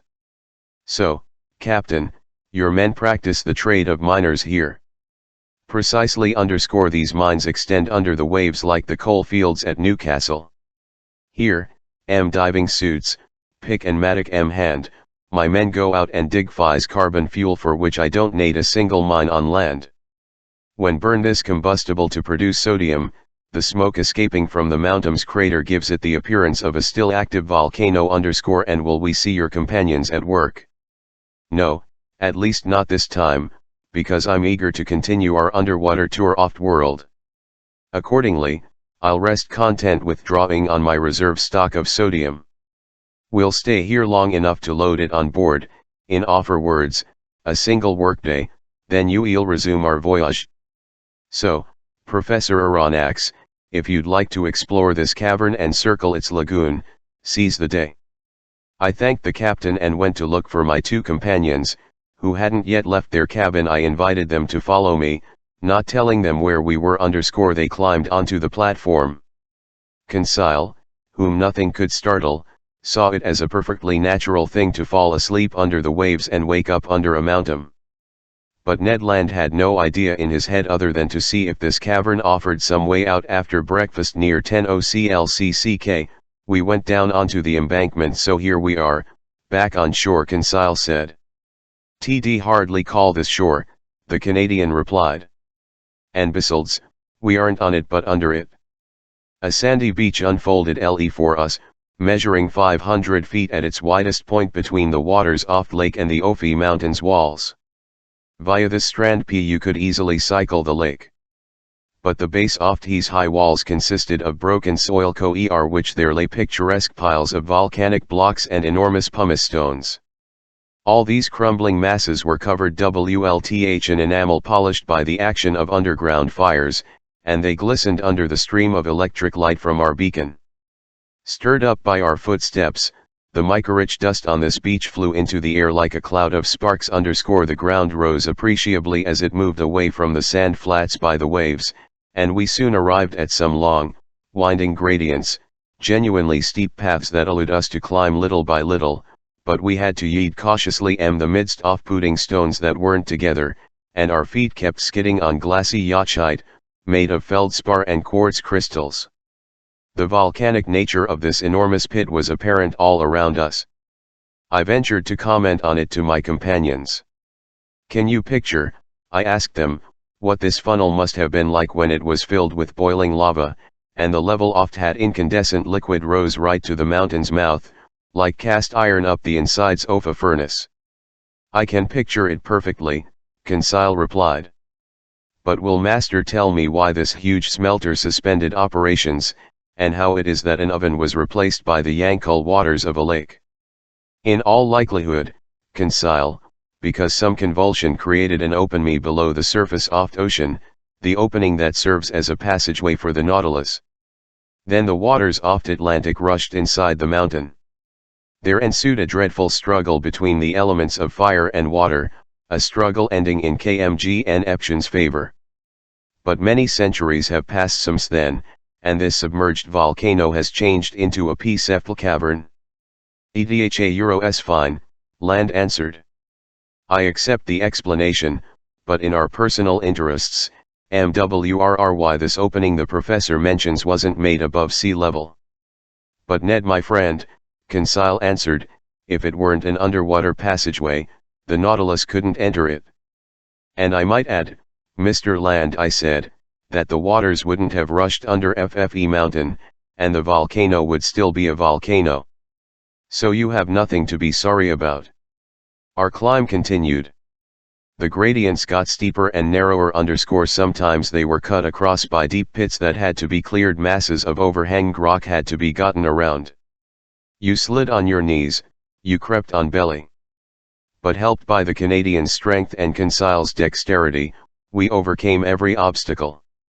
At an elevation of about 30 meters, the nature of the terrain changed without becoming any easier pudding stones and trachyte gave way to black basaltic rock, here, lying in slabs all swollen with blisters, there, shaped like actual prisms and arranged into a seines of columns that supported the springings of this immense vault, a wonderful sample of natural then, among this basaltic rock there snaked long, hardened lava flows inlaid with veins of bituminous coal and in places covered by wide carpets of sulfur. The sunshine coming through the crater had grown stronger, shedding a hazy light over all the volcanic waste forever buried in the heart of this extinct mountain.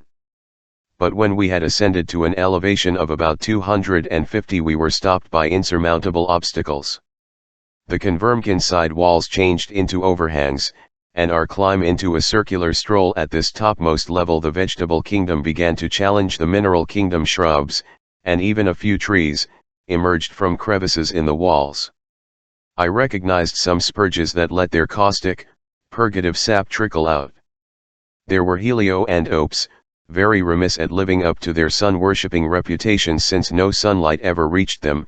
Their clusters of flowers drooped sadly, their colors and scents were faded here and there. Chrysanthemums sprouted timidly at the feet of aloes, long, sad, sickly leaves. But between these lava flows I spotted little villales that still gave off a subtle fragrance, and I confess that I inhaled it with delgt. The soul of a flower is its scent, and those splendid water plants, flowers oft see, have no souls. We had arrived at the Ofa's sturdy clump of dragon trees, which were splitting the rocks with exertions off their muscular roots, when Ned Land exclaimed, "Oh, sir, a hive! A hive!" I answered, with a gesture of utter disbelief. "Yes, a hive," the Canadian repeated, with bees buzzing around. I went closer and was forced to recognize the obvious.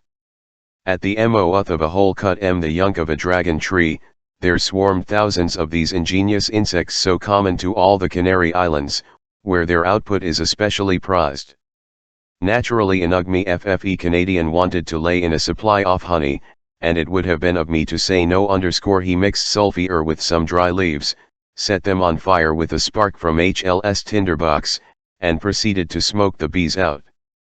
Little by little the buzzm died and FFE disemboweled hive yielded several pounds of sweet honey.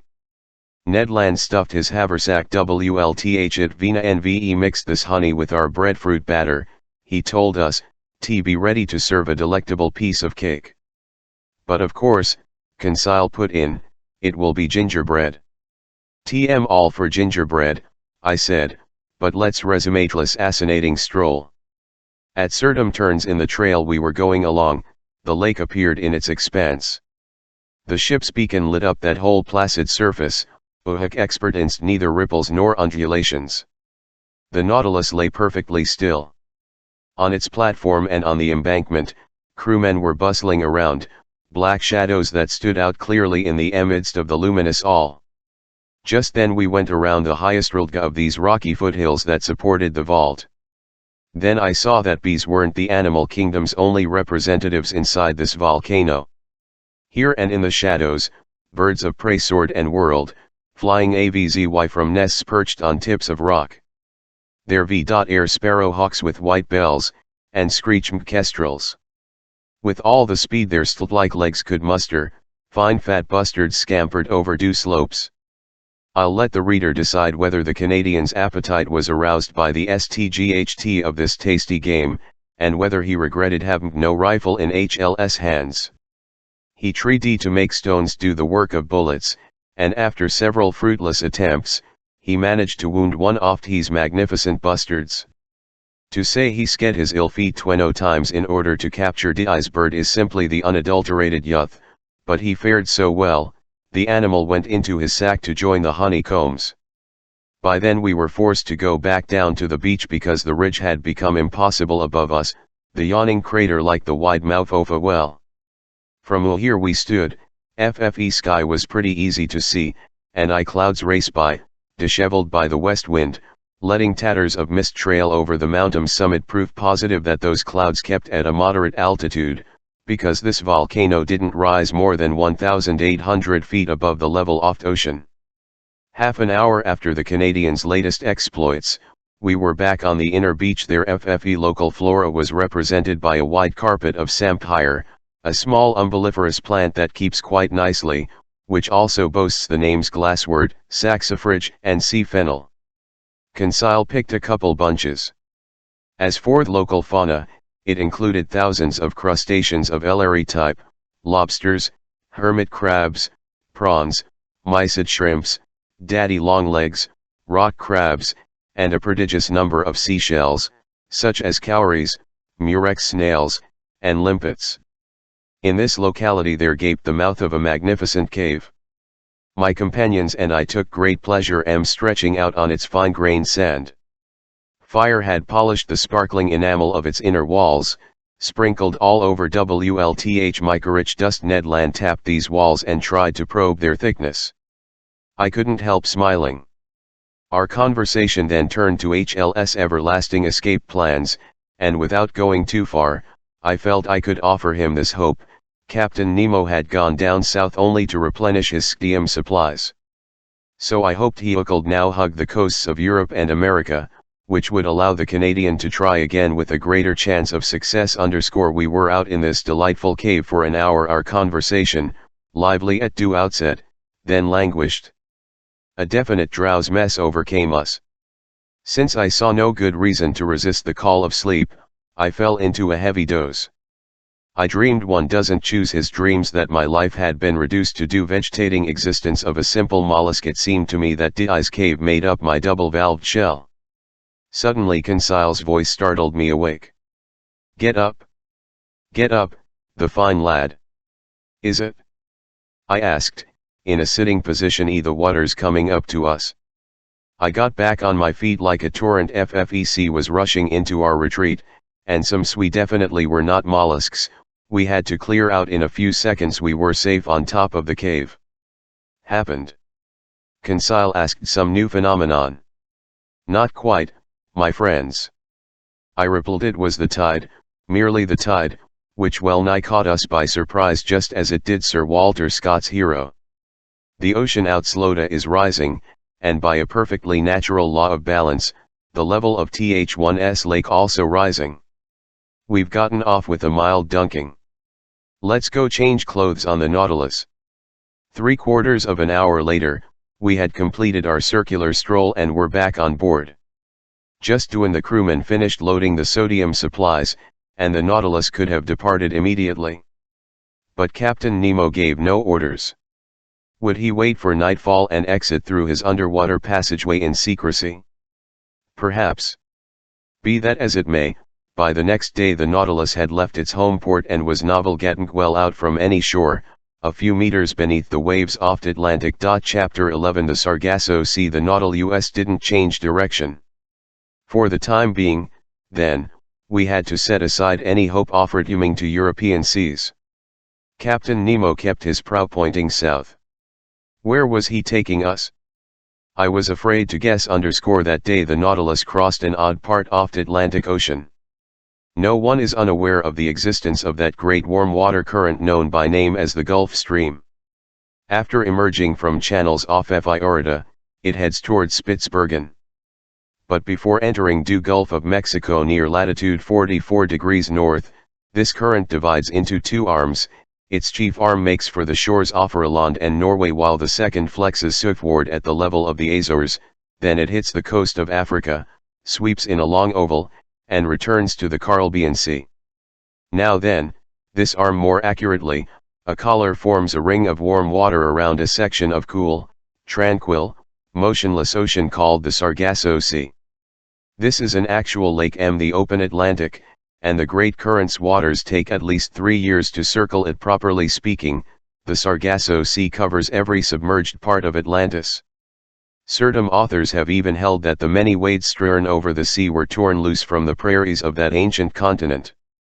But it's more likely that these grasses, algae, and fucus plants were carried off from the beaches of Europe and America, then taken as far as this zone by the Gulf Stream.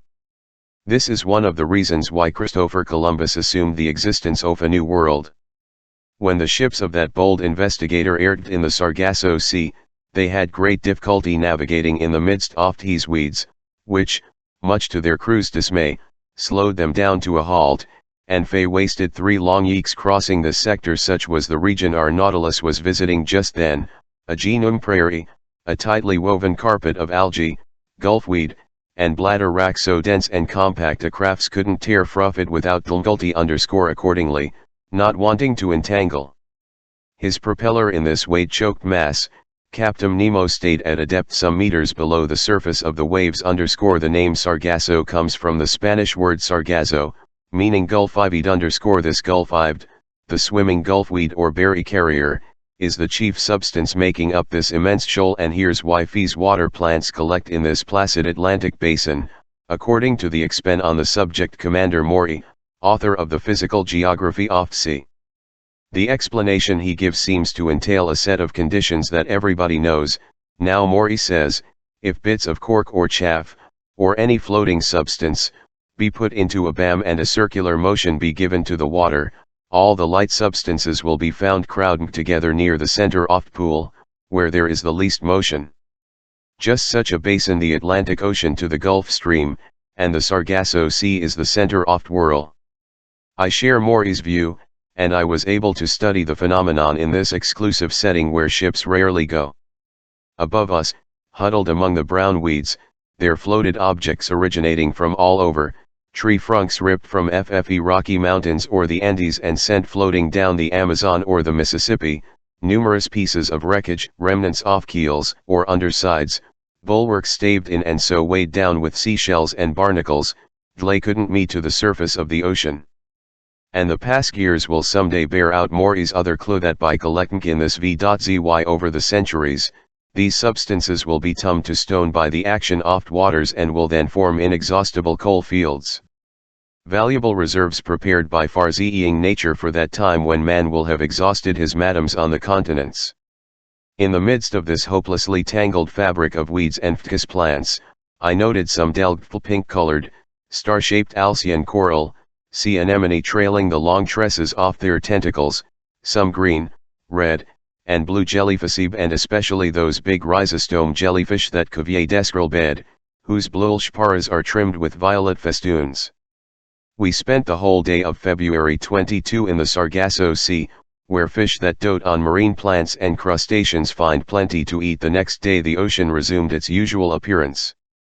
From this moment on, for 19 days from February 23 to March 12, the Nautilus stayed in the middle of Atlantic, hustling us along at a constant speed of 100 leagues every 24 hours. It was obvious that Captain Nemo wanted to carry out his underwater program, and I had no doubt that he intended, after doubling Cape Horn, to return to the Pacific South Seas. So Ned Land had good reason to worry. In these wide seas empty of islands, it was no longer feasible to jump ship. Nor did we have any V.Zy to counter Captain Nemo's whims. We had no choice but to acquiesce, but if we couldn't atom our end through force or cunning, I like to think we might achieve it through persuasion. Once this voyage was over, might not Captain Nemo consent to set us free in return for our promise never to reveal his existence? Our word of honor, which we sincerely would have kept. However, Phi's delicate question would have to be negotiated with the captain, but how would he receive our demands for freedom? At the outset and in no uncertain terms, hadn't he that the secret of his life required that we be permanently imprisoned on board the Nautilus? Wouldn't he see my 4-month silence as a tacit acceptance of this situation? Would my returning to the subject arouse suspicions that could jeopardize our escape plans, if we had promising circumstances for trying again later on? I weighed all these considerations, turned them over in my mind, submitted them to Conseil, but he was as baimed as I was. In short, although I'm not easily discouraged, I realized that my chances of ever seeing my fellow men again were shrinking by the day, especially at a time when Captain Nemo was recklessly racking toward the South Atlantic. During those 19 days just mentioned, no unique incidents distinguished our voyage. I saw little of the captain. He was at work. In the library I often found books he had left, especially books on natural history. He had thumbed through my work on the great ocean depths, and the margins were covered with his notes, which sometimes my theories and formulations. But the captain remained content with Phi's me act of refining my work, and he rarely discussed it with me. Sometimes I heard melancholy sounds reverberating from the organ, which he played very expressively, but only at night in the midst of the most secretive darkness, while the Nautilus slumbered in the wilderness of the ocean. During this part of our voyage, we navigated on the surface of the waves for entire days. The sea was nearly deserted. A few sailing ships, laden for the East Indies, were heading toward the Cape of Hope. One day we were chased by the longboats of a whaling vessel, which undoubtedly viewed us as some enormous baleen whale of great value. But Captain Nemo didn't want these gallant gentlemen wasting fair time and energy, so he ended the hunt by diving beneath the waters. This incident seemed to fascinate Ned Land intensely. I'm sure the Canadian was sorry that these fishermen couldn't harpoon our sheet iron cetacean and mortally wound it. During this period the fish Conseil and I observed little from those we had already studied. Other latitude, and chief among them were specimens of that dreadful Cartilaginus genus that's into 3 subgenera numbering at least 32 species, striped sharks 5 meters long, the head squat and wider than the body, the caudal fin curved, the back with 7 big, black, parallel lines running lengals, then purlin sharks, ash gray, pierced with 7 gill openings, furnished with a single dorsal fin placed almost exactly in the middle of the body. Some big dogfish also passed by, a voracious species of shark if there ever one. With some justice, fishermen's yarns aren't to be trusted, but here's what a few often relate. Inside the corpse of one of these animals there were found a buffalo head and a whole calf, in another, 2 tuna and a sailor in uniform, in yet another, a soldier with ill saber, in another, finally, a horse with its rider in candor. None of these sounds like dismally inspired truth. But the fact remains that not a single dogfish let itself get caught in the Nautilus's nets, so I can't vouch for their voracility. Schools of elegant, playful dolphins swam alongside for entire days. They went in groups of 5 or 6, hunting packs ilka wolves over the countryside. Moreover, they're just as voracious as dogfish, if I can believe a certain Copenhagen professor who says that from one dolphin's stomach, he removed 13 porpoises and 15 seals. True, it was a killer whale, belonging to the biggest known species, whose length sometimes exceeds 24 feet. The family Delphimia numbers 10 genera, and the dolphins I saw were akin to the genus Delphinorhynchus, remarkable for an X and Emily narrow muzzle 4 times as long as the cranium. Measuring 3 meters, their bodies were black on top, underneath a pinkish white stripe with small, very scattered spots. From these seas I'll also mention some unusual specimens of croakers, fish from the order Acanthopterygia, family Sclenidia. Some authors more artistic than scientific claim that these fish are melodious singers, that fair voices unison put on concerts unmatched by human choristers. I don't say nay, but to my regret these croakers didn't serenade us as we passed. Finally, to conclude, Conseil classified a large number of flying fish. Nothing could have made a more unusual sight than the marvelous timing with which dolphins hunt these fish. Whatever the range of its, however evasive its trajectory, even up and over the Nautilus, the hapless flying fish always found a dolphin to welcome it with open mouth. These were either flying gurnards or kite-like sea robins, whose lips glowed in the dark, at night scrawling fiery streaks in the air before plunging into the murky waters like so many shooting stars. Our navigating continued under these conditions until March 13. That day the Nautilus was put to work in some depth-sounding experiments that fascinated me deeply. By then we had fared nearly 13,000 leagues from our starting point in the Pacific high seas. Our position fix placed us in latitude 45 degrees 37 minutes south and longitude 37 degrees 53 minutes west. These were the same waterways where Captain Denham, aboard the Herald, paid out 14,000 meters of sounding IME without finding bottom. It was here too that Lieutenant Parker, aboard the American frigate Congress, was unable to reach the underwater soil at 15,149 meters. Captain Nemo to take his Nautilus down to the lowest deepest in order to double-check these different soundings. I got ready to record the results of the lowest experiment. The panels the lounge opened, and maneuvers began for reaching those strata so prodigiously far removed. It was apparently considered out of the question to dive by filling the ballast tanks. Perhaps they wouldn't sufficiently increase the Nautilus's specific gravity. Moreover, in order to come back up, it would be necessary to expel the excess water, and our pumps might not have been strong enough to overcome the outside pressure. Captain Nemo to make for the ocean floor by submerging on an appropriately gradual diagonal with the help of eye side fins, which were set at a degrees angle to the Nautilus's waterline. Then the propeller was brought to its maximum and its four blades churned the waves with indescribable violence.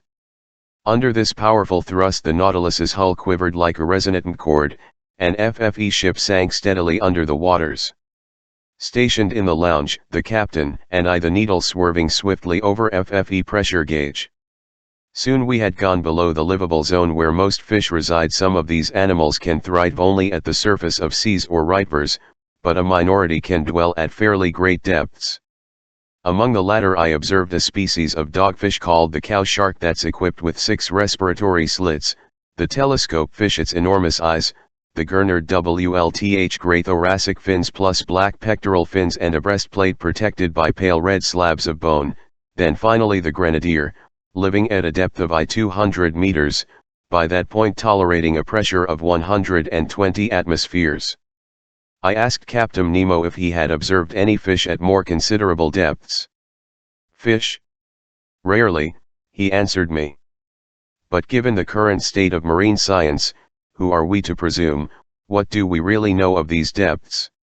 Just this, Captain. In going toward the ocean's lower strata we know that vegetable life disappears more quickly than animal life.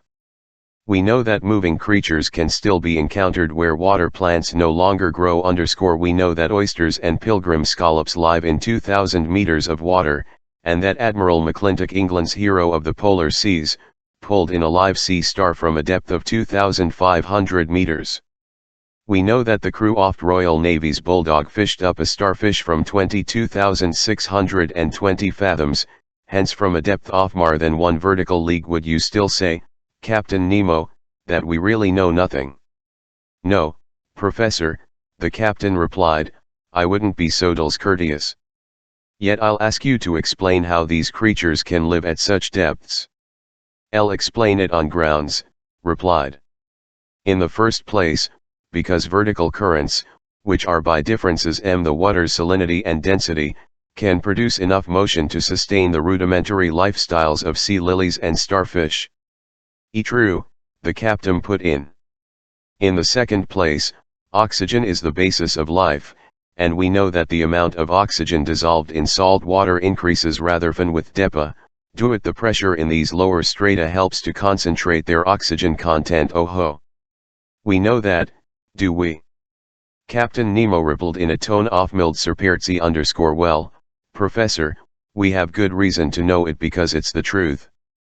I might fact, that the air bladders of fish contain more nitrogen than oxygen when these animals are caught at due surface of water, and conversely, more oxygen than nitrogen when they're pulled up from the lower deepest. Which bears out your formulation. But let's continue our observations. My eyes flew back to the pressure gauge. The instrument indicated a depth of 6,000 meters. Our submergence had been gone for an hour. The Nautilus slid downward on its slanting fins, still sinking through. These deserted waters were wonderfully clear, with a transparency impossible to convey. An hour later we were at 13,000 meters, about 3¼ vertical leagues, and the ocean floor was nowhere in sight. However, at 14,000 meters I saw blackish peaks rising in the midst of waters. But these summits could have belonged to mountains as high or even higher than the Himalayas or Mont Blanc, and the extent of these depths remained incalculable. Despite the powerful pressures it was undergoing, the Nautilus sank still deeper. I could feel its sheet iron plates trembling down to their riveted joins, metal bars' bulkheads groaned, the lounge windows seemed to be warping inward under due water's pressure. And this whole sturdy mechanism would surely have given way, if, as its captain had said, it weren't capable of resisting like a solid block. While grazing these rocky slopes lost under the oysters, I still spotted some seashells, tube worms, lively annelid worms from the genus Spear orbis, and certain starfish specimens. But soon these last representatives of animal life vanished, and 3 vertical leagues down, the Nautilus passed below the limits of underwater existence, just as an ALR balloon rises above the breathable zones the sky. We reached a depth of 16,000 meters 4 vertical leagues, and by then the Nautilus's plating was tolerating a pressure of I-600 atmospheres, other words, I-600 kilograms per each square centimeter on its surface. An experience, I exclaimed. Traveling these deep regions where no man has ever ventured before. Look, Captain. Look at these magnificent rocks, these uninhabited caves, these last global haunts where life is no longer possible. What unheard of scenery, and why are we reduced to preserving it only as a memory? Would like, Captain Nemo asked me, to bring back more than just a memory, do you mean? I'll mean that nothing could be easier than taking a photograph of this underwater region. Before I had time to express the surprise this new propulsion caused me, a camera was carried into FFE Lounge at Captain Nemo's request. The liquid electrically lit, unfolded with perfect clarity through the wide open panels. No shadows, no blurs, thanks to our artificial light. Not even sunshine could have been better for our purposes. With the thrust of its propeller curbed by the slant of its fins, the Nautilus stood still. The camera was aimed at the scenery on the ocean floor, and in a few seconds we had a perfect negative _ I attach a print of the positive. In it can view these primordial rocks that have never seen the light of day, this nether granite that forms the powerful foundation of our globe, the deep caves cut into the stony mass, the outlines of incomparable distinctness whose far edges stand out in black as if from the brush of certain Flemish painters. In the distance is a mountainous, a wondrously undulating line that makes up the background of this landscape. The general effect oft his smooth is indescribable, black polished, without moss or other blemish, carved into strange shapes, sitting firmly on a carpet of sand that sparkled beneath our streams of electric light. Meanwhile, his photographic operations over, Captain Nemo told me, "Let's go back up, Professor. We mustn't push our luck and expose the Nautilus too long to these pressures." "Let's go back up," I replied. Hold on tight. Before I had time to realize why the captain made this recommendation, I was hurled to the carpet. Its fins set vertically, its propeller thrown in gear at the captain's signal, FFE Nautilus rose with lightning speed, shooting upward like an air balloon into the sky. Vibrating resonantly, it knifed through the watery mass. Not a single detail was visible. In 4 minutes it had cleared the 4 vertical leagues separating it from the surface of the ocean, and after emerging like a flying fish, it fell back into the sea, making the waves leap to prodigious heights. Chapter 12 Sperm whales and baleen whales. During the night of March 13 to 14, the Nautilus resumed its southward heading. Once it was abreast of Cape, I thought it would strike west of the Cape, make for Pacific seas, and complete its tour of the world. It did nothing of the sort and kept moving toward the southernmost regions. So where was it bound? The pole? That was insanity. I was beginning to think that the captain's recklessness more than justified Ned Land's worst fears. For a good while the Canadian had said nothing more to me about his escape plans. He had become less sociable, almost sullen. I could see how heavily this protracted imprisonment was weighing on him. I could feel the anger building in him. Whenever he encountered his eyes would flicker with dark fire, and I was in constant dread that his natural vehemence would cause 111M to do something rash. That day, March 14, he and Conseil managed to find me in my stateroom.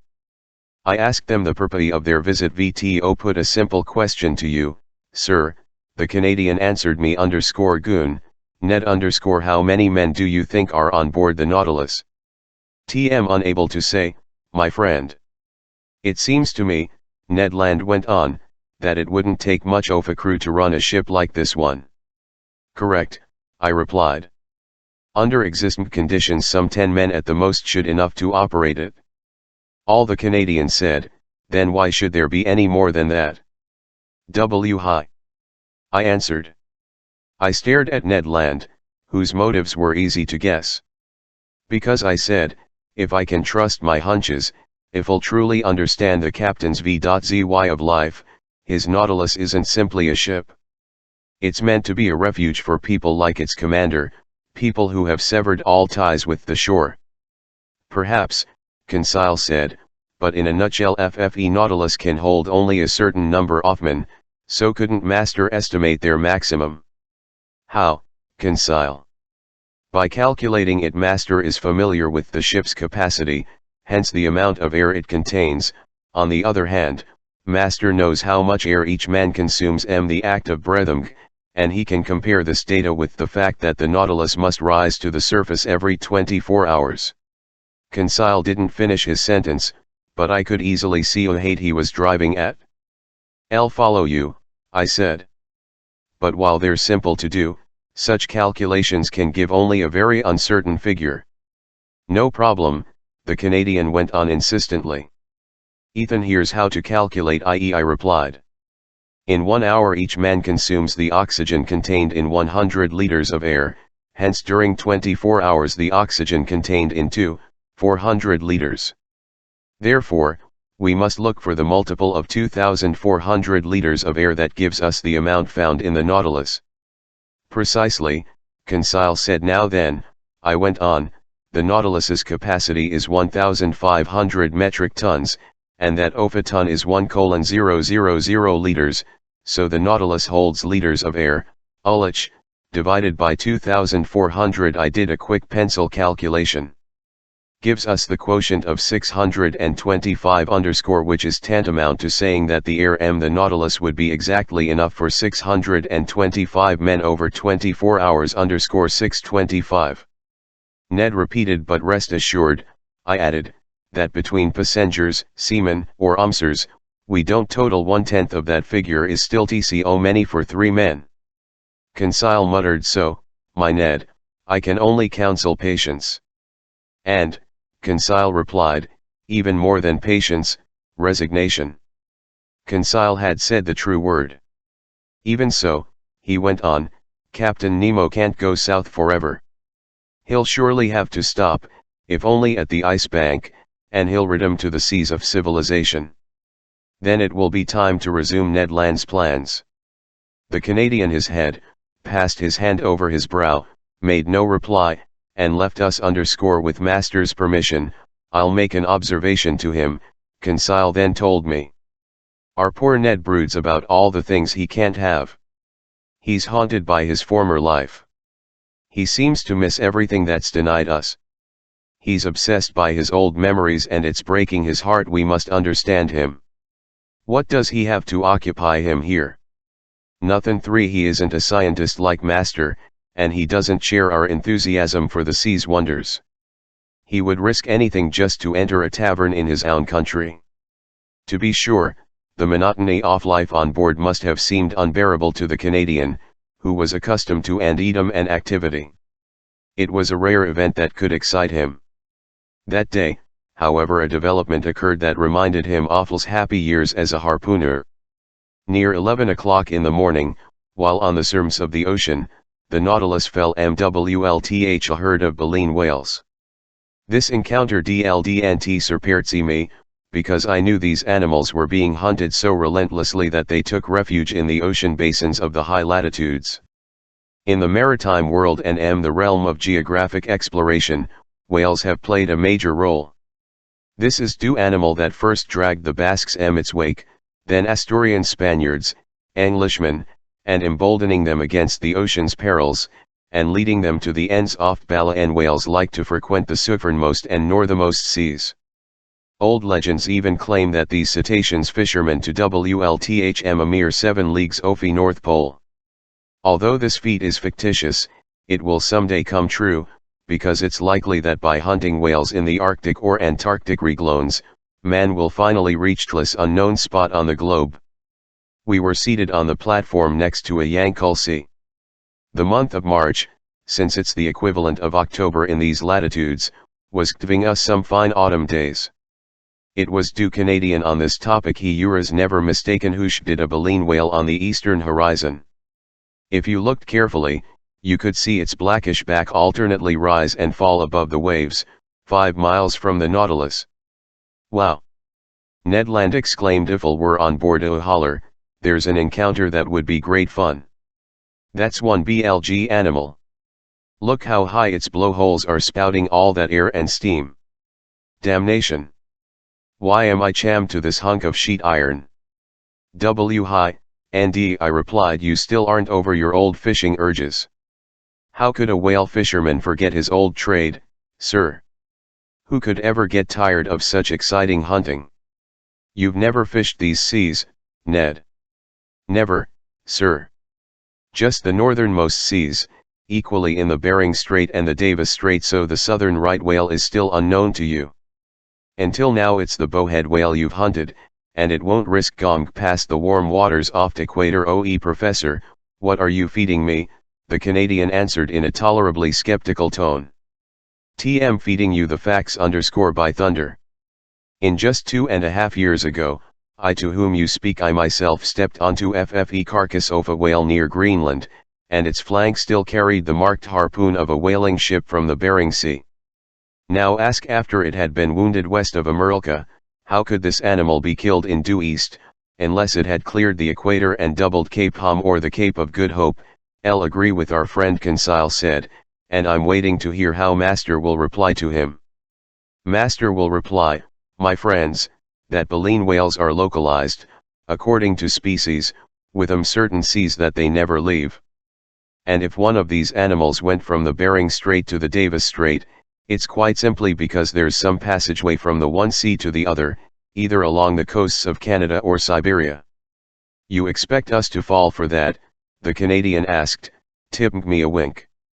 If Master says so, Conseil replied. Means, the Canadian went on, since I've never fished these waterways, I don't know the whales do it frequent them. EDHA Euros what I've Elian telling you, Ned all the more reason to get to know them, Conseil answered look. Look, the Canadian, his voice full of excitement, FT's approaching. It's coming toward us. It's thumbing its nose at me. It knows I can't do a blessed tiling to it.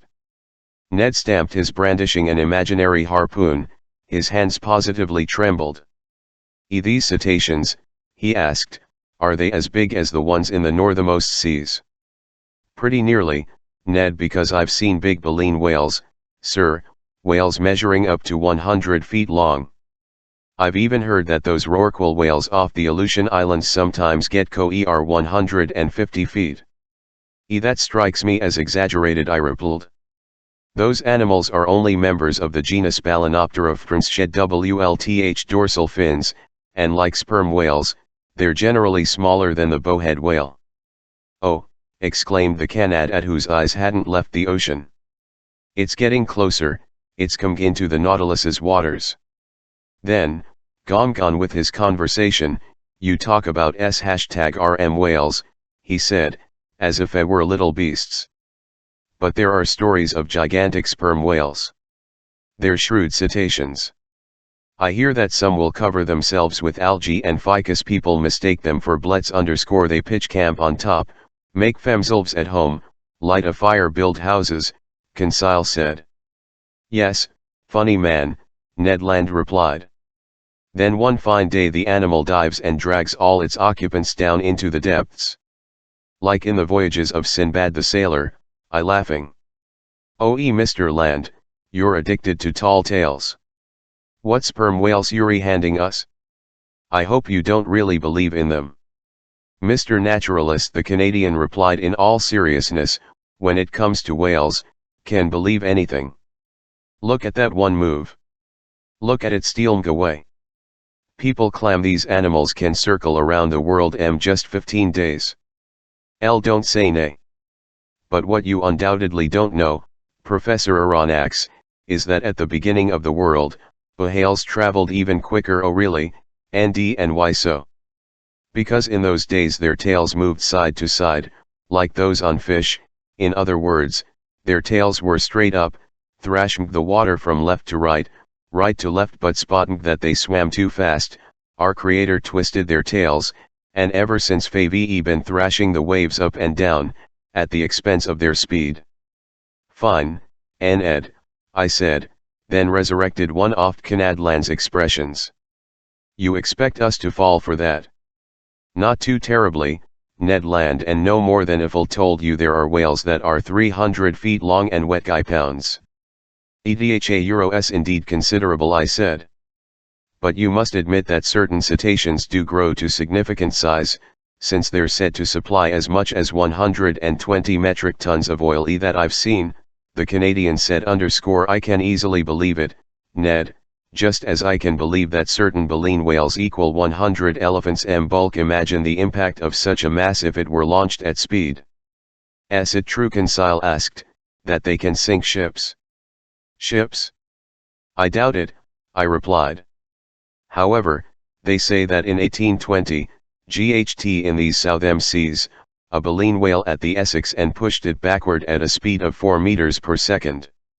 Its stern was flooded, and the Essex went down fast. Ned looked at me with a bantering expression.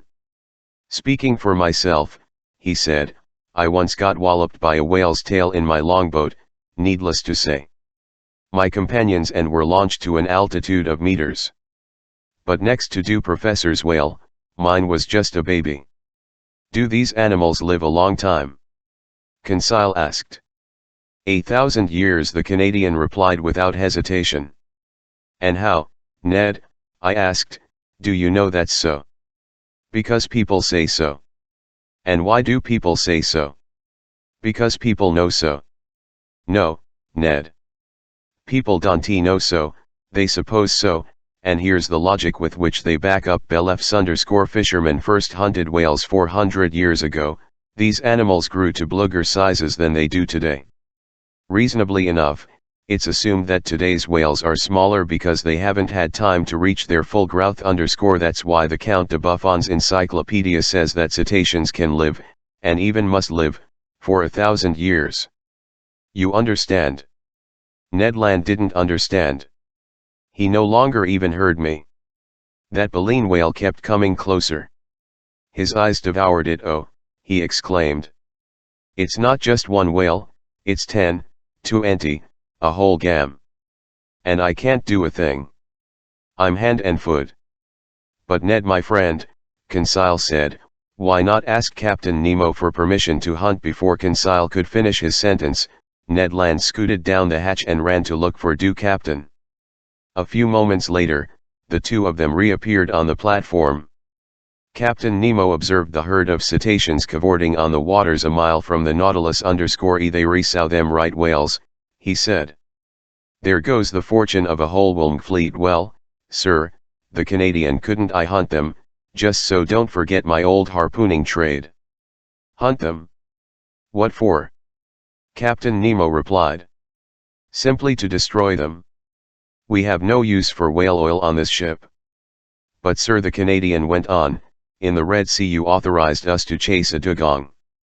Either it was an issue of obtaining fresh meat for my crew. Here it would be killing for the sake of killing. I'm well aware that's a privilege reserved for mankind, but I don't allow such murderous when peers, ML Land, destroy harmless creatures like the southern right whale or bowhead whale. They commit a reprehensible offense. Thus they've already depopulated all of Baffin Bay, and they'll wipe out a whole class of useful anima. So leave these poor cetaceans alone. They have quite enough natural enemies, such as sperm whales, swordfish, and sophism. Without meddling WLTH them. I'll let the reader decide what faces the Canadian made during this lecture on hunting ethics. Furnishing such arguments to a professional harpooner was a waste of words. Ned Land stared at Captain Nemo and obviously missed his mean. But the captain was right. Thanks to the mindless, barbaric bloodthirstiness of fishermen, the last baleen whale will someday disappear from the ocean. Ned Land whistled Yankee Doodle between his teeth. H, stuffed his hands in his pockets, and his back on us. Meanwhile Captain Nemo studied the herd of cetaceans, then addressed me. I was right to claim that baleen whales have enough natural enemies without counting man. These specimens will soon have to deal with mighty 8 miles to leeward. Professor Aronnax, can you see those blackish specks moving about? Yes, Captain, I replied. Those are sperm whales, dreadful animals that I've sometimes encountered. Herds of 200 or 3 cws for them. They're cruel, destructive beasts, and they deserve to exterminate. The Canadian turned swiftly at these last words.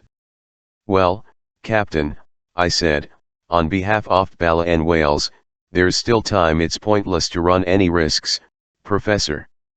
The Nautilus will suffice to disperse these #RM whales. It's armed with a steel spur quite equal to Mr. Land's harpoon, I imagine. The Canadian didn't even bother shrugging his shoulders. Attack cetaceans with thrusts from a spur. I've ever heard of such malarkey?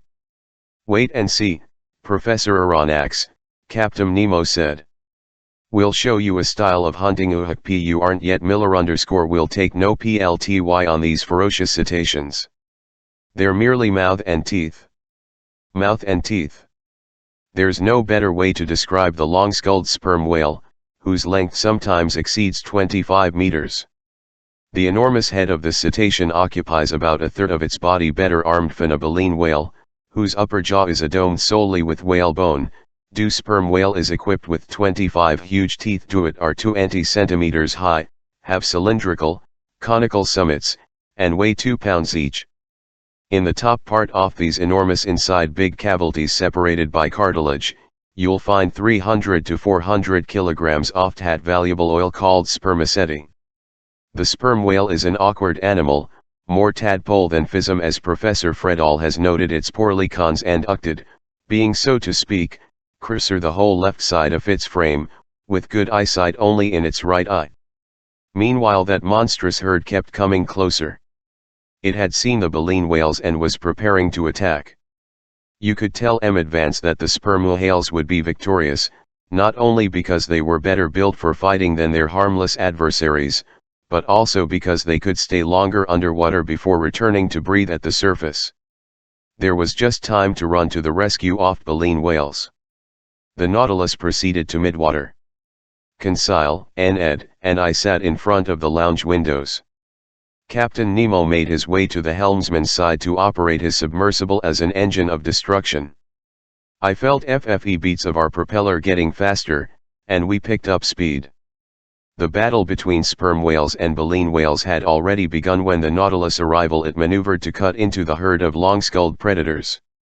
At first the latter showed little concern at the sight of these new monster meddling in the battle. But they soon had to sidestep its thrusts. What a struggle! Ned Land quickly grew enthusiastic and even up applauding. Brandished in its captain's hands, the Nautilus was simply a fearsome harpoon. He hurled it at those fleshy masses and ran them clean through, leaving behind 2 scuttering animal halves. As for those daunting yokes of the tail hitting our sides, the ship never felt them. No more than the collisions it caused.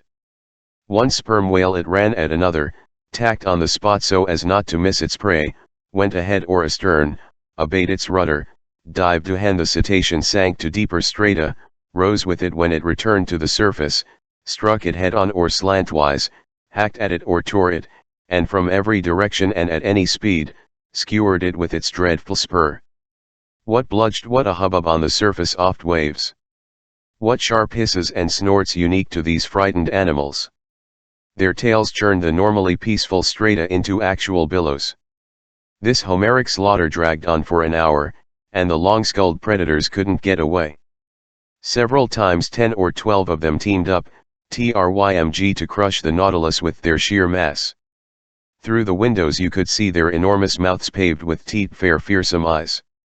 Losing all self-control, Ned Land hurled threats and insults at them. You could feel them clinging to the submersible like hounds atop a wild boar in FFE underbrush.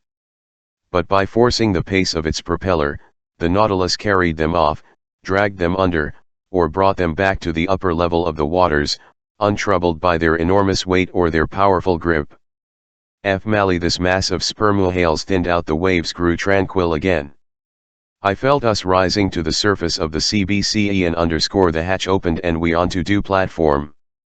The sea was covered with mutilated corpses. Some explosion couldn't have slashed, torn, or shredded these fleshy masses with greater violence.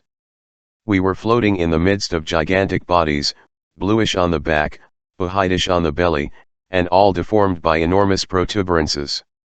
A few frightened sperm whales were fleeing toward the horizon. The waves were dyed red over an area of several miles, and the Nautilus was floating in the middle of a sea of blood. Captain Nemo rejoined us well, Mr. Land, he said. Well, sir, replied the Canadian, whose enthusiasm had subsided, it's a dreadful sight for sure. But I'm a hunter not a butcher, and this is plain butchery. It was a slaughter of destructive animals, the captain replied, and the Nautilus is no butcher knife. I'll prefer my harpoon, the Canadian answered. VTO each his OVU, the captain replied, staring intently at land. I was in dread the latter would give way to some violent outburst that might have had deplorable consequences. But his anger was diverted by the sight of a baleen whale that the Nautilus had pulled alongside off just then. This animal had been unable to whoppy the teeth off those sperm whales. I recognized the southern right whale, its head squat, its body dark all over anatomically, its DL distinguished from the white whale and the black right whale by the physion of its 7 cervical vertebrae, and it numbers 2 more ribs than its relatives. Floating on its side, its belly riddled WLTH bites, the poor cetacean was dead. Still hanging from the tip of its mutilated finnures a little baby whale that it had been unable to rescue from the slaughter. Its open mouth let water flow through its whalebone like a murmuring surf. Captain Nemo guided the Nautilus next to the animal's corpse. 2 of his men climbed onto the whale's flank, and to my astonishment, I saw them draw from its udders all the milk they held, in other words, enough to fill 2 or 3 casks. The captain offered me a cup of this still warm MLLK_. I couldn't help showing my distaste for such a beverage. He assured me that this milk was excellent, no different from cow's milk. I sampled it and agreed. So this milk was a worthwhile reserve ration for us, in the form of salt butter or cheese. It would provide a pleasant change of pace from our standard fare. From that day on, I noted with some uneasiness that Ned Land's attitudes toward Captain Nemo grew worse and worse, and I decided to keep a close watch on the Canadian's movements and activities. Chapter 13 The Ice Bank. The Nautilus resumed its southbound heading. It went along the south meridian with considerable speed. Would it go to the pole? I didn't think so, because every previous attempt to reach Th1's spot on the globe had failed.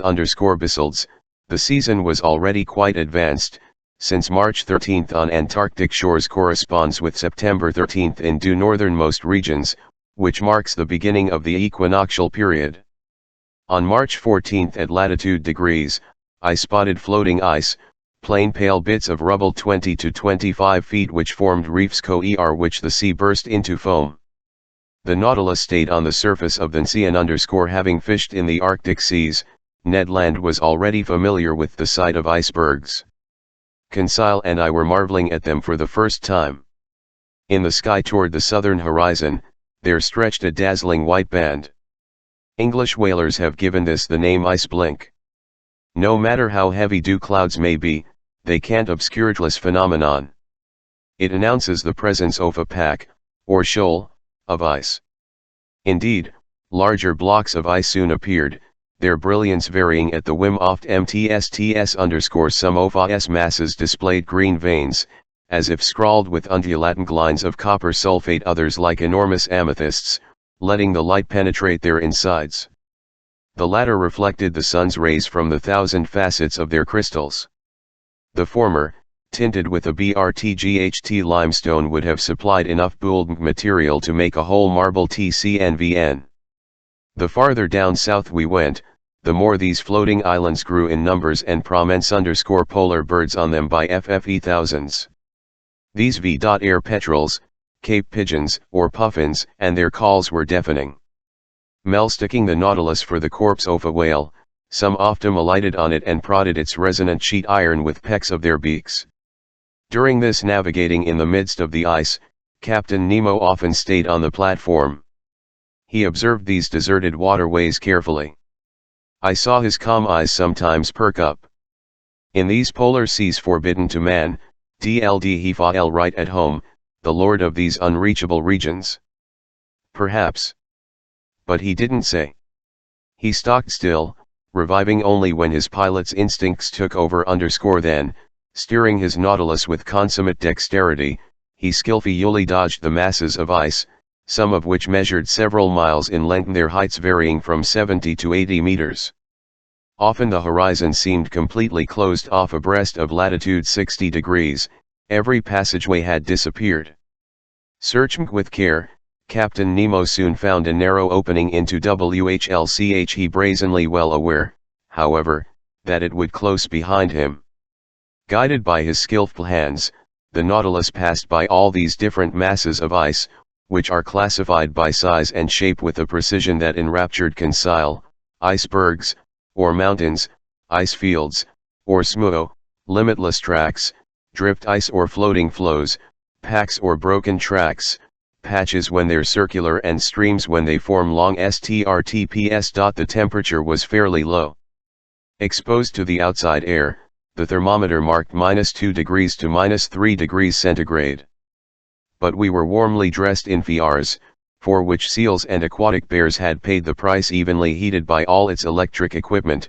The Nautilus's interior defied the most intense cold. Moreover, to find a bearable temperature, the ship had only to some just a few meters beneath the waves.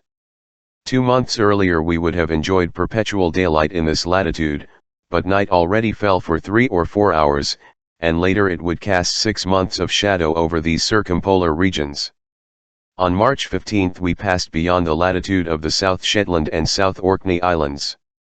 The captain told me that many tilbies of seals used to inhabit these shores, but English and American whalers, in a frenzy of destructiveness, slaughtered all the adults, including pregnant females, and where life and activity once existed, those fishermen left behind only silence and death.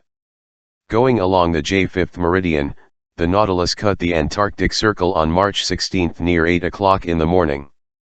Ice completely us and off the horizon. Nevertheless, Captain Nemo went from passageway to passageway, always proceeding south. "But where's he going?" I asked. "Straight ahead," Conseil replied. "Ultimately, when he can't go any farther, he'll stop." "L wouldn't bet on it." I replied, and in all honesty, I confess that this venturesome excursion was far from displeasing to me. I can't express the intensity of my amazement at the beauties of these new regions. The ice struck superb poses.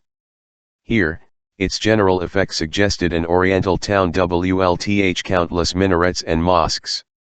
There, a city in ruins, flung to the ground by convulsions the earth. These views were varied continuously by the sun's oblique rays, or were completely swallowed up by grey mists in the middle of blizzards. Then explosions, kaolins, and great iceberg somersaults would occur all around us, altering the changing landscape in a diorama.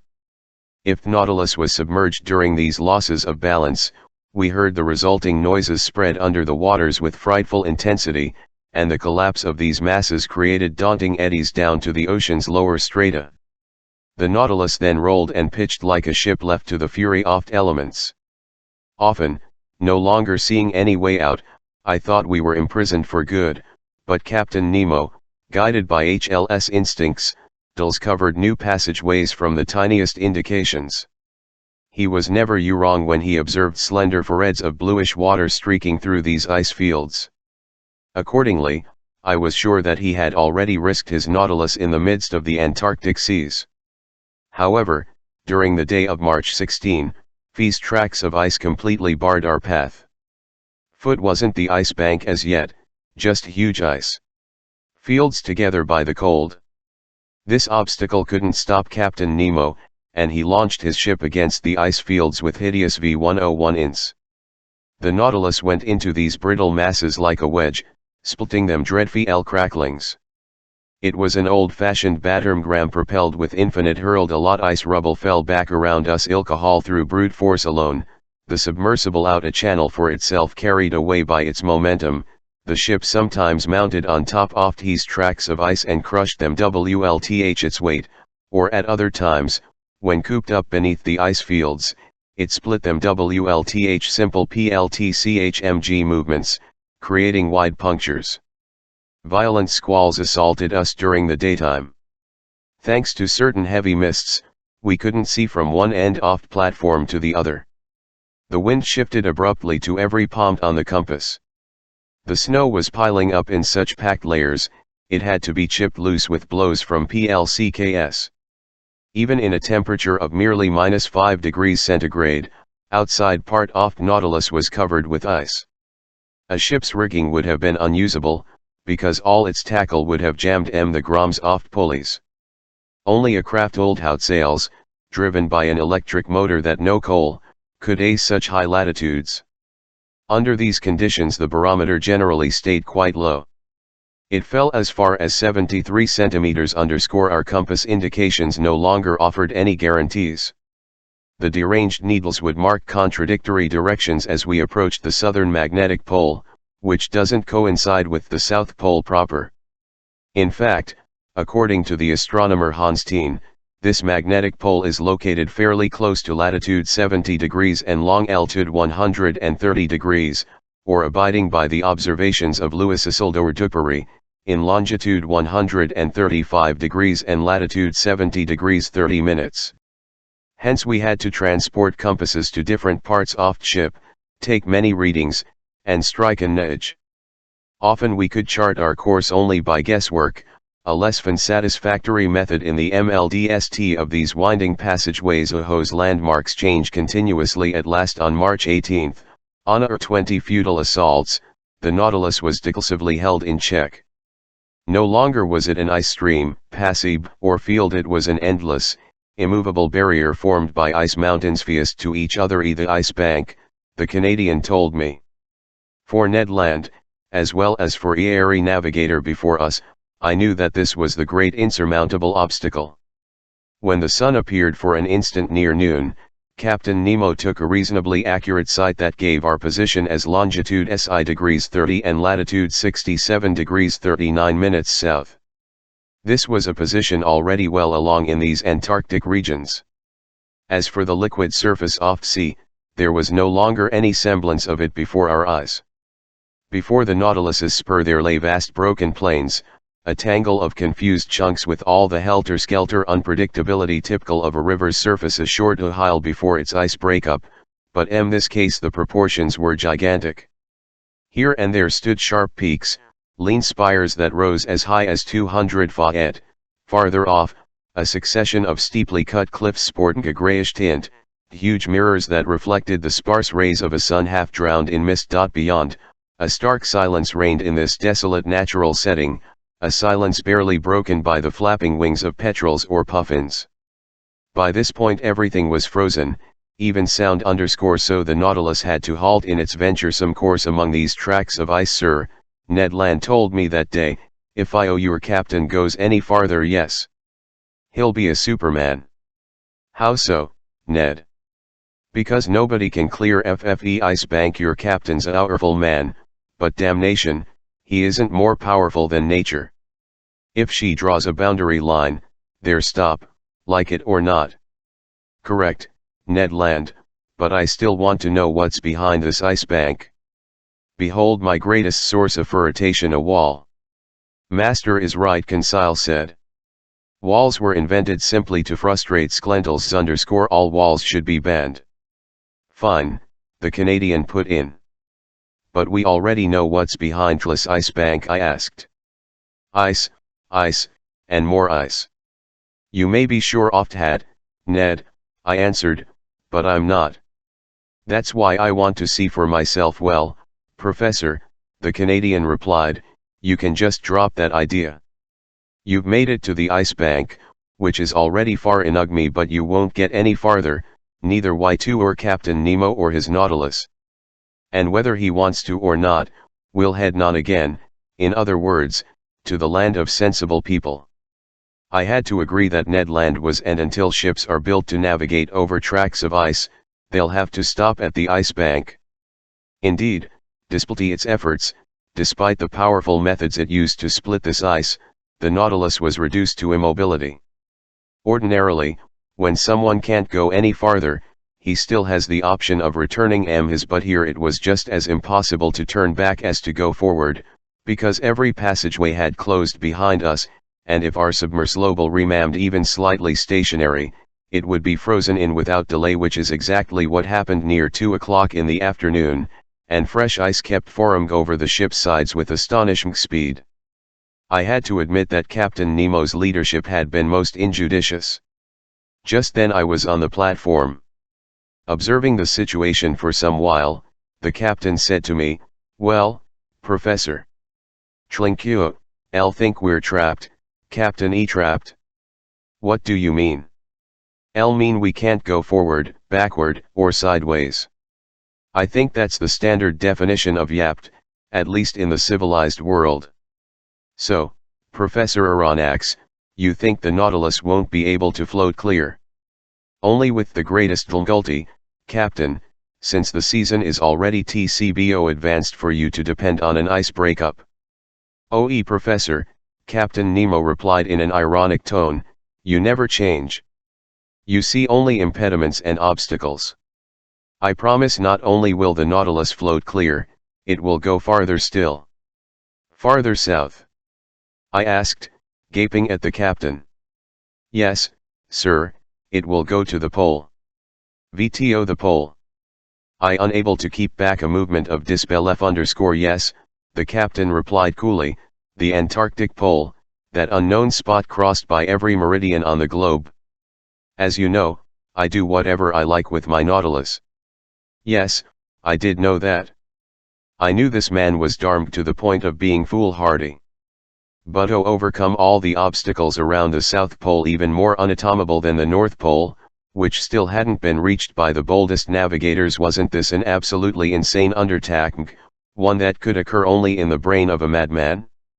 It then dawned on me to ask Captain Nemo if he had already discovered this pole, which no human being had ever trod underfoot. "No, sir," he answered me, "but we'll discover it together. Where others have failed, I'll succeed. Plus or minus, never before has my Nautilus cruised so far into these southernmost seas, but I repeat, it will go Artha still _TD. Like to believe you, Captain," I went on in a tone of some sarcasm. "Oh, I do believe you. Let's forge ahead. There are no obstacles for us. Let's shatter Phi's ice bank. Let's blow it up, and if it still resists, let's put wings on the Nautilus and fly over it." "Over it, Pro-Answer," Captain Nemo replied serenely. "No, not over it, but under it." "Under it?" I exclaimed. A sudden insight into Captain Nemo's plans had just through my MMD_I understood. The marvelous talents of his Nautilus would be put to unreck once again in this superhuman undertaking. "I can see we're starting to understand each other, Professor," Captain Nemo told me with a half smile. "You already glimpsed the potential myself. I'd say the success of this attempt, maneuvers that aren't feasible for an ordinary ship are easy for the Nautilus. If a continent emerges at the pole, you'll stop at that continent. But on the other hand, if open sea washes the pole, we'll go to that airy place," I said, carried away by the captain's logic.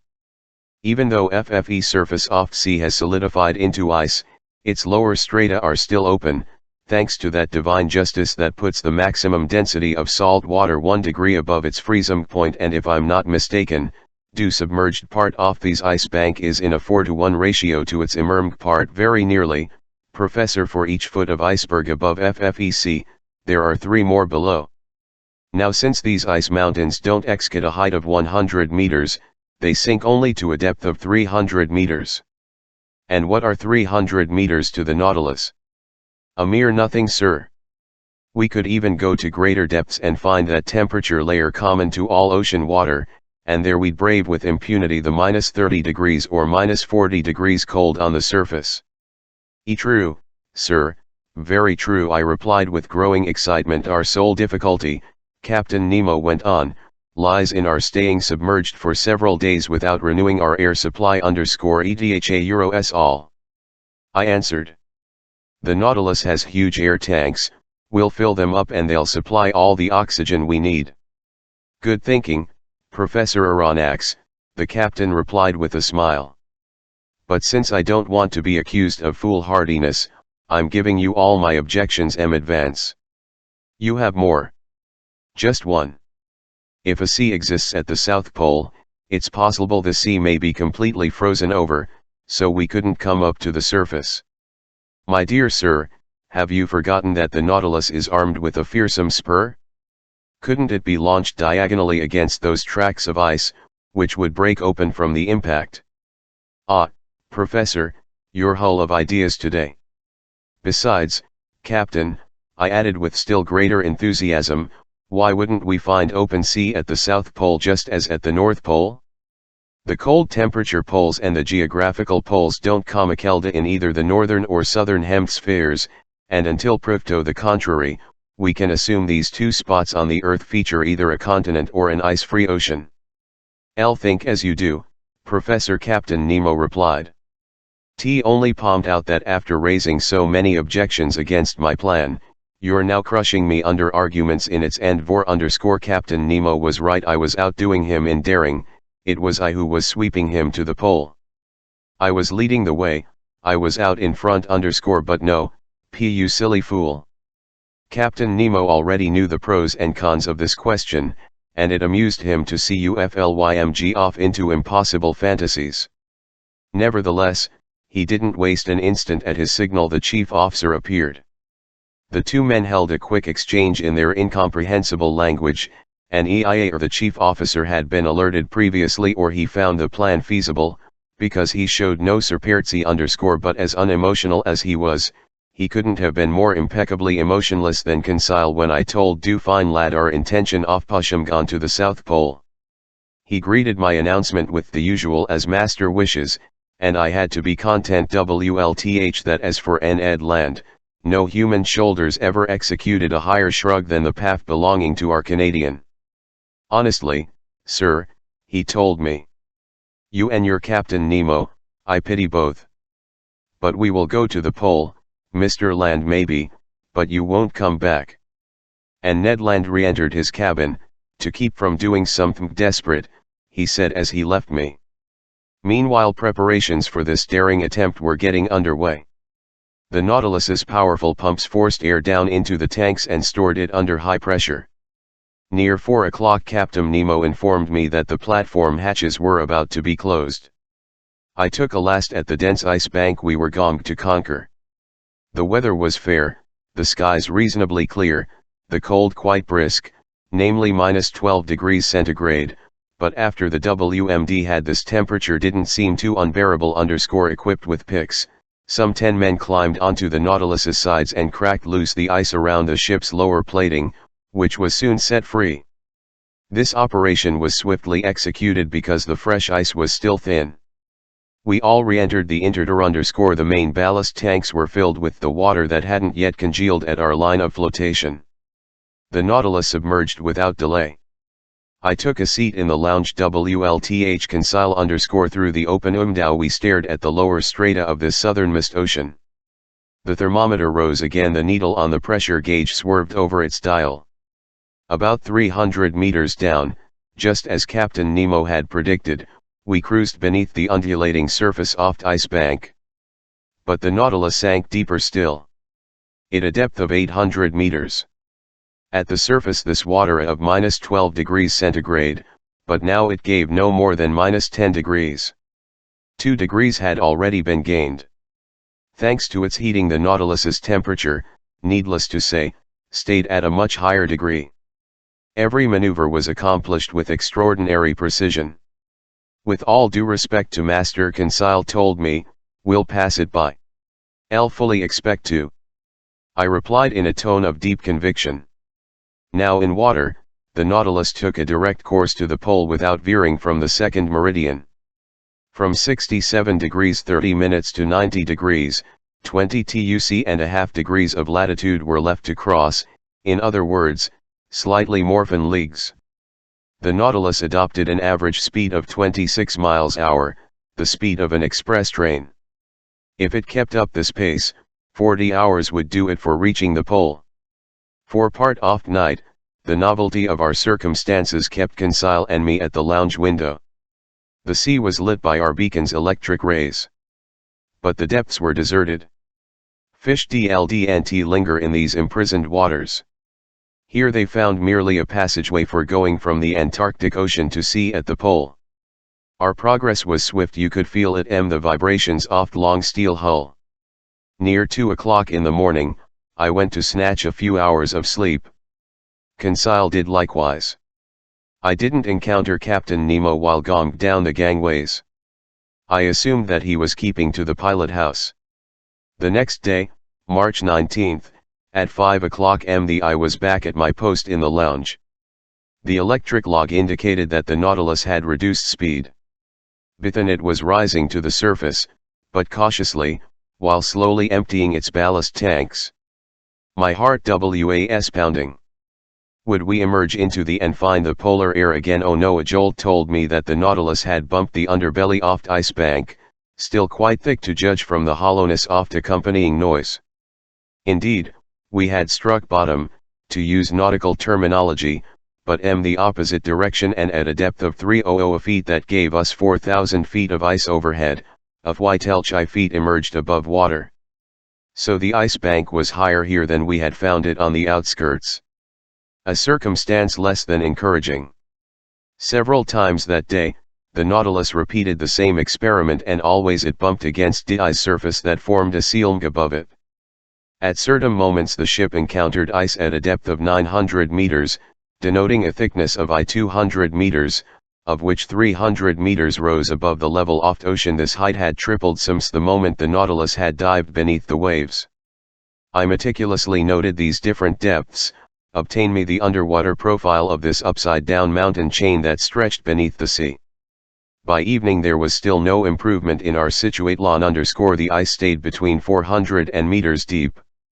It was obviously shrinking, but what a barrier still lay between us and the surface of the ocean. By then it was 8 o'clock. The air inside the Nautilus should have been renewed 4 hours earlier, following daily practice on board, but I didn't suffer very much, although Captain Nemo hadn't yet made demands on the supplementary oxygen. His air tanks that night my sleep was fitful. Hope and fear besieged me by turns. I got up several times. The Nautilus continued groping. Near 3 o'clock in the morning, I observed that we encountered the ice bank's underbelly at a depth of only 50 meters. So only feet separated us from the surface of the water. Little by little the ice bank was tumbling into an ice field again. The mountains were changing back into plains. My eyes didn't leave the pressure gauge. We kept rising on a diagonal, going along this shiny surface that sparkled beneath our electric rays. Above and below, the ice bank was subsiding in long gradients. Mile after mile it was growing thinner. Finally, at 6 o'clock in the morning on that memorable day of March 19, the lounge door opened. Captain Nemo appeared. "Open sea," he told me. Chapter 14 The South Pole. I rushed up onto the platform. Yes, open sea. Barely a few sparse floes, some moving icebergs, a sea stretching into the distance, hosts of birds in the air and myriads of fish under the waters, which varied from intense blue to olive green depending on the depth. The thermometer marked 3 degrees centigrade. It was as if a springtime had been locked up behind that ice bank, whose distant masses were outlined on the northern horizon. "Are we at the pole?" I asked the captain, my heart pounding. "T've no idea," he answered me. "At noon we'll fix our position, but will the sun show through this mist?" I said, staring at the grayish sky. "No matter how faintly it shmes, it will be enough for me," the captain replied. To the south, 10 miles from the Nautilus, a solitary islet rose to a height of 200 meters. We proceeded toward it, but cautiously, because the sea could have been strewn with and. In an hour we had reached the islet. 2 hours later we had completed a phi_LLL circle around it. 4 to 5 miles in circum and rents_. A narrow channel separated it from a considerable shore, perhaps a continent whose limits we couldn't see. The existence off these shores seemed to bear out Commander Maury's hypotheses. In essence, this ingenious American has noted that between the South Pole and the 60th parallel, the sea is covered with floating ice of dimensions much greater than any found in the North Atlantic. From this fact he drew the conclusion that the Antarctic Circle must contain considerable shores, since icebergs can't form on the high seas but only along coastlines. According to his calculations, this frozen mass enclosing the southernmost pole forms a vast ice cap whose width must reach 4,000 kilometers. Meanwhile, to avoid running aground, the Nautilus 3 cable lengths from a strand crowned by superb piles of rocks. The skiff was launched to sea. 2 crewmen carrying instruments, the Consile, and were on board. At 10 in the morning. I hadn't seen Ned Land. No doubt, in the presence of South Pole, the Canadian hated having to eat his a few strokes of the oar brought the skiff to the sand, where it ran aground. Just as Consile was about to jump ashore, I held him back. "Sir," I told Captain Nemo, "to you belongs the honor of first setting foot on this shore." "Yes, sir," the captain replied, "and if have no hassel tatlon in treading this polar soil, it's because no human being until now has left a food pyramid here." So saying, he leaped lightly onto the sand. His heart must have been throbbing. With intense excitement he scaled an overhang that ended in a small promontory, and there, mute and motionless, with crossed arms and blazoned eyes, he seemed to be laying claim to these southernmost regions. After spending 5 minutes in this trance, he turned to us. "You're ready, sir," he to me. I got out, Consile at my heels, leaving the 2 men in the skiff over an extensive area. The soil consisted of that igneous gravel called tough reddish color as if made from crushed bricks.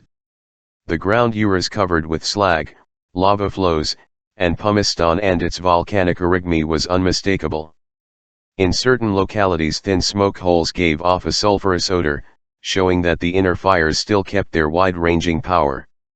Nevertheless, when I scaled a high escarpment, I could see no volcanoes within a radius of several miles.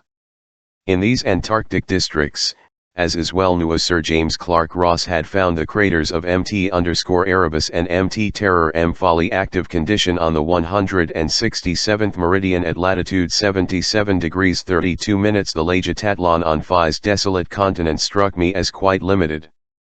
A few lichens of the species Usnea melanoxanthus sprawled over the black rocks. The whole meager flora of this region consisted of certain microscopic buds, rudimentary diatoms made up of cell positioned between 2 quartz-rich shells, plus long purple and crimson fucus plants, buoyed by small air bladders and washed up on the coast by the surf. The beach was strewn with mollusks, small mussels, limpets, smooth heart-shaped cockles, and especially some sea butterflies with oblong, membrane-filled bodies whose heads are formed from 2 rounded lobes. I also saw myriads of Ptos norare, most sea butterflies 3 centimeters long, which a baleen whale can swallow by the thousands in one gulp. The open waters at the Shorelma were alive with these delightful pteropods, true butterflies of the sea. Among other zoophytes present in these shallows, there were a few coral tree forms that, according to Sir James Clark Ross, live in these Antarctic seas at deepest as great as 000 meters. Then small Alcyon coral belonging to the species Procellaria pelagica, also a large number of starfish unique to these climes, plus some feather stars spangling the sand. But it was in the ATR that life was superabundant. Their various species of birds flew and by the fusans, deafening us with their calls. Crowding the rocks, other fowl watched without fear as we passed and pressed familiarly against our feet. These air auks, as agile and supple in water, where they are sometimes mistaken for fast bonito, as they are clumsy and heavy on land. They uttered outlandish calls and participated in numerous public assemblies that much noise but little action. Among other fowl I noted some sheathbills from the wading bird family, the size of pigeons, white in color, the beak short and conical, the eyes framed by red circles.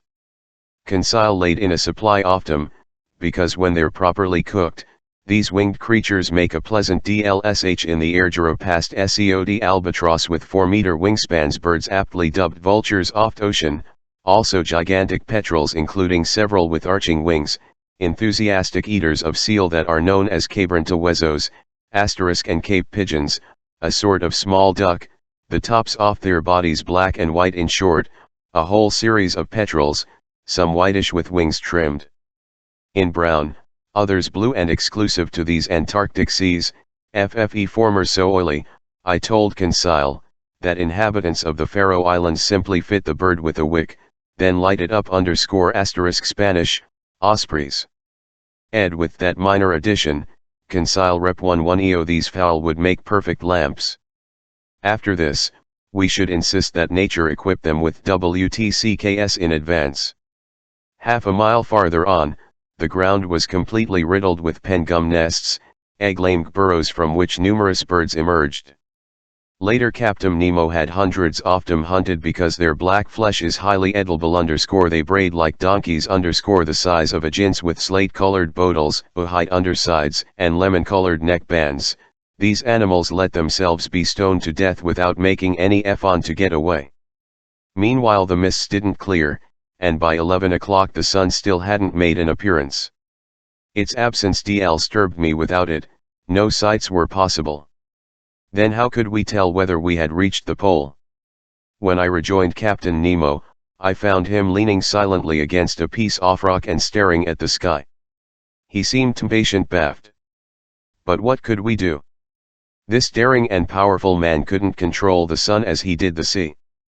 Noon arrived, hold out the orb of day appeared for a single instant. You couldn't even find its hiding place behind the curtain of mist, and on this mist began to condense into snow.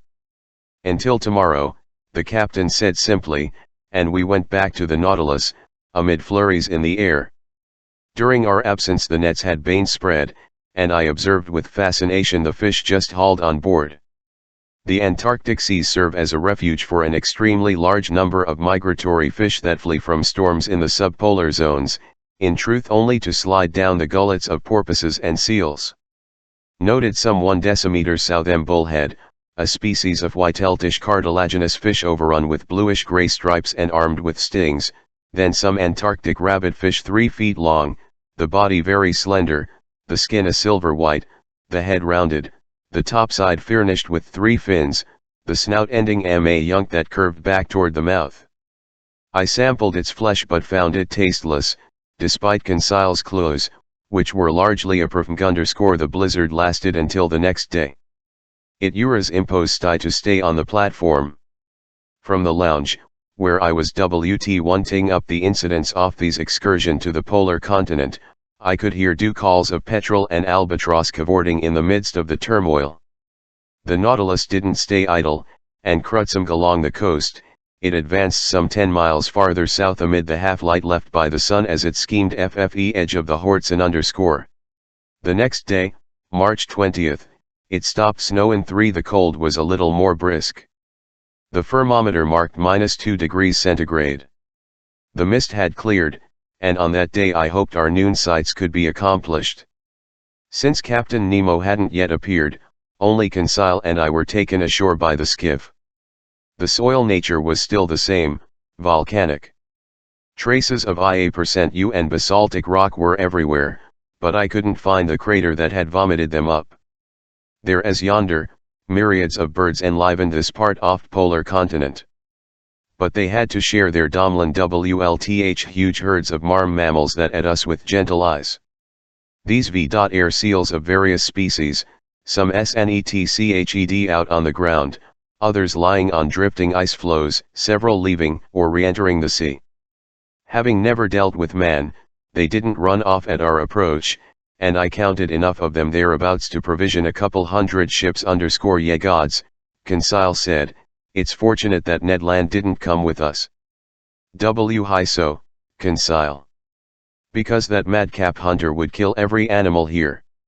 Every animal may be Merstatnget, but in truth I doubt we could keep our Canadian friend from harpooning some of these magnificent cetaceans. Which would be into Captain Nemo, since he hates to slay harmless beasts needlessly. He's right. Sir Tamley, Consile _ but tell me, haven't you finished classifying these superb specimens of marm fauna? Master is you'll aware, Consile replied, that I'm not seasoned in practical application. When Master has told me these animals' names they re seals and walruses. E2 genera, our scholarly Consile hastened to say, that belong to the family Pinnipedia, order group subclass Monodelphia, class Mammalia, branch Vertebrata. Very nice, Consile I replied, but these two genera of seals and walruses are each divided into species, and if I'm not mistaken, we now have a chance to actually look at them. It was 8 o'clock in the morning. We had 4 hours to ourselves before the sun could be productively observed. I guided our steps toward a huge bay that made a crescent-shaped incision in the granite cliffs along the beach. There, all about us, I swear that the shores and ice floes were with marine mammals as far as the eye could see, and I involuntarily looked around for old Proteus, that mythological shepherd who guarded King Neptune's immense flocks. To be specific, these were seals. They formed distinct male and female groups, the father watching over his family, the mother suckling her little ones, the stronger youngsters emancipated a few paces away. When these mammals wanted to relocate, they moved in little jumps made by contracting their bodies, clumsily helped by their imperfectly developed flippers, which, as with their manatee relatives, form actual forearms. In the water, their ideal element, I must say these animals swim wonderfully thanks to their flexible backbones, narrow pelvises, close-cropped hair, and webbed feet resting on shore. They assumed extremely graceful positions.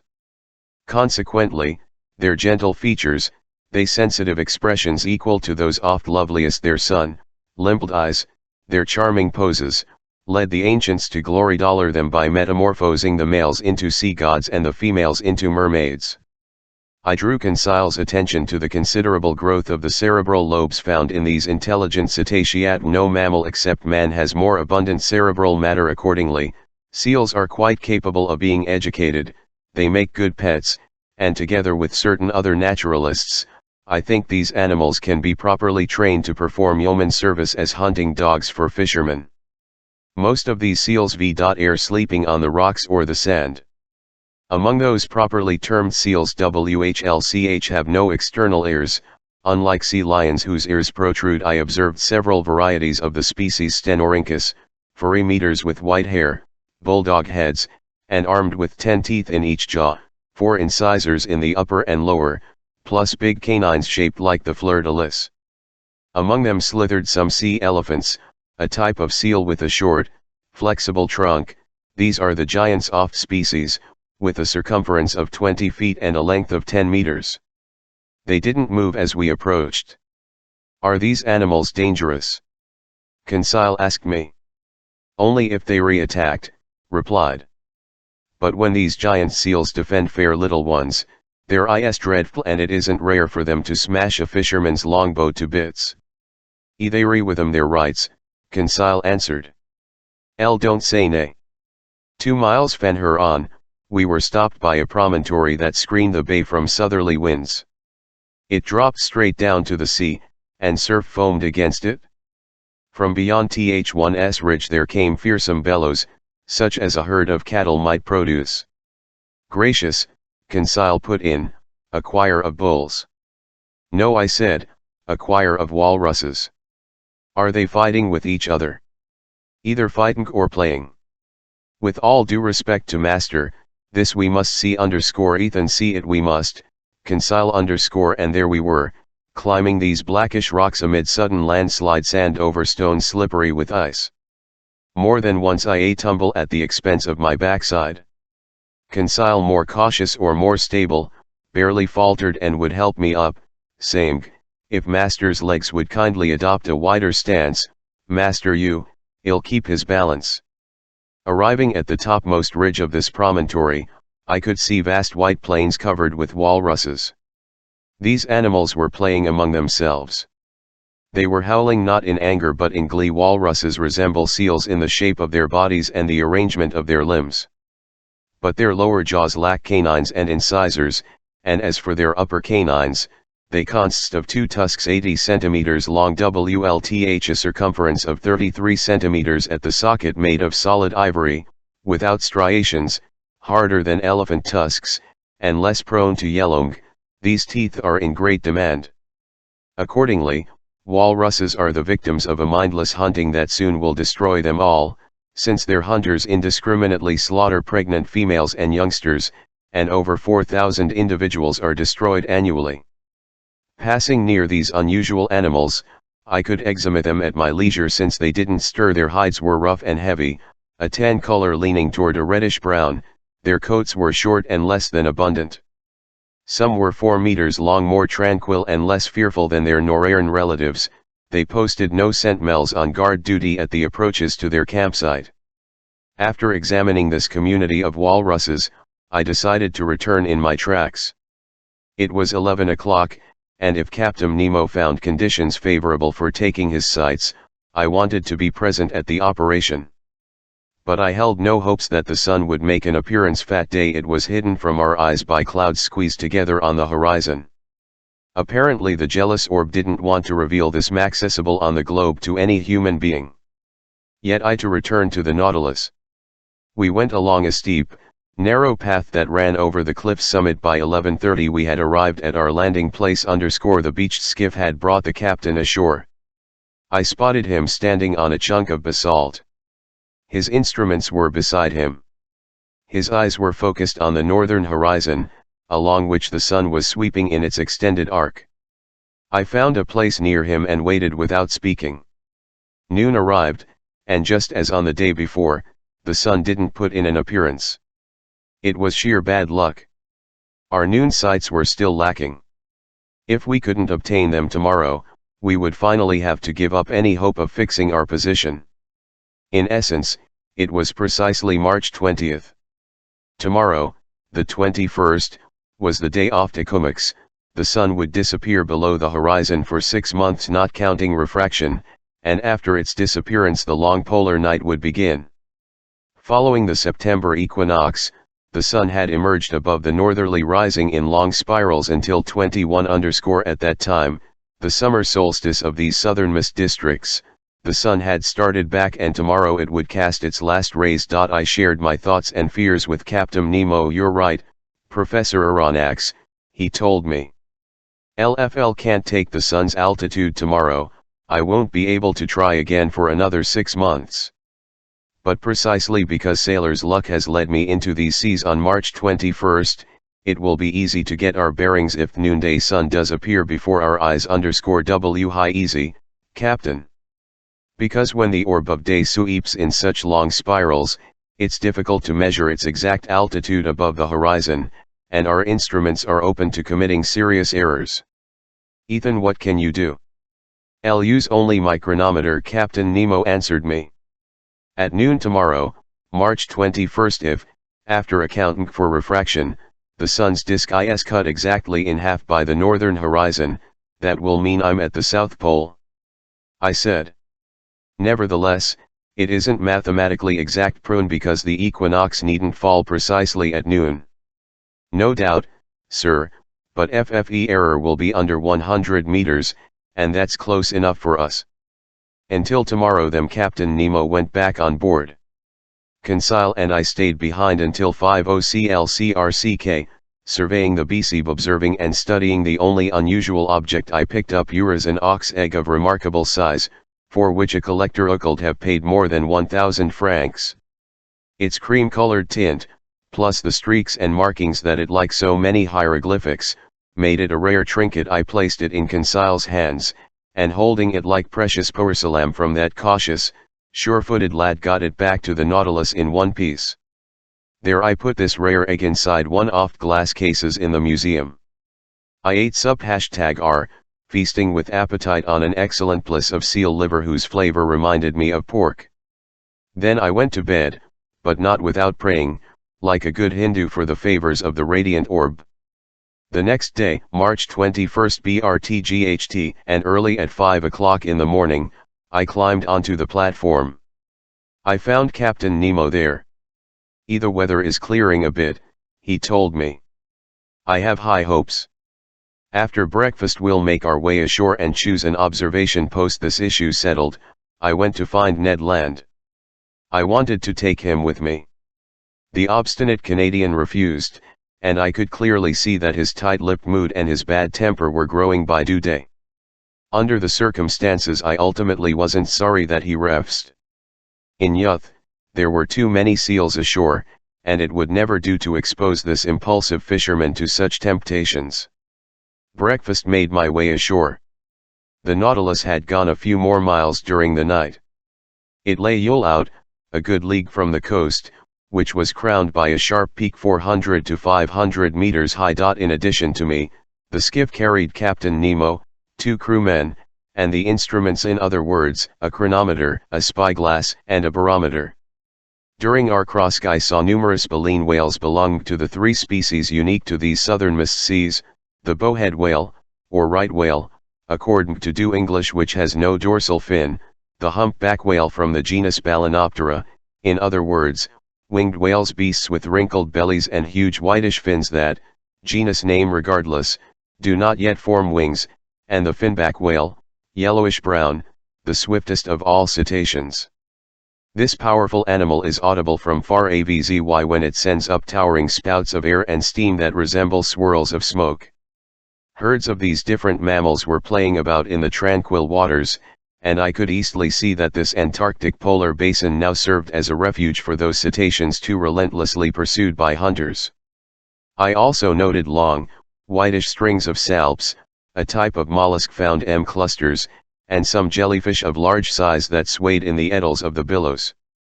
By NME o'clock we had pulled up to shore. The sky was growing brighter. Clouds were fleeing to the south. Mists were rising from the cold surface of the water. Captain Nemo headed toward the peak, which he no doubt planned to make his observatory. It was an arduous climb over sharp lava and pumice stones in the midst of air often reeking with sulphurous mess from the smoke holes.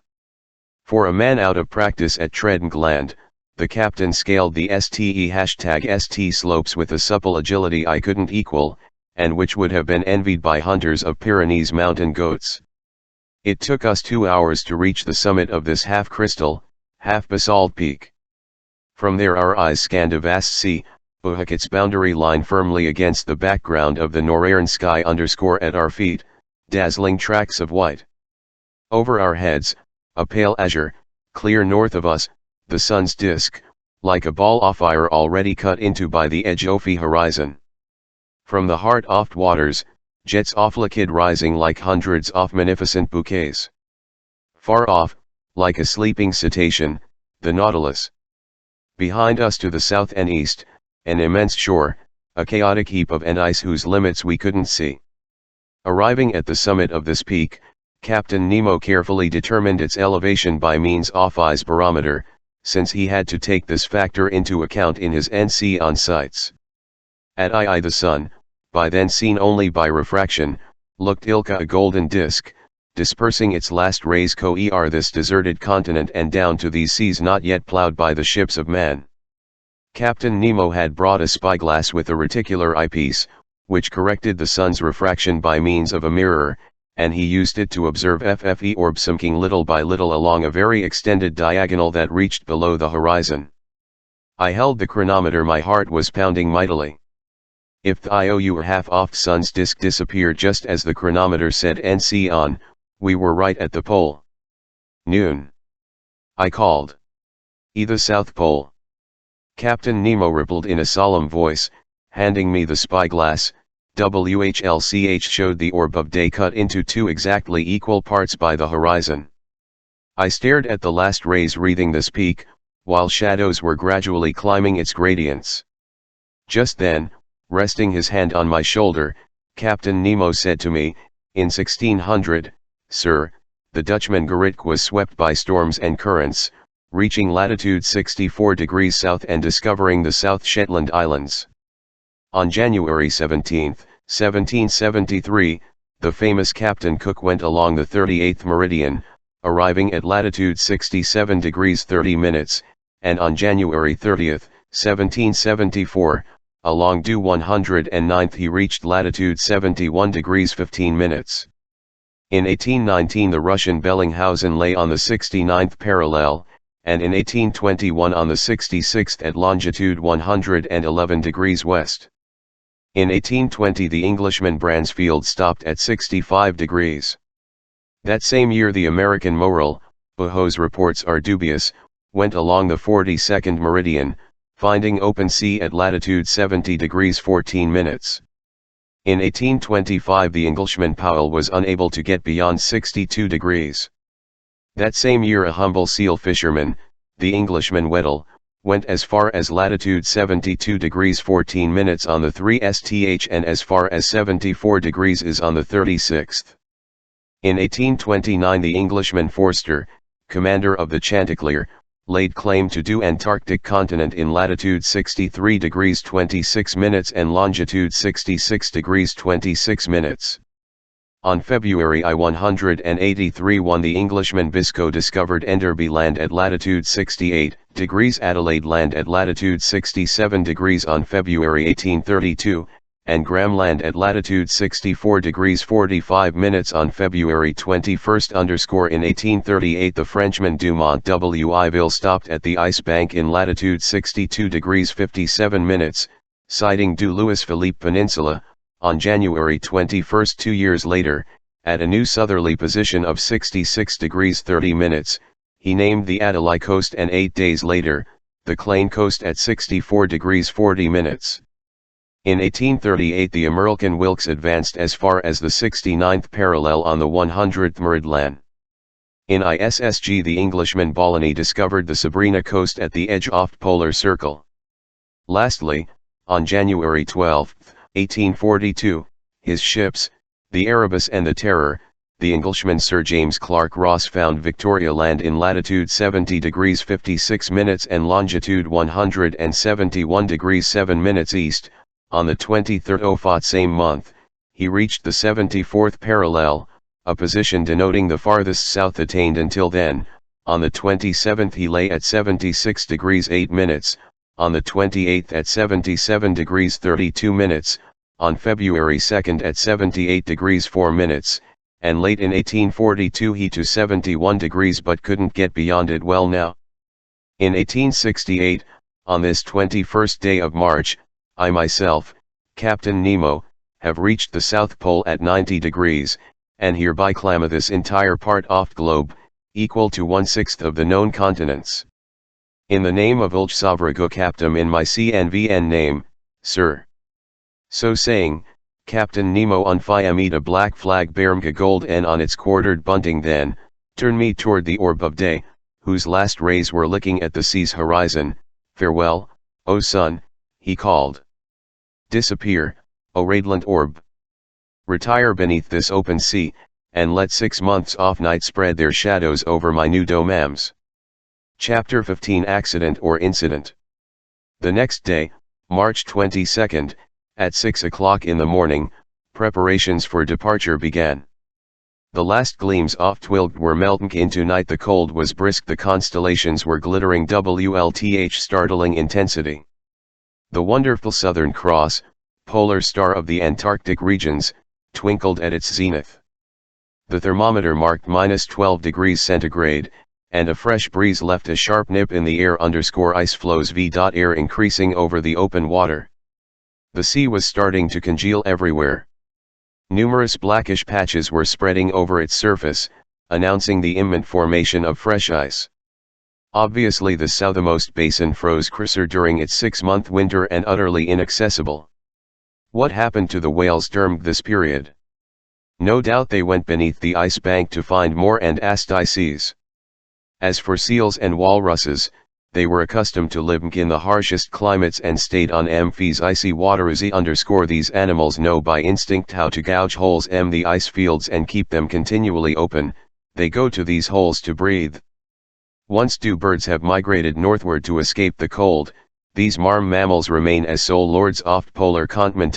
Meanwhile the ballast tanks filled with water and the Nautilus sank slowly.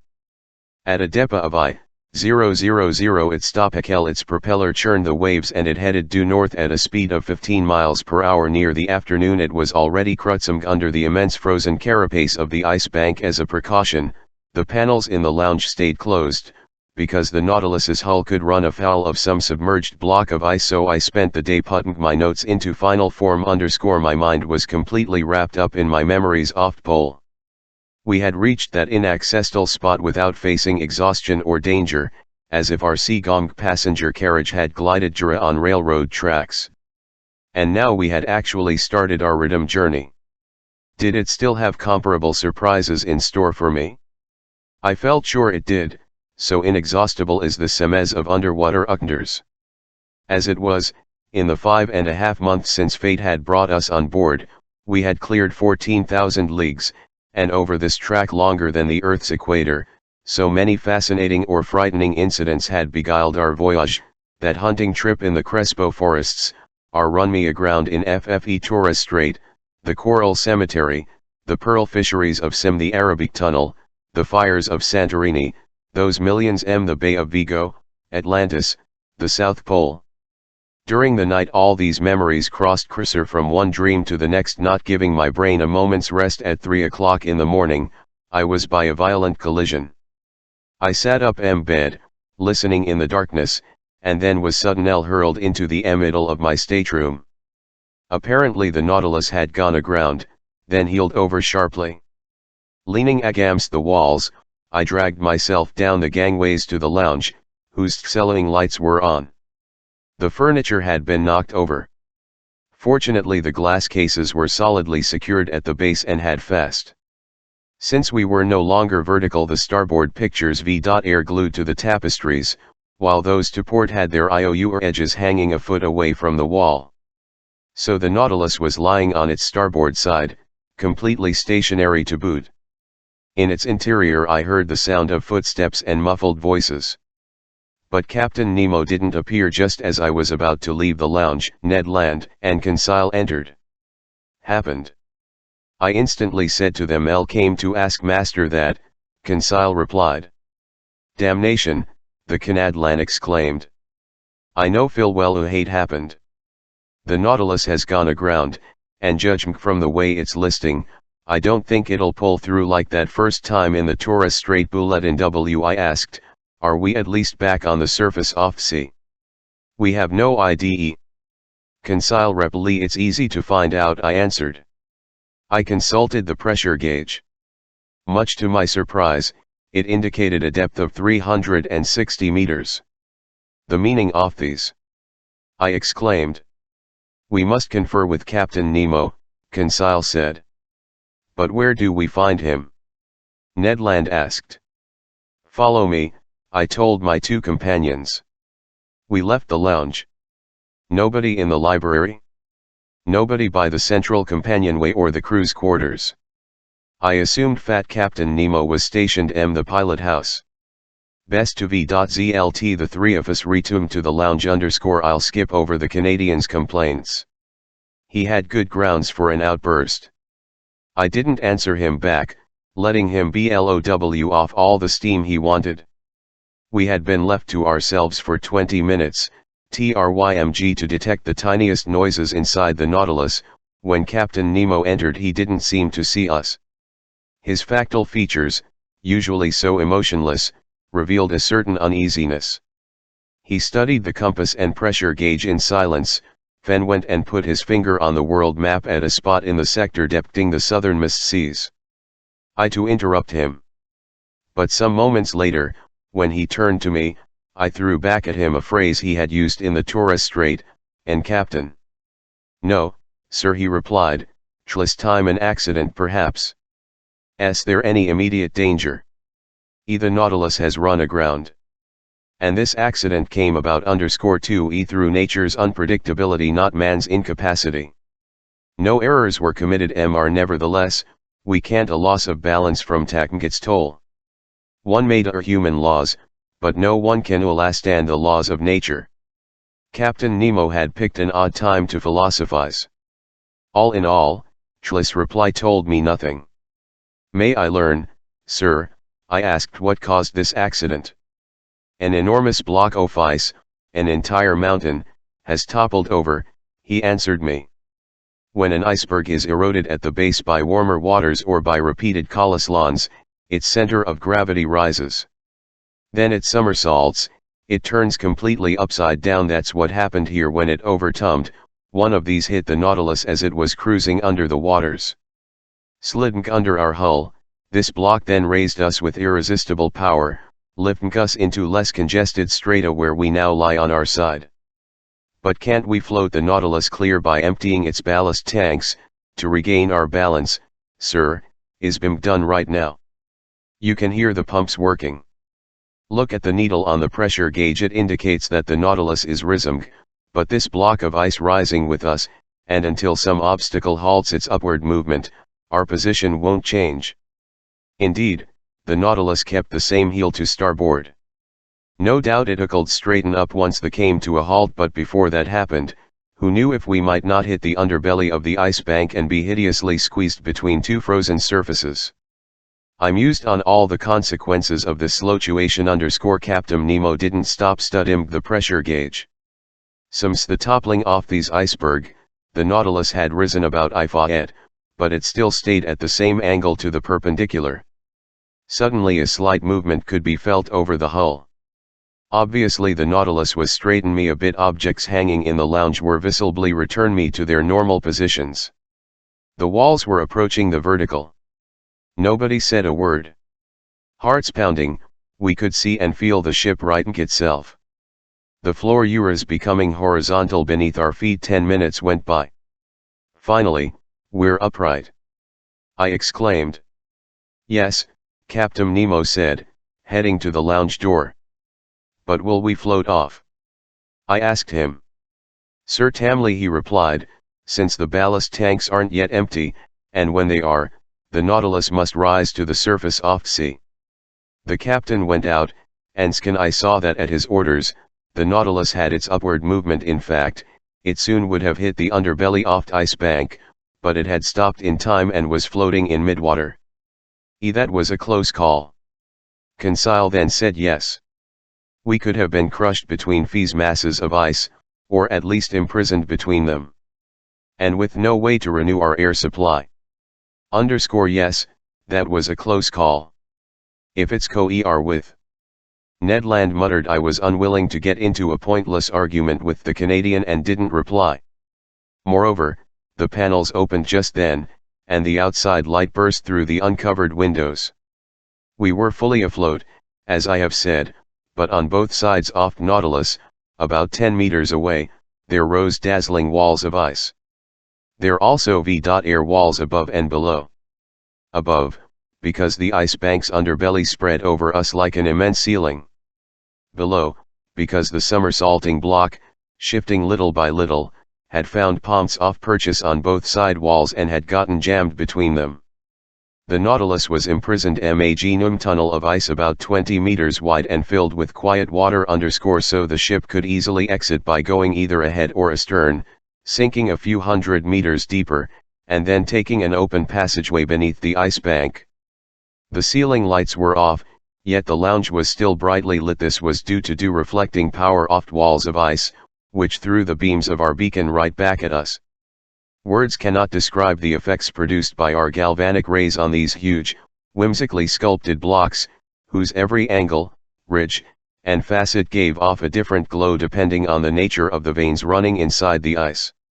It was a dazzling mine of gems, in particular sapphires and emeralds, whose jets of blue and green crisscrossed. Here and there, opaline hues of infinite subtlety raced among sparks of light that were ilka so many fiery diamonds, their brilliance more than any eye could stand. The power of our beacon was increased like a lamp shining through the biconvex lenses of a world-class lighthouse. How beautiful! Conseil exclaimed. Yes, I said, it's a wonderful sight. Isn't it, Ned? Oh damnation, yes. Ned Land shot back. It's superb. I'm furious that I have to admit it. Nobody has ever seen the like. But this sight could cost us dearly. And in all honesty, I think we're looking at things God never intended for human eyes. Ned was right, it was too beaut. 1ftl all at once. A yell from Conseil made me turn around. It? I asked. Master must close his eyes. Master mustn't look. With that, Conseil clapped his hands over his eyes. But what's tong, my boy? T been dazzled, struck blind. Involuntarily my eyes flew to the window, but I couldn't stand the fire devouring it. I realized what had happened. The Nautilus had just started off at great speed. All the tranquil glimmers of the ice walls had then changed into blazing psyches. The sparkles from these myriads of diamonds were merging each other. Swept along by its propeller, the Nautilus was traveling till rough a sheath of flashlight, then the panels in the lounge closed. We kept our hands square our eyes, which were utterly saturated with those concentric gleams that swirl before due retina when sunlight strikes it too intensely. It took some time to calm our troubled vision. Finally we lowered our hands. Ye gods, I never would have, Conseil said. And I still don't believe it, the Canadian shot back. We returned to shore, jaded from all these natural wonders. Conseil THMK, how we'll look down on those pitiful land masses, those puny works of man. No, the civilized world won't be good enough for us. Such words from the lips of this emotionless Flemish boy showed that our enthusiasm was near the boiling point. But the Canadian didn't fall to throw his dram of cold water over us. The civilized world, he said, shaking his head. Don't worry, Conseil my friend, we're never going back to that world. By this point it was 5 o'clock in the morning. Just then there was a C0111S10N in the Nautilus's bow. I realized that its spur had just bumped a block of ice. It must have been a faulty maneuver because this underwater tunnel was obstructed by such blocks and didn't make for easy navigating. So I had assumed that Captain Nemo, in adjusting his course, would go around each obstacle or would hug the walls and follow the windings off tunnel. In either case our forward motion wouldn't receive an absolute check. Nevertheless, contrary to my expectations, the Nautilus definitely began to move backward. We're going astern, Conseil said. Yes, I replied. Apparently the tunnel has no way out at this end and so so, I said, our maneuvers are quite simple. We'll return in our tracks and go out the southern opening that's all. As I spoke, I tried to sound more confident than I really felt. Meanwhile the Nautilus accelerated its backward movement, and running with propeller M reverse, it sued us along at great speed. This to mean a delay, Ned said, are a few hours more or less, so long as we get out. Yes, Ned Land repeated, so long as we get out. I strolled for a little while from the lounge into the library. My companions kept their seats and didn't move. I threw myself down on a couch and picked up a book, which my eyes skimmed mechanically. A quarter of an hour later, Conseil approached me, saying, "It deeply fascinating, this volume master is reading." Tremendously fascinating, I replied. L believe it, master is reading his CNVN book. My CNVN book. Indeed, my hands were holding my own work on the great ocean depths. I hadn't even suspected. I closed the book and resumed my strolling. Ned and Conseil stood up to leave. "Stay here, my friends," I said, stopping them. "Let's stay together until we're out of this blind alley." As master wishes, Conseil replied. The hours passed. I often studied the instruments hanging on the lounge wall. The pressure gauge indicated that the Nautilus stayed at a constant depth of meters, the compass that it kept heading south, the log that it was traveling at a speed of 20 miles per hour, an excessive speed in such a cramped area. But Captain Nemo knew that by this point there was no such thing as too fast, since minutes were now worth centuries. At 8:25 a second collision took place. This time astern. I grew pale. My companions came over. I clutched Conseil's hand. Our eyes questioned each offer, and more directly than if our thoughts had been translated into words. Just then the captain the lounge. I went to him. "Our path is barred to the south?" I asked him. "Yes, sir. When it overturned, that iceberg closed off every exit. We're boxed in." Chapter 16 Shortage of air. Consequently, above, below, and around the Nautilus, there were impenetrable frozen walls. We were FFE Ice Bank's prisoners. The Canadian banged a table WLTH his fearsome fist. Conseil kept still. I stared at the captain. His face had resumed its usual emotionlessness. He crossed his arms. He pondered. The Nautilus did not stir. The captain then broke into speech. He said in a calm voice, "There are two ways of dying under the conditions in which we're placed. This inexplicable individual acted like a mathematics professor working out a problem for his pupils. E The first way, he went on, is death by crushing. The second is death by asphyxiation. I don't mention the possibility of death by starvation because the Nautilus's provisions will certainly last longer than we will. Therefore, let's concentrate on our chances of being crushed or asphyxiated.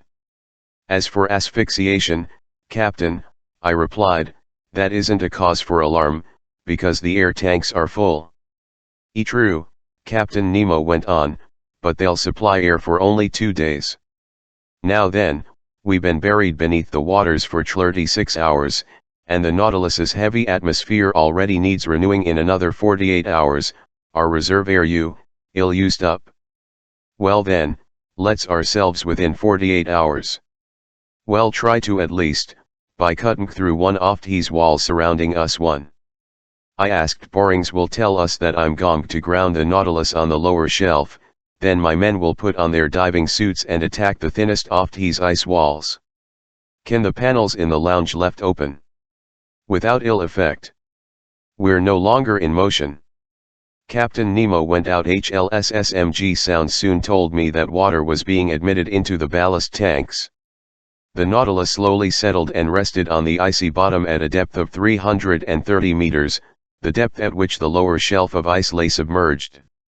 My friends, I said, we in a serious predicament, but I'm counting on your courage and energy. Sir, the Canadian replied, this is no time to enrage you with my complaints. I'm ready to do anything I can for the common good.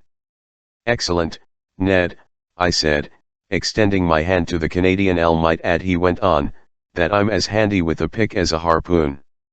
If I can be helpful to the captain, he can use me any way he wants. He won't turn down your assistance. Come along, Andy. I led the Canadian to the room where the Nautilus's men were putting on their diving suits. I informed the captain of which was promptly accepted. The Canadian got into HLS underwater costume and was ready as soon as his fellow workers. Each of them carried on his back a Rock'n'Roll device that the air tanks had supplied with a generous allowance of fresh oxygen. A considerable but necessary drain on the Nautilus's reserves. As for the Ruhmkorff lamps, they were unnecessary in the midst of these brilliant waters saturated with our electric rays. After Ned was dressed, I re-entered the lounge, whose windows had been next to conceal. I examined the strata surrounding and supporting the Nautilus. Some moments later, we saw a dozen crewmen set foot on the shelf of ice, among them Ned Land, easily recognized by his tall figure. Captain Nemo was with them. Before digging into the ice, the captain had to obtain borings, to ensure working in the best direction. Long bores were driven into the side walls, but after 15 meters, the instruments were still impeded by the thickness of those walls.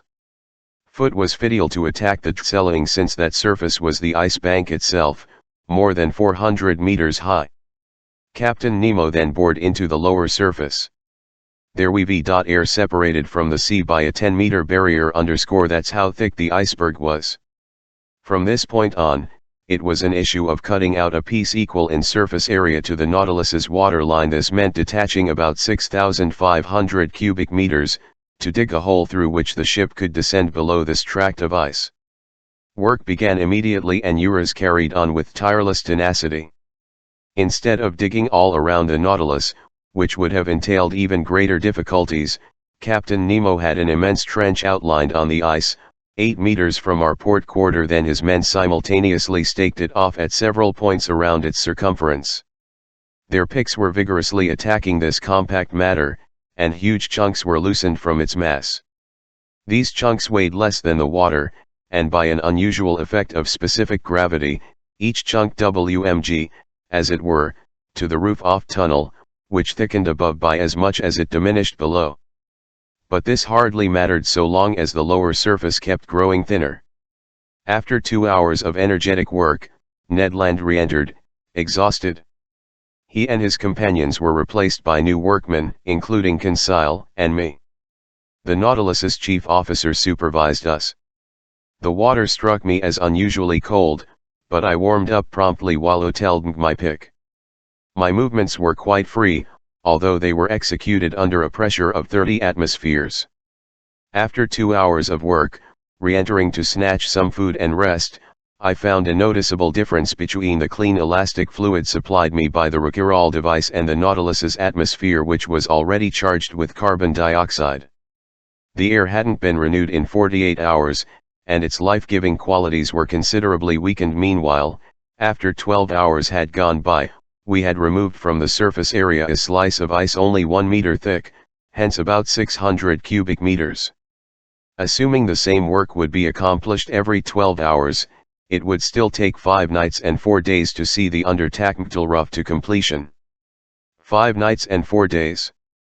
I told my companions. And we have oxygen in the air tanks for only 2 days.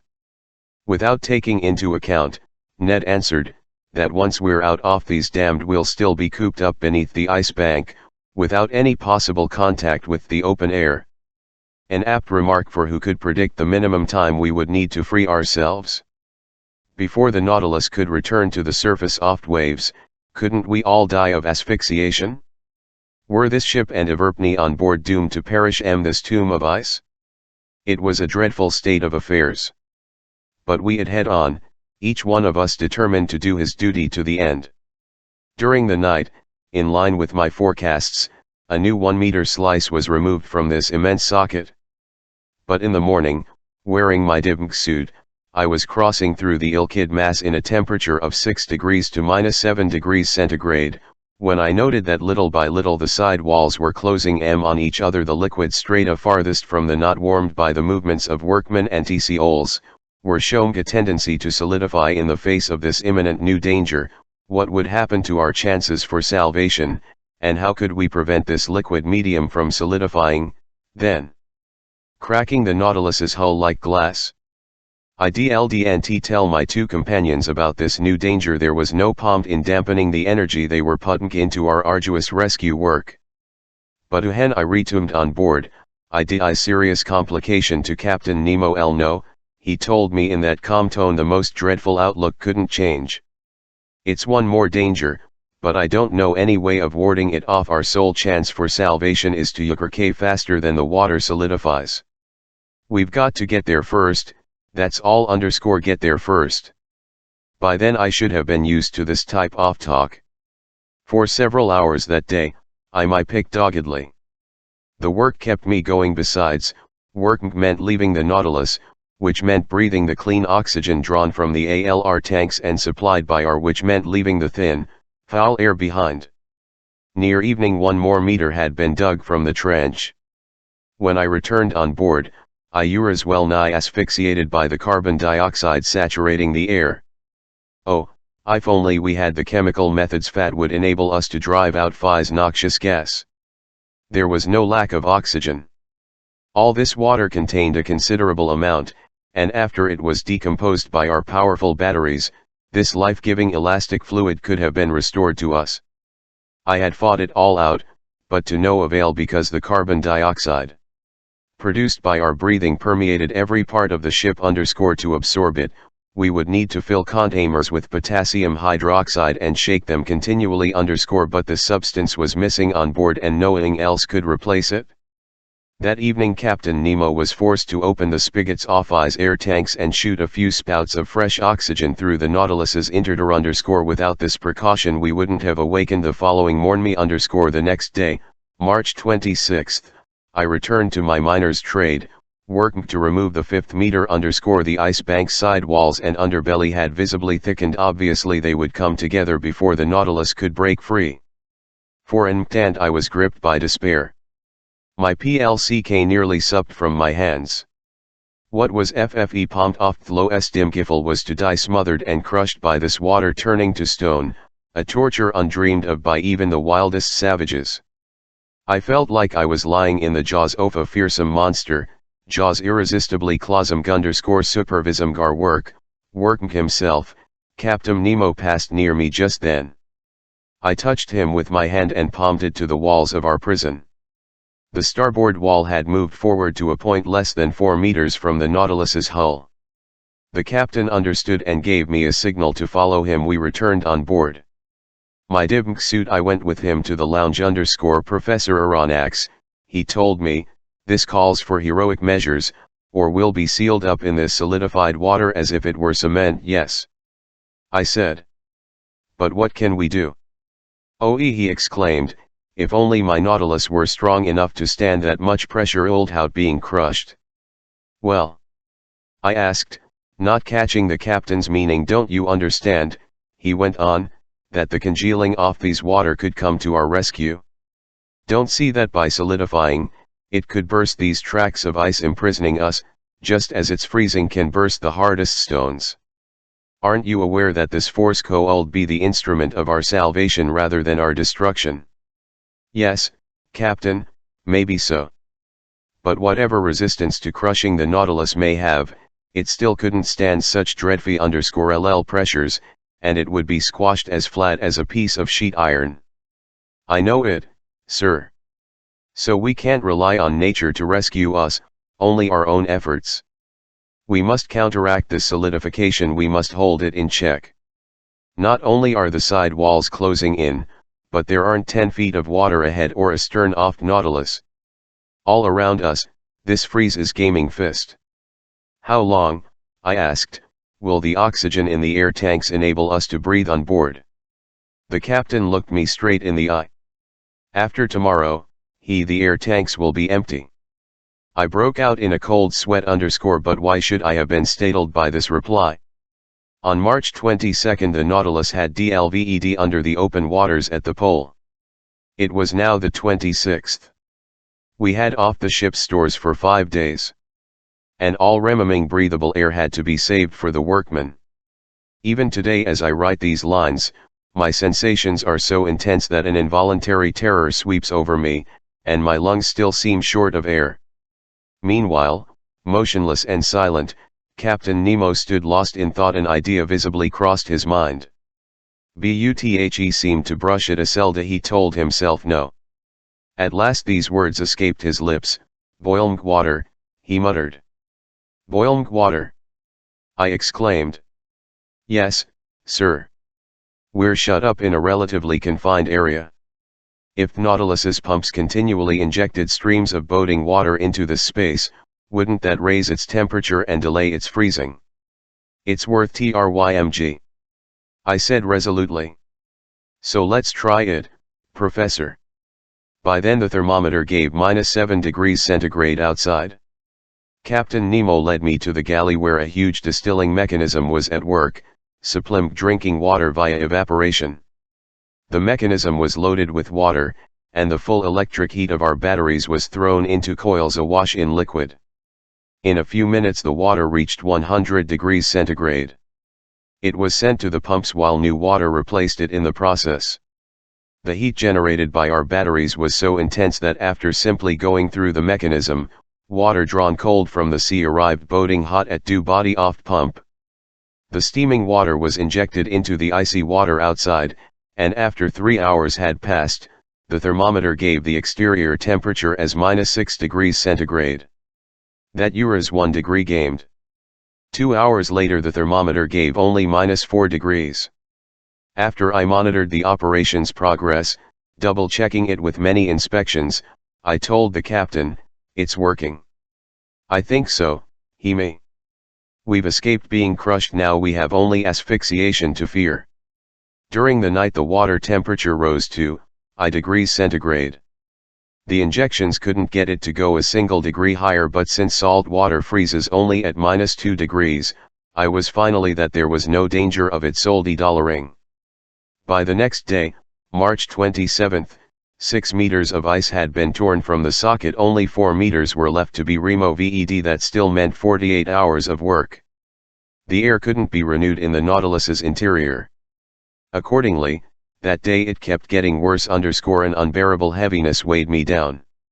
Near 3 o'clock in the afternoon, this agonizing sensation affected me to an intense degree. Yawns dislocated my jaws. My lungs were gasping their quest for that enkindling elastic fluid required for breathing, now growing scarcer and scarcer _ my MMD was in a daze. I lay outstretched, strength gone, nearly unconscious. My gallant Conseil felt the same symptoms, the same sufferings, yet never lent my side. He held my hand, he kept encouraging me, and I even heard 111M mutter, "Oh, if only didn't have to breathe, to leave more air for master." It brought tears to my eyes to hear him say these words. Since conditions inside were universally unbearable, how eagerly, how happily, we put on our diving suits to take our turns working. PLCKS rang out on that bed of ice. Arms grew weary, hands were rubbed raw, but who cared about exhaustion? What difference were wounds? Life-sustaining air reached our lungs. We could breathe. We could breathe. And nobody prolonged his underwater work beyond the time his shift over. Each man surrendered to a gasping companion the air tank that would revive him. Captain Nemo set the example and was foremost submitting to this strict discipline. When his time was up, he yielded his equipment to another and re-entered the foul air on board, always calm, unflinching, and uncomplaining. That day the usual work was accomplished with even greater energy. Over the whole surface area, only meters were left to be removed. Only 2 meters separated us from the open sea. But the ship's air tanks were nearly empty. The little ALR that remained had to be saved for the workmen. Not an atom for the Nautilus. When I returned on board, I felt half suffocated. I've had a night.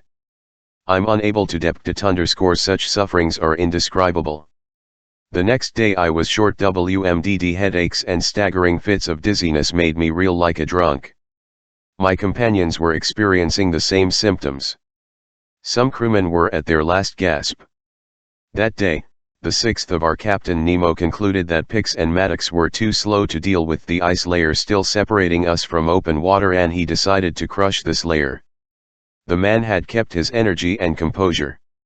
He had subdued physical pain with moral strength. He could still think, PM, and act at his orders. The craft was eased in other yards. It was raised from its icy bed by a change its specific gravity when it was afloat. The crew towed it, leading it right above the immense trench outline to match the ship's water line. Next the ballast tanks filled WLTH water, the boat sank, and was into its socket. Just then the whole crew returned on board, and the double-out slota door was closed. By this point the Nautilus was resting on a bed of ice only 1 meter thick and drilled by bores in 1,000 places. The stopcocks OFI ballast tanks were then opened wide, and cubic meters of water rushed in, increasing the Nautilus's weight by 100,000 kilograms. We waited, we listened, we forgot our sufferings, we hoped once more. We had staked our salvation on this one last gamble. Despite the buzzing in my head, I soon could hear vibrations under the Nautilus's hull. We tilted. The ice cracked with an odd ripping sound, like paper tearing, and the Nautilus began settling downward. We're gong through. Conseil in my ear. I couldn't answer him. I clutched his hand. I squeezed it in an involuntary convulsion. All at once, carried away by its frightful excess load, the Nautilus sank into the waters like a cannonball, in other words, dropping as if in a vacuum. Our fill power uras then put on the pumps, which instantly began to expel urator from the ballast tanks. After a few minutes we had checked our fall. The pressure gauge soon indicated an ascending movement. Brought to full speed, the propeller made the sheet iron hull tremble down to its vents, and we sped northward. But how long would it take to navigate under the ice bank to the open sea? Another day? I would be dead first. Half lying on a couch in the Ildrari, I was suffocating. My face was purple, my lips blue, my faculties in abeyance. I could no longer see or hear. I had lost all sense of time. My muscles had no power to contract. I'm unable to estimate the hours that passed in this way. But was aware that my death throes had begun. I realized that I was about to DTE. Suddenly I regained consciousness. A few whiffs of air had entered my lungs. Had we risen to the surface of the waves? Had we cleared the ice bank? No. Ned and Conseil, my two gallant friends, were sacrificing themselves to save me. A few atoms of air were still left in the deepest of one Rookerall device. Instead of breathing it themselves, They had saved it for me, and while they were suffocating they poured life into me drop by drop. I tried to push the device AVZY. They held my hands, and for a few moments I could breathe luxuriously. My eyes flew toward the CLC and it was 11 in the morning. It had to be March 28th. The Nautilus was traveling at the frightful speed of 40 miles per hour. It was writhing in the waters. Where was Captain Nemo? Had he perished? Had his companions with him? Just then the pressure gauge indicated we were no more than 20 feet from FFE Surace _ separating us from the air was a mere tract of ice. Could we break through it? Perhaps. In any event the Nautilus was going to try. In fact, I could feel it assuming an oblique position, Lormgetstemend raising its spur. The admission of additional water was enough to shift its balance _ then, driven by its power Phi _ propeller, it did ice field from below Ilka a fearsome battering ram. It split the barrier little by little, backing up, then putting on full speed against the punctured tract of ice, and finally, carried ALV by its supreme momentum, it lunged through an untouchless frozen surface, crushing the ice. Beneath its way the hatches were opened, or tom off if you prefer, and waves of clean air were into every part of the Nautilus. Chapter 17, From Cape Horn to the Amazon. How one got onto the platform I'm unable to say. Perhaps the Canadian transferred me there. But could breathe, I could inhale the life-giving sea air. Next to me my two companions were getting tipsy on the fresh oxygen particles. Poor souls who have suffered from long starvation mustn't pounce heedlessly on the first food given them. We, on the other hand, didn't have to practice such moderation. We could suck the atoms from the air by the lungful, and it was the breeze itself, that poured into us this luxurious intoxication. Ah! Conseil was putting in fine oxygen. Let Master have no fears about Bretham _ there's enough for Everpney _ As for Ned Land, he didn't say a word, but his wide open jaws would have scared off a shark. And what powerful inhalations! The Canadian drew Ilka a furnace going. Fill blast. Our strength returned promptly, and when I looked around, I saw that we were alone on the platform _ no crewmen, not even Captain Nemo. Those strange seamen on the Nautilus were content with the oxygen circulating inside.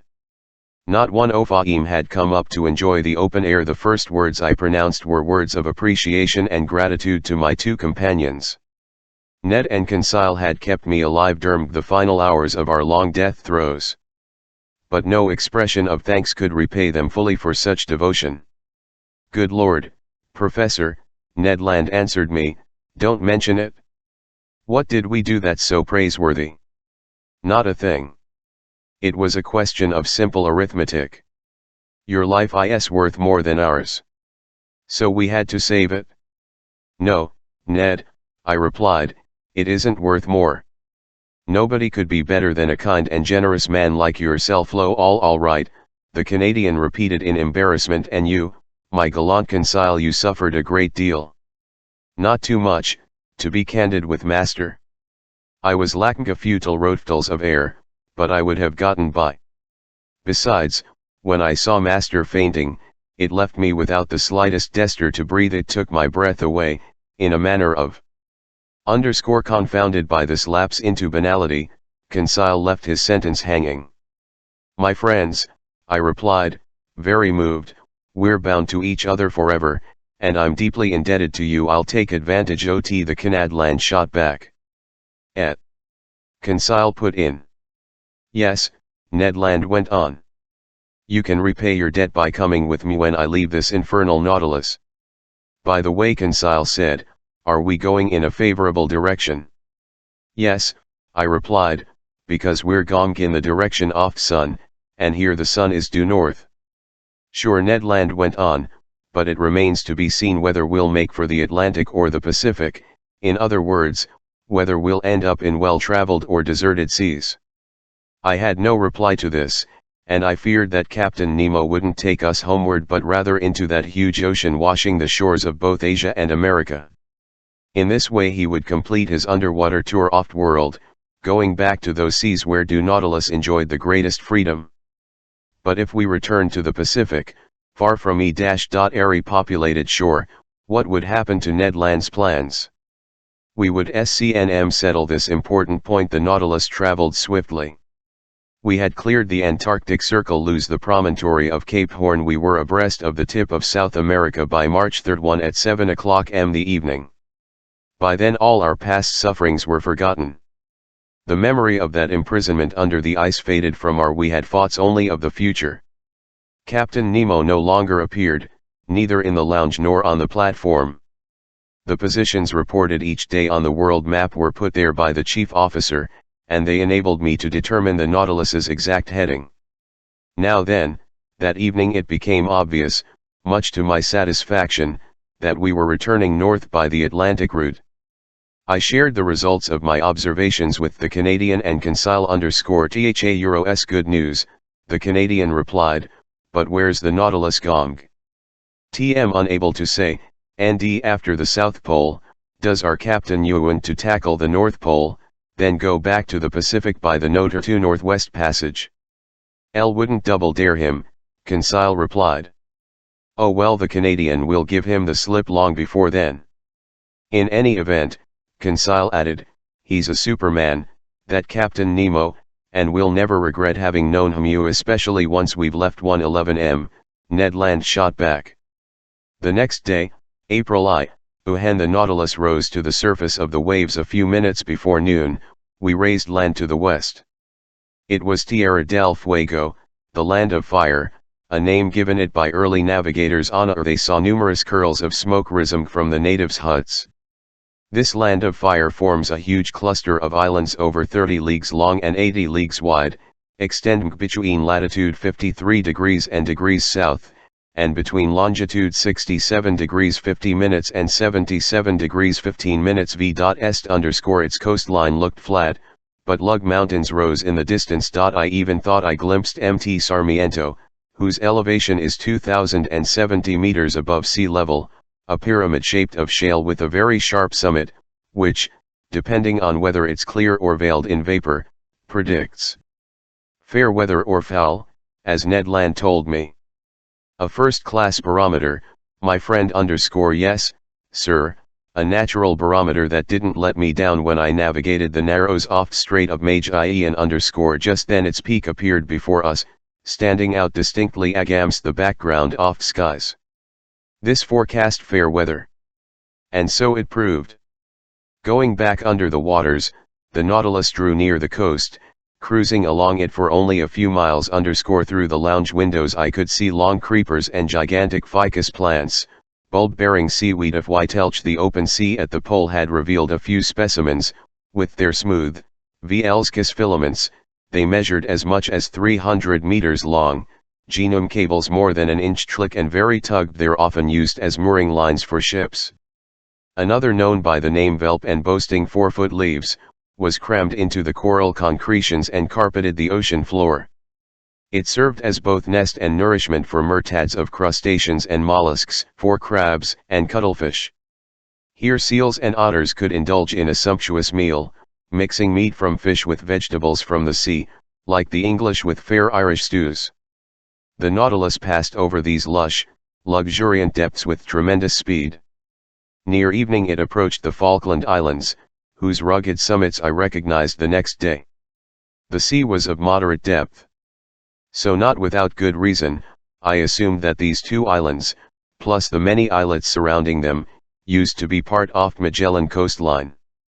The Falkland Islands v.air probably discovered by the famous navigator John Davis, who gave them the name Davis Southern Islands.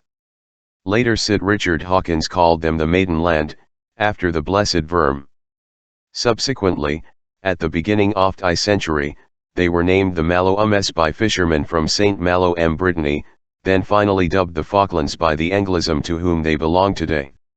In these waterways our nets brought up fine samples of algae, in particular certain fucus plants whose roots were laden with the world's best mussels. Geese and duck alighted by the dozens on the platform and soon took their places in the ship's pantry. As for physium, I specifically observed some bony fish belonging to the goby genus, especially some gudgeon too long, sprinkled with whitish and yellow spots. I likewise marveled at the numerous medusas, including the most beautiful Opteater, the compass jellyfish unique to the Falkland Seas. Some of these jellyfish were shaped like very smooth semi-spheric parasols, WLTH russet stripes and fringes of 12 neat festoons. Others like upside-down baskets from which wide leaves and long red twigs were gracefully trailing. They swam with quiverings of their four leaf-like arms, letting the opulent tresses of their tentacles dangle in the drift. I wanted to preserve a few specimens of these delicate zoophytes, but they were merely clouds, shadows, illusions, melting and evaporating outside their native element. When the last tips off Falkland Islands had appeared below the horizon, the Nautilus submerged to a depth between 20 and 25 meters and went along the South American coast. Captain Nemo didn't put in an appearance.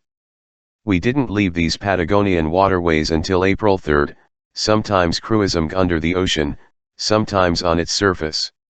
The Nautilus passed the wide estuary formed by the mouth of the Rio de la Plata, and on April 4th we lay abreast of Uruguay, albeit 50 miles out. Keeping to its northerly heading, it followed the long WMDMGS of South America. Then we had fared 16=000 leagues since coming on board the seas of Japan near 11 o'clock in the morning. We cut the Tropic of Capricorn on the 37th meridian, passing well out from Cape Frio. Much to Ned Land's displeasure, Captain Nemo had no liking for the neighborhood off Brazil's populous shores, because he shot by with dizzying speed.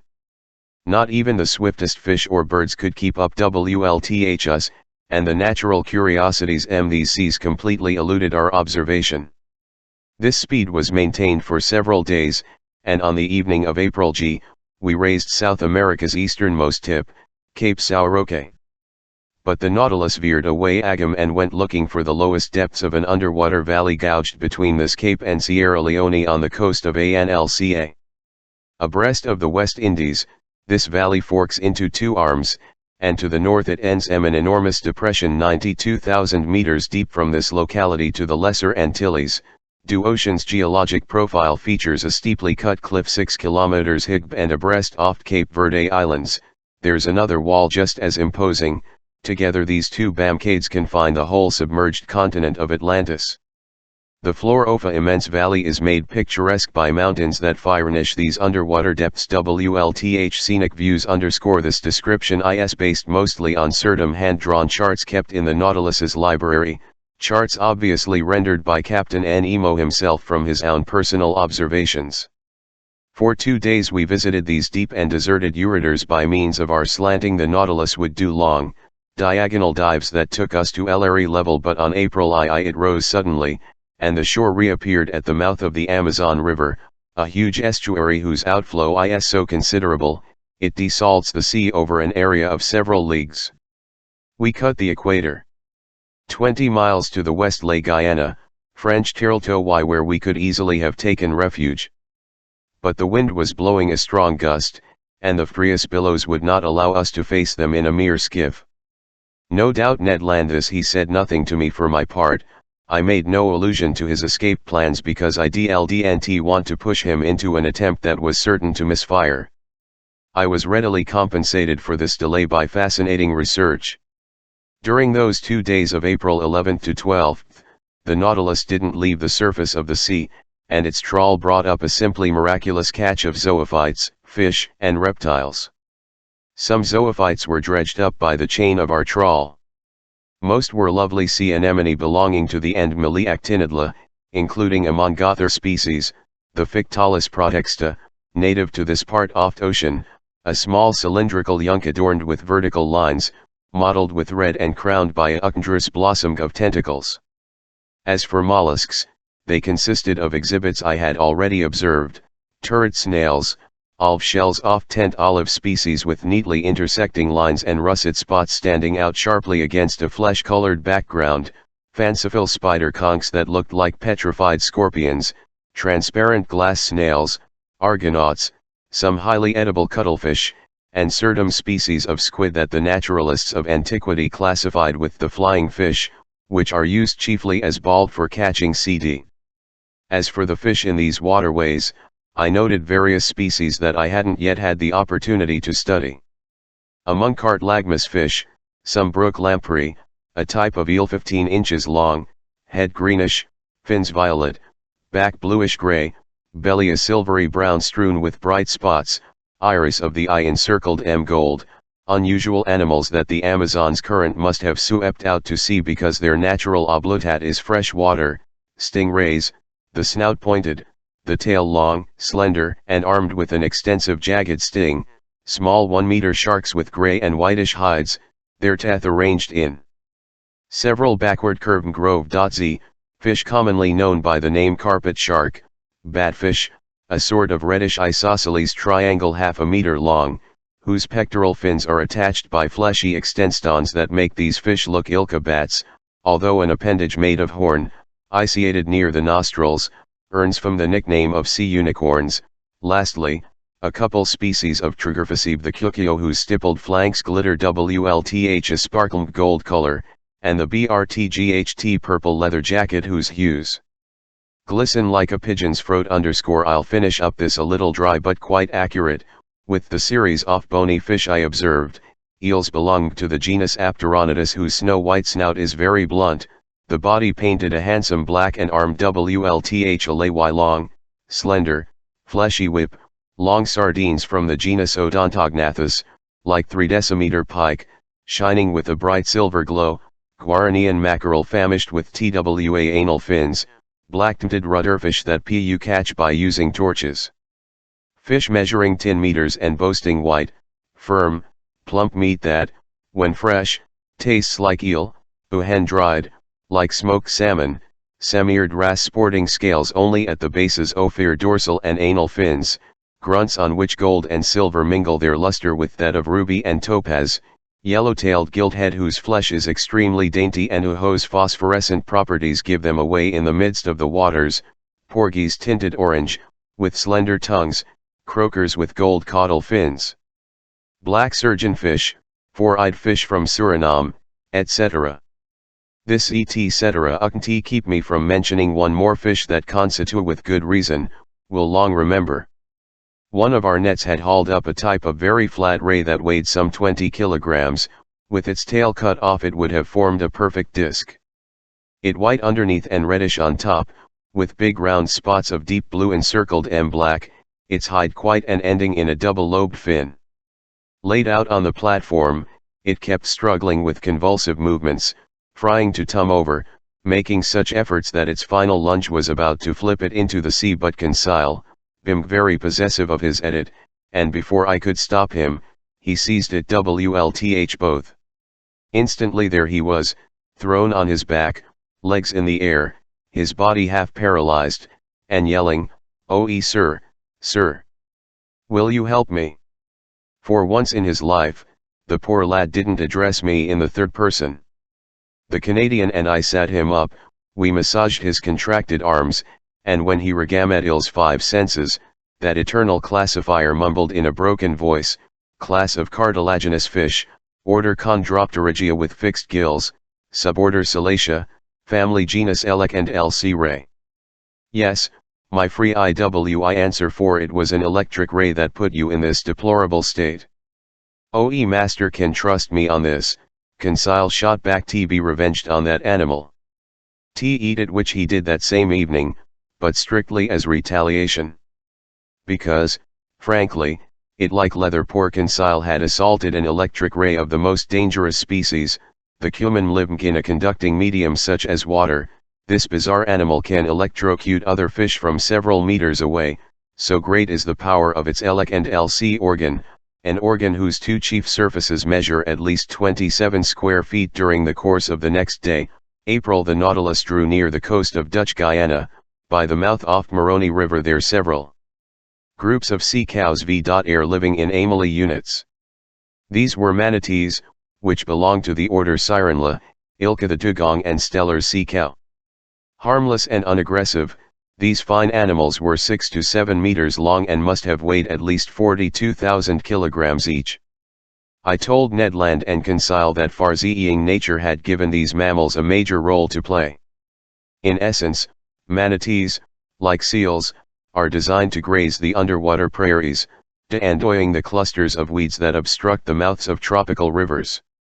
And do you know, I added, What happened since man has almost completely wiped out these beneficial races? Rotting weeds have poisoned the air, and this poisoned air causes the yellow fever that devastates these wonderful countries. This toxic vegetation has increased beneath the seas of the Torredzine, so the disease spreads unchecked from the mouth off Rio de la Plata to Florida. And if Professor Tausnell is correct, this plague is nothing compared to the scourge that will see our descendants once the seas are depopulated of whales and CW. By then, crowded with jellyfish, squid, and other devilfish, the oceans will have become huge centers of infection, because their waves will no longer possess these huge stomachs that God has entrusted with scouring the surface of the sea. Meanwhile, without scorning these theories, the Nautilus's crew captured half a dozen mannate, and in essence, it was an issue of stocking the larder WLTH excellent red meat, even better than beef or veal. Their hunting was not a fascinating sport. The manatees let themselves be yooked down without offering any resistance. Several thousand kilos of meat were hauled below, to be dried and stored the same day. An odd fishing practice further increased the Nautilus's stores, so full of game were these seas. Our trawl brought up in its meshes a number of fish whose heads were topped by little oval slabs with fleshy edges. These were suckerfish from the third family of the subbrachian Malacopterygia. These flat discs on dieter heads consist of crosswoodsy plates of movable cartilage, between which the animals can create a vacuum, enabling them to stick to objects like suction cups. The remoras I had observed in the Mediterranean were related to this species, but the creature at issue here was an Eschnes ostechara, unique to this sea. Right after catching them, our seamen dropped them in buckets of water. Its fishing, the Nautilus drew nearer to the coast. In this locality a number of sea turtles were sleeping on the surface oft waves. It would have been difficult to capture these valuable reptiles, because they wake up at the slightest sound, and their solid carapaces are harpoon-proof. But our suckerfish would effect their capture with extraordinary certainty and precision. In youth, this animal is a ilving fishhook, promising wealth and hap-mess to the greenest fishermen in the business. The Nautilus's men attached to each fish's tail a ring that was big enough not to hamper its movements, and to this ring a long rope whose other end was moored on board.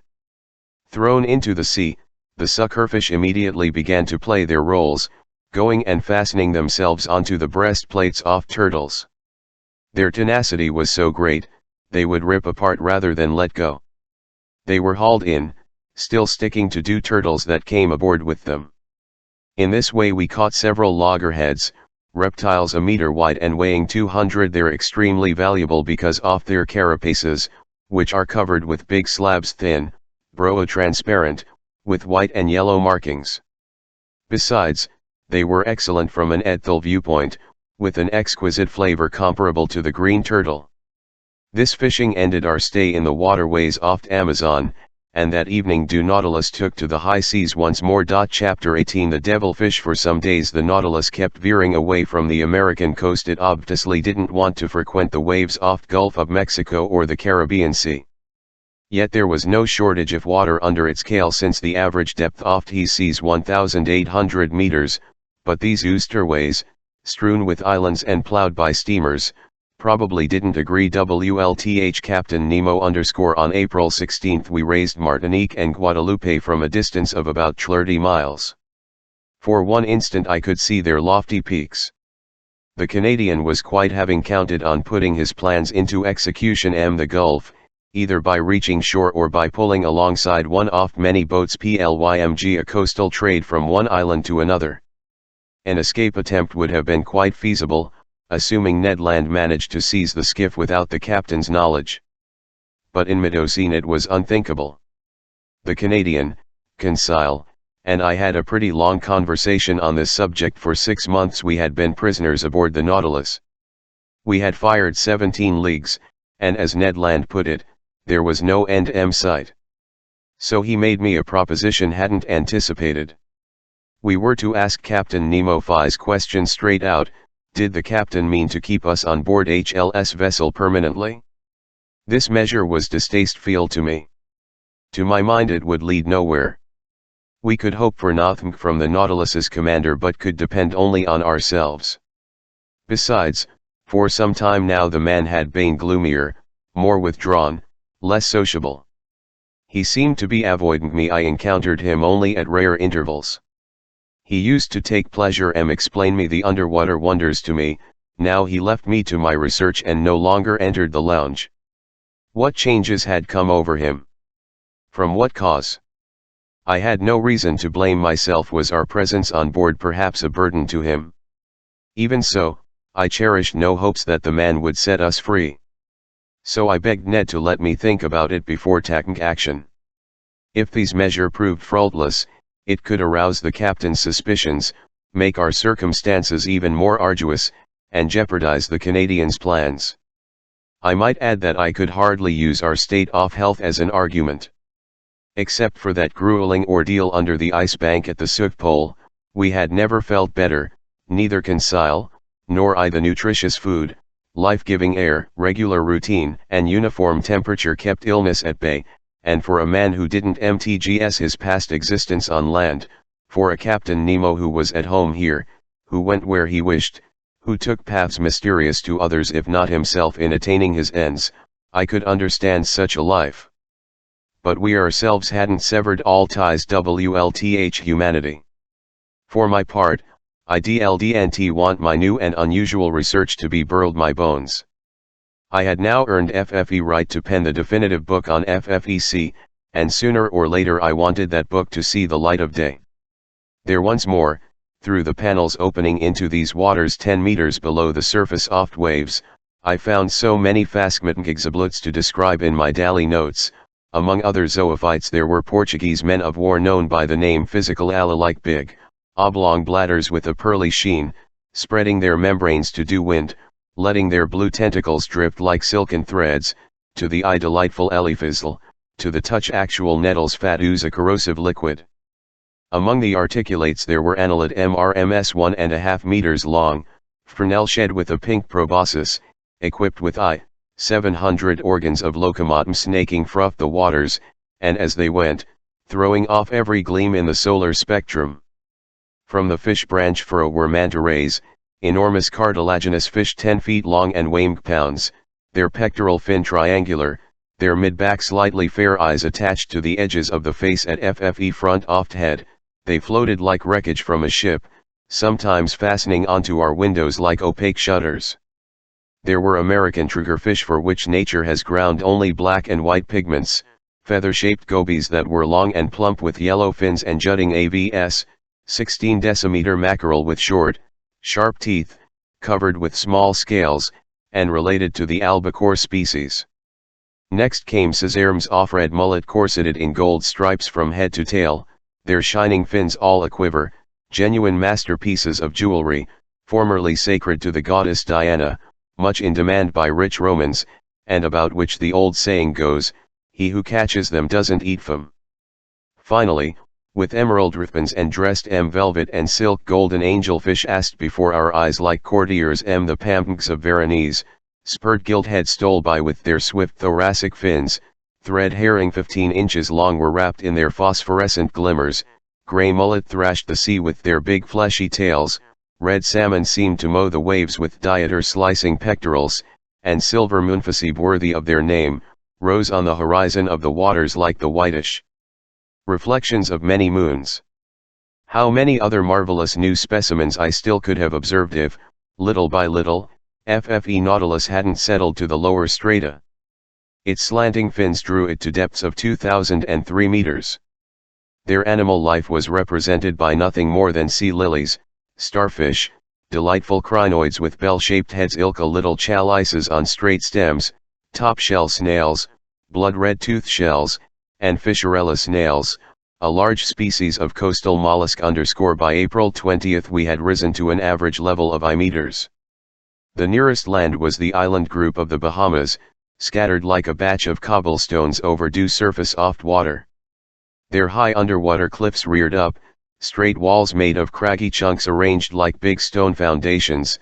Among WHLCH there gaped black caves so deep our electric rays couldn't light them to the far ends. These rocks were hung with huge weeds, immense sea tangle, gigantic ficus, a genuine trellis of water plants fit for a world of. In discussing these colossal plants, Conseil, Ned, and I were naturally led into mentioning the sea's gigantic animals. The former were obviously meant to feed the latter. However, through the windows of our almost motionless Nautilus, I could see nothing among these long filaments offer than the chief articulates of the Diption brachyura, long-legged spider crabs, violet crabs, and sponge crabs unique to the waters off Caribbean. It was about 11:00 CLCCK when land drew my attention to a fearsome commotion out in this huge seaweed well. I said, "These are real devilfish caverns, and I wouldn't be surprised to see some of those monsters hereabouts." Conseil put in. "Squid, ordinary squid from the class Cephalopoda." "No," I said, "devilfish of large dimensions." But Land is no doubt mistaken, because I don't see a thing. "Edha Euros regrettable," Conseil answered.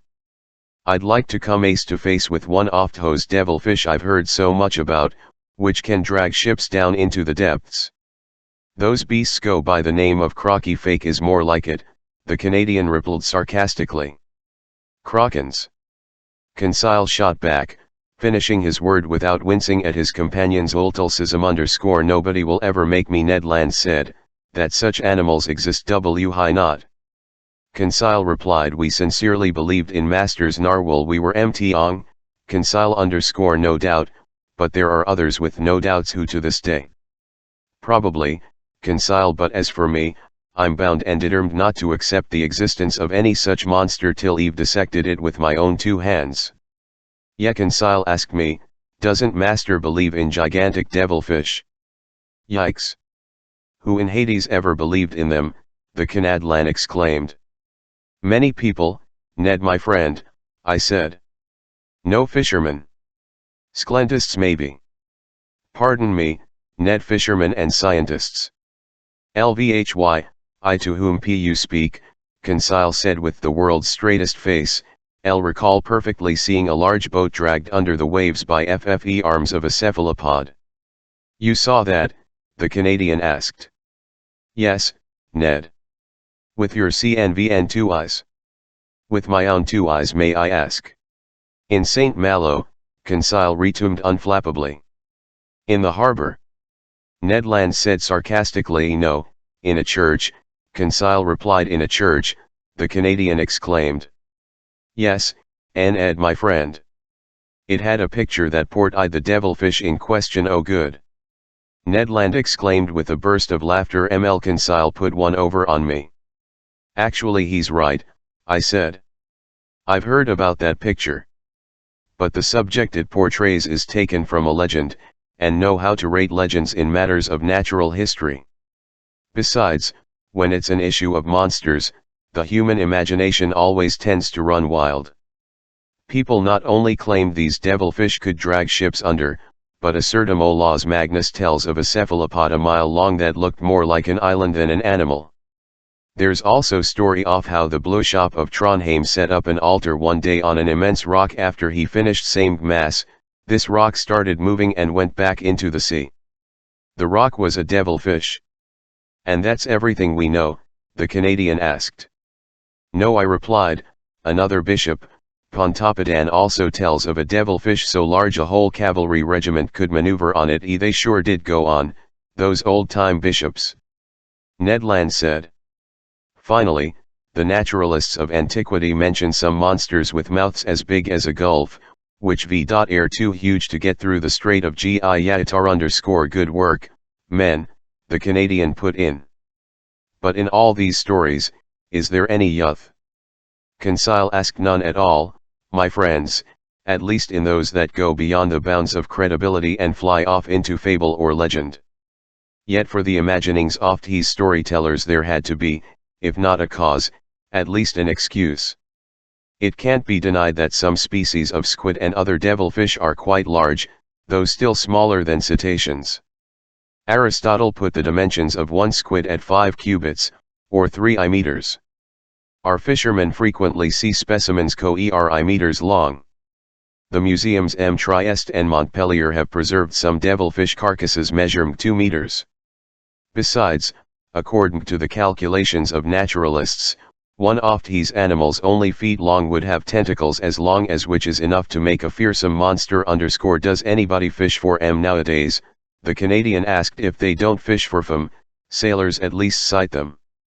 A friend of mine, Captain Paul Boss of Le Havre, has often sworn to me that he encountered one of these monsters of colossal size in the seas of the East Indies. But the most astonishing event which proves that these gigantic animals undeniably exist, took place a few years ago in 1861. Event was that? Ned Land asked. Just this.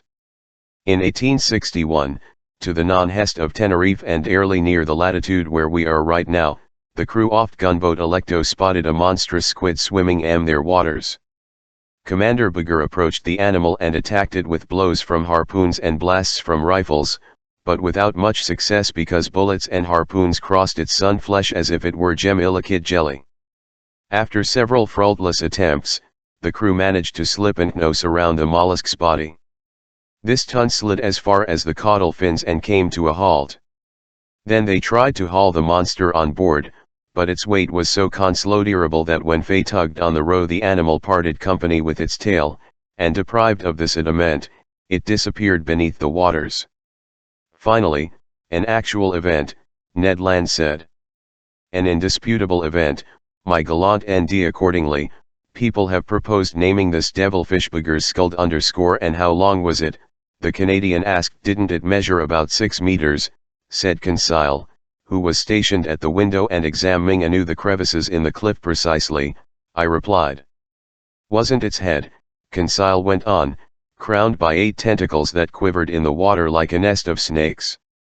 Precisely. Weren't its eyes prominently placed and considerably enlarged? Yes, Conseil _ and wasn't its mouth a real parrot's beak but of fearsome size? Correct, Conseil. Well, WLTH, all due respect to master, Conseil replied serenely, if this isn't Bugger's squid, it's at least one of his close relatives. I stared at Conseil _ Ned Land rushed to the window. An awful animal, he exclaimed.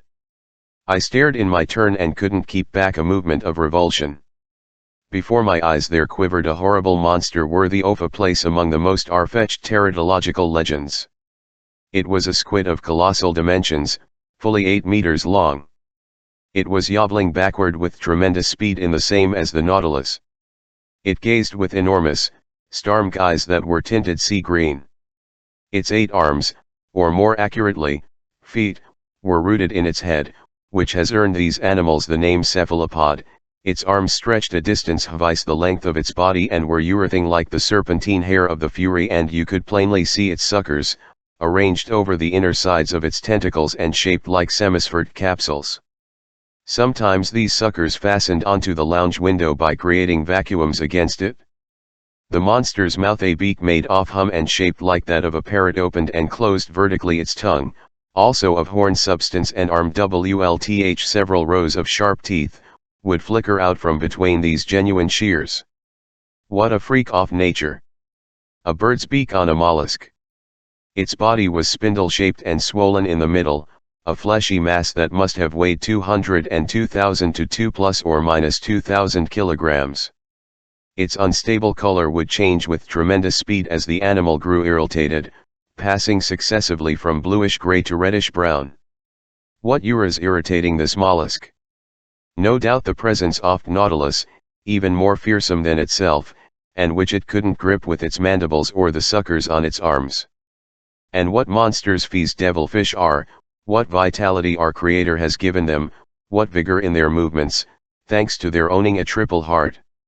Sheer chance had placed us in the presence of these, and I didn't want to lose this opportunity to meticulously study such a cephalopod specimen.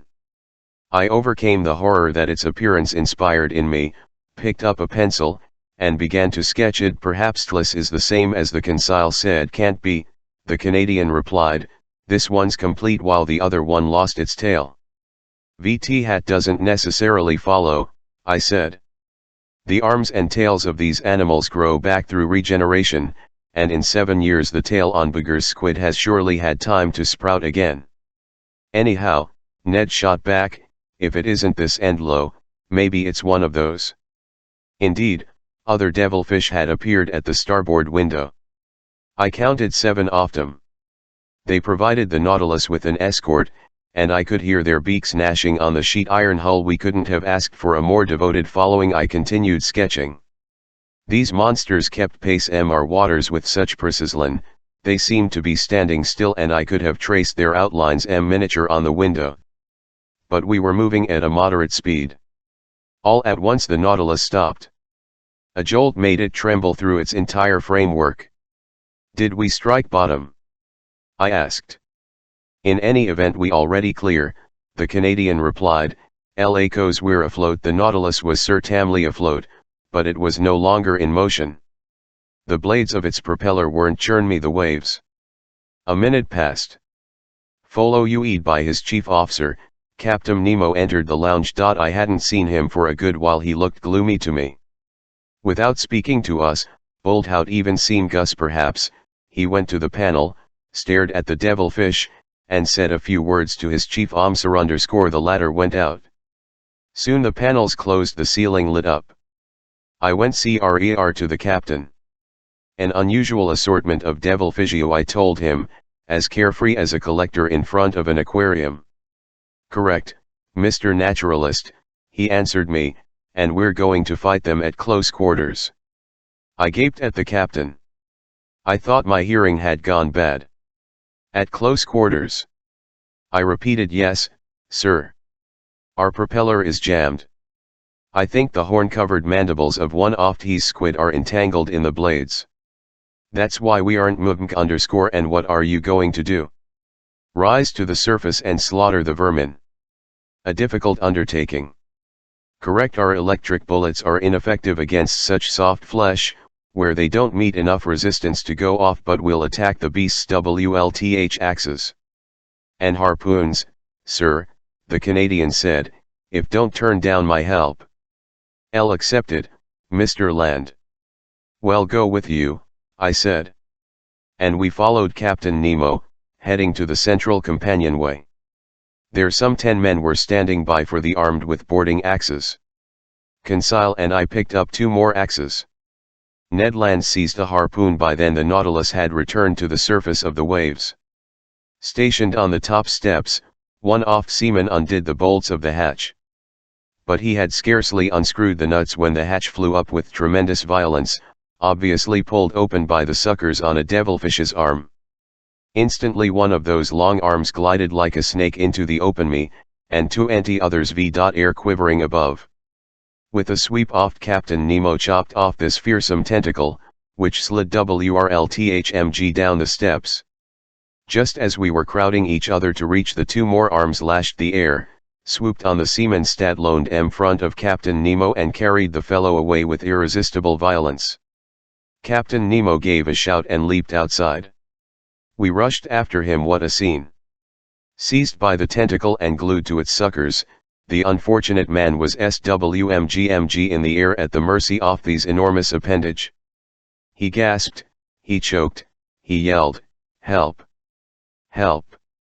These yuccards, pronounced French, left me deeply stunned. So I had a fellow countryman on board, perhaps several. I'll hear his harrowing plea the rest of my life. The fellow was done for. Who could tear him from such a powerful grip? Even so, Captain Nemo rushed at the devilfish and with a sweep of the axe hewed one more of its arms. His chief officer struggled furiously. WLTH other monsters crawling up the Nautilus's SLD, and the crew battled with flailing axes. The Canadian, Conseil, and I sank our weapons into these fleshy masses. An intense, musky odor filled the air. It was amla_. For an instant I thought the poor man entwined by the devilfish might be torn loose from its powerful suction. 7 arms out of 8 had been chopped off, brandishing its victim like a feather. One lone tentacle was writhing in the air. But just as Captain Nemo and his chief officer rushed at it, the animal shot off a spout of blackish liquid, secreted by a pouch located in its abdomen. It blinded us. Cloud had dispersed, the squid was gone, and so was my poor fellow countryman. What rage then drove us against these monsters? We lost all self-control. 10 or 12 devilfish had overrun the Nautilus's platform and sides. We piled helter-skelter into the THLCK oft-he sawed-off snakes, which darted over the platform amid waves of blocked and sepia. It seemed as if these viscous tentacles grew back like the many heads of Hydra. At E-airy thrust an Edland's harpoon would plunge into a squid's sea-green eye and burst it. But my daring companion was suddenly toppled by the tentacles of a monster he could not avoid. Oh, my heart nearly exploded with excitement and horror. The squid's fearsome beak was wide open over Ned Land. The manures about to be cut in half. I ran to his rescue but Captain Nemo got there first. His axtles appeared between the enormous mandibles, and the Canadlan, miraculously saved, stood and plunged his harpoon all the way into the devilfish's triple hean. "Eat it for Tad," Captain Nemo told the Canadian. "I owed it to Michel Flo." Ned bowed without answering him. This struggle had lasted a quarter of an hour. Defeated, mutilated, the monsters finally yielded to us and disappeared beneath the waves. Red with blood, motionless by the beacon, Captain Nemo at the sea that had swallowed one of his companions, and large tears from his eyes. Chapter 19, The Gulf Stream. This dreadful scene on April 20th none of us will ever be able to forget. I wrote it up in a state of intense excitement. Later I reviewed my narrative read it to Consile and the Canadian.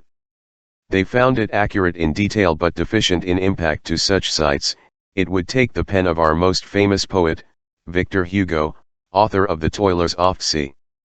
As I said, Captain Nemo wept a while staring at the waves. His grief was immense.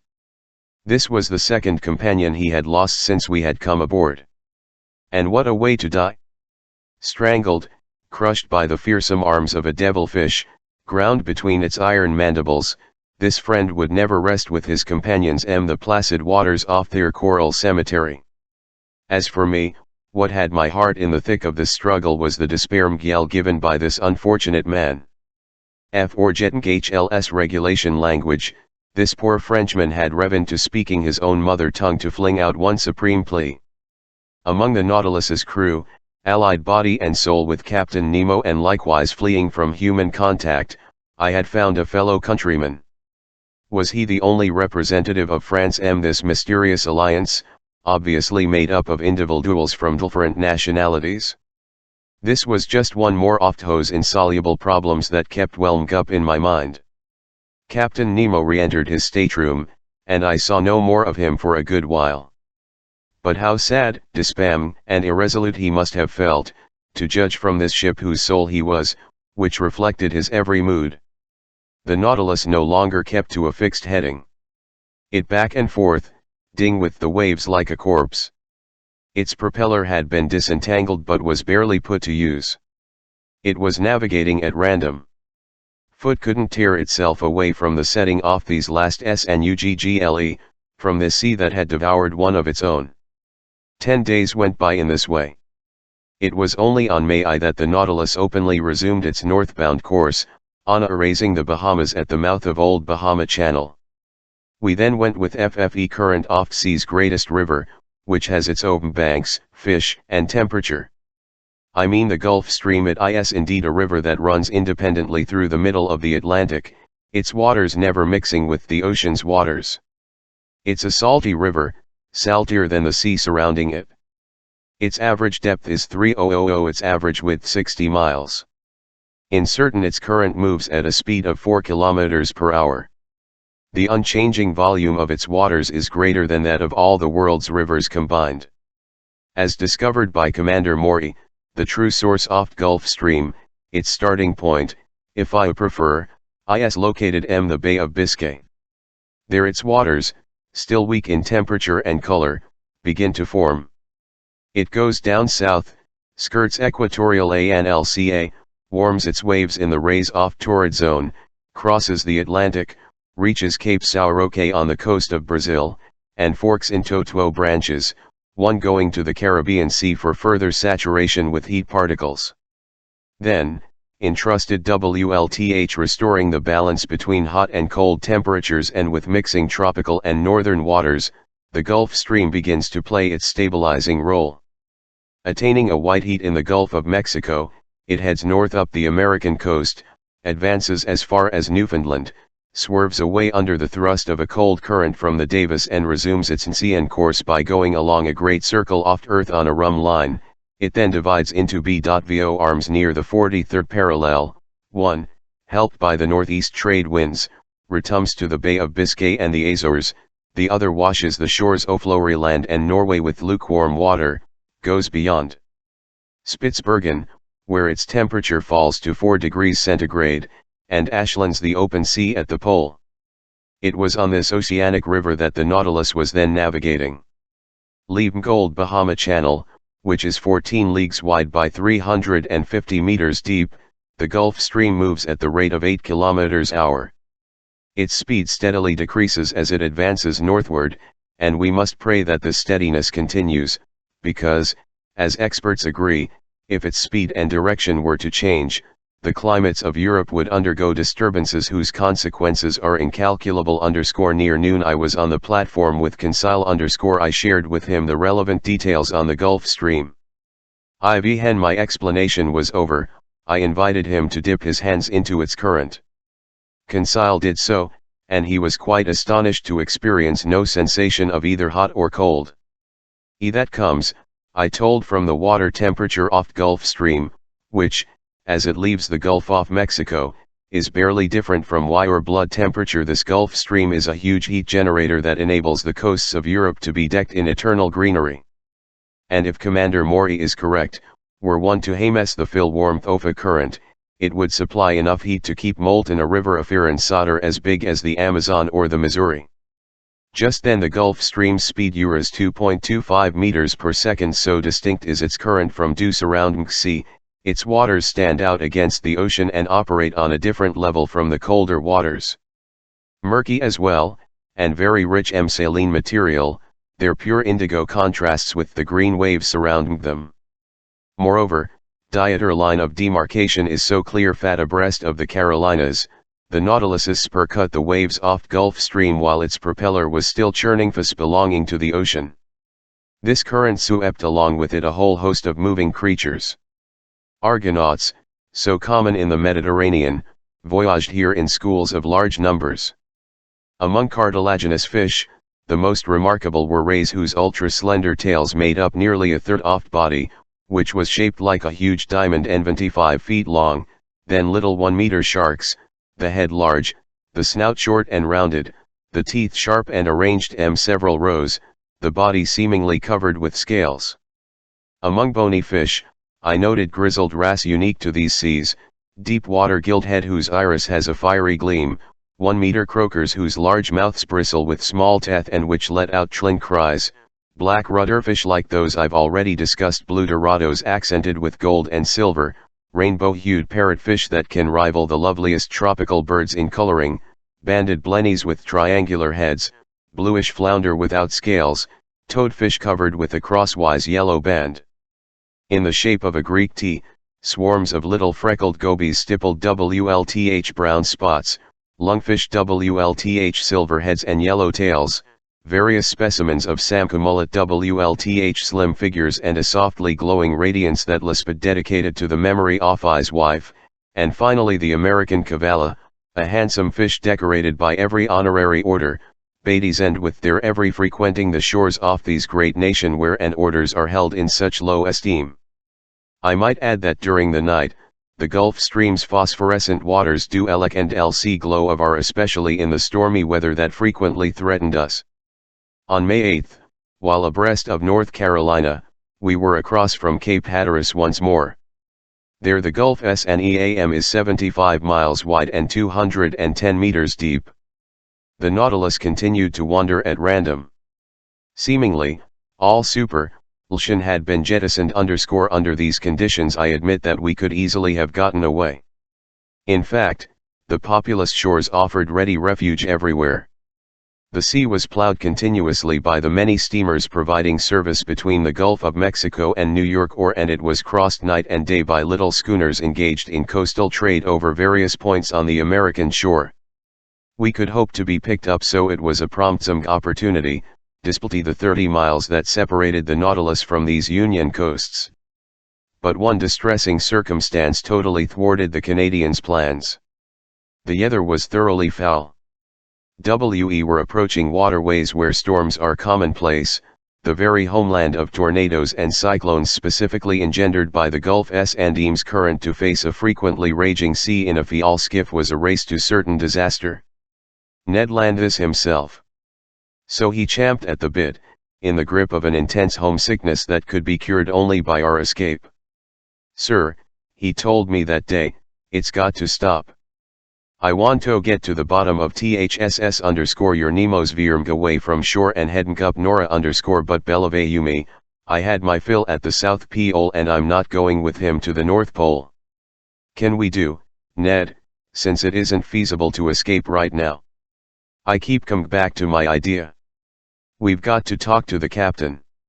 When we were in your own country's seas, you didn't say a word. Now that we're in mine, I intend to speak up. Before a few days are out, I figure the Nautilus will lie abreast of Nova, and from there to Newfoundland is the mouth of a large gulf, and the St. Lawrence empties into that gulf, and the St. Lawrence is my own river, the river running by Quebec, my hometown. And when I think about all this, my gorge rises and my hair stands on end. Honestly, sir, I'd rather overboard. I can't stay here any longer. I'm suffocating." The Canadian was obviously at the end of his patience. His vigorous nature couldn't adapt to this protracted imprisonment. His facial appearance was changing by the day. His moods grew gloomier and gloomier. I had a sense of what he was suffering because I also was gripped by homesickness. Nearly 7 months had gone by without our having any news from shore. Moreover, Captain Nemo's reclusiveness, his changed disposition, and especially his total silence since the battle with the devilfish all made me see things in a different light. I no longer felt the enthusiasm of our first days on board. You to be Flemish-like concile to accept these circumstances, living in a habitat designed for cetaceans and other denizens off deep. Truly, if that gallant lad had owned gills instead of lungs, I think he would have made an outstanding fish. "Well, sir," Ned Land went on, seeing that I hadn't replied. "Well, Ned, you want me to ask Captain Nemo what he intends to do with us?" "Yes, sir. Even though he has already made that clear." "Yes. I want it settled once and for all. Speak just for me, strictly on my behalf, if you want. But I rarely encounter him. He positively avoids me.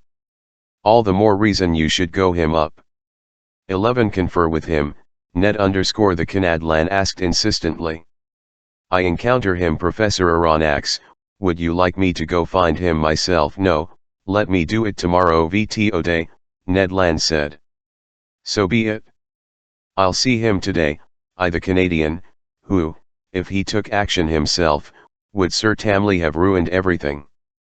I was left to myself. His request granted, I declared to dispose of it immediately. I like things over and done with. I re-entered my stateroom. From there I could hear movements inside Captain Nemo's quarters. I couldn't pass up this chance for an encounter. I knocked on his door. I received no reply. I knocked, then tried the knob. The door opened. I entered. The captain was there. He was bending over his work table and hadn't heard me. Determined not to leave without questioning him, I drew closer. He looked up sharply, with a frowning brow, and said in a pretty stem tone, "Oh, it's you. What do you want?" "VTO speak with you, Captain." "But I'm busy, sir, I'm at work. I give you the freedom to enjoy your privacy, can't I have the same for myself?" This reception was less than encouraging. But I was determined to give as good as I got. "Sir," I said coolly, "I need to speak with you on a matter that simply can't wait." "Could that be, sir?" he replied sarcastically. "Have you made some discovery that has escaped me? Has the sea yielded up some novel secret to you?" We were miles apart, but before I could reply, he showed me a manuscript open on the table and told me in a more serious tone, "Here, Professor Aronnax, is a manuscript written in several languages. It contains a summary of my research under the sea, and God willing, it won't perish with me signed with my name, complete WLTH my life story. This manuscript will be enclosed in a small unsinkable contrivance. The last surviving man on the Nautilus will throw this contrivance into the sea, and it will go wherever the waves carry it, the man's name. His life story written by himself. So the secret of HLS existence might someday be unveiled. But just then I saw this announcement only as a lead-in to my topic. I replied, I'm all praise for this idea you're putting into effect. The fruits of your research must not be lost, but the methods you're using strike me as primitive. Who knows where the winds will take that contrivance, into whose hands it may fall? Can't you find something better? Can't you or one of your men? Never, sir, the captain said, swiftly interrupting me. But my companions and I would be willing to safeguard this manuscript, and if give us back our freedom, your freedom. Captain Nemo put in, standing up. Yes, sir, and that's the subject on which I wanted to confer with you. For 7 months we've been aboard your vessel, and I ask you today, in the name of my companions as well as myself, if you intend to keep us here forever. Professor Aronnax, Captain Nemo said, I'll answer you today just as I did 7 months ago. Whoever boards the Nautilus must never leave it. Your inflicting on us is outright slavery. Call it anything you like. But every slave has the right to recover his freedom. By any worthwhile, available means, has denied you that right. Captain Nemo replied. Did I ever try to bind you WLTH ya or UNRD of honor? The captain stared at me, crossing his arms . Sir, I told him, to take up this subject a second time would be distasteful to both of us, so let's finish what we've started. I repeat, it isn't just for myself that raise this issue. To me, research is a relief, a potent pursuit, an enticement, a passion that can make me forget everything else. Like you, I'm a man neglected and unknown, living in the faint hope that someday I can pass on to future generations the fruits of my labors, figuratively speaking, by means of some contrivance lent to the luck of winds and oozes . In short, I can admire you and comfortably go with while playing a role I only partly understand, but I still catch glimpses of other as #CTS of your life that are surrounded by involvements and secrets that, alone on board, my companions and I can't share. And even when our hearts could beat with Y2URS, moved by some of your griefs or stirred by your deeds of courage and genius, we've had to stifle even the slightest token of that sympathy that arises at the sight of something fine and good, whether it comes from friend or enemy. All right then. It's this feeling of being alien to your deepest concerns that makes our situation unacceptable, impossible, even impossible for me, but especially for Ned Land. Every man, by virtue of his lay humanity, deserves fair treatment. Have you considered how a love of freedom and hatred of slavery could lead to plans of in a temperament like the Canadlands, what he might think, attempt, endeavor __2 I fell silent. Captain Nemo stood up. Ned Land can think, attempt, or endeavor anything he wants, what difference is it to me? I didn't go looking for him. I don't keep him on board for my pleasure. As for you, Professor Aronnax, you're a man able to understand anything, even silence. I have nothing more to say to you. Let this first time you've come to discuss this subject also the last, because a second time won't even listen. I withdrew from that day forward. Our position was very strained. I reported this conversation to my 2 companions. Now we know, Ned said, that we can't expect a thing from this man. The Nautilus is nearing Long Island. We'll SKW no matter what the weather. But the skies became more and more threatening. There were conspicuous signs of a hurricane on the way. The atmosphere was turning white and milky _ slender sheaves of cirrus clouds were followed on due horizon by layers of nimbocumulus _ other low clouds fled swiftly. The sea grew towering, inflated by long swells _ every bird had disappeared except a few petrels, friends of the storms. The barometer fell significantly, indicating a tremendous tension in the surrounding haze. The mixture in our storm glass decomposed under the influence of electricity charmed the air. A struggle of the elements was approaching. The storm burst during the daytime of May 13, just as the Nautilus was cruising abreast of Long Island, a few miles from the Narrows to Upper New York Bay. I'm able to describe the struggle of the elements because Captain Nemo didn't flee into the ocean depths. Instead, from some inexplicable whim, he decided to brave it out on the surface. The wind was blowing from the southwest, initially a stiff breeze, in other words, with a speed of 15 meters per second, which built to 25 meters near 3 o'clock am. This is the figure for major storms. Unshaken by these squalls, Captain Nemo stationed himself on the platform. He was lashed around the waist to withstand the monstrous breakers foaming over the deck. I holstered and attached myself to the same place, dividing my wonderment between the storm and this incomparable man who aced it head on. The raging sea was swept with huge tattered clouds drenched by the waves. I saw no more of the small intervening billows that form the troughs oft big, just long, soot-colored undulations with crests so compact they didn't foam. They kept growing taller. They were spurring each other on. The Nautilus, sometimes aimed on its slota, sometimes standing on end like a mast, rolled and pitched frightfully.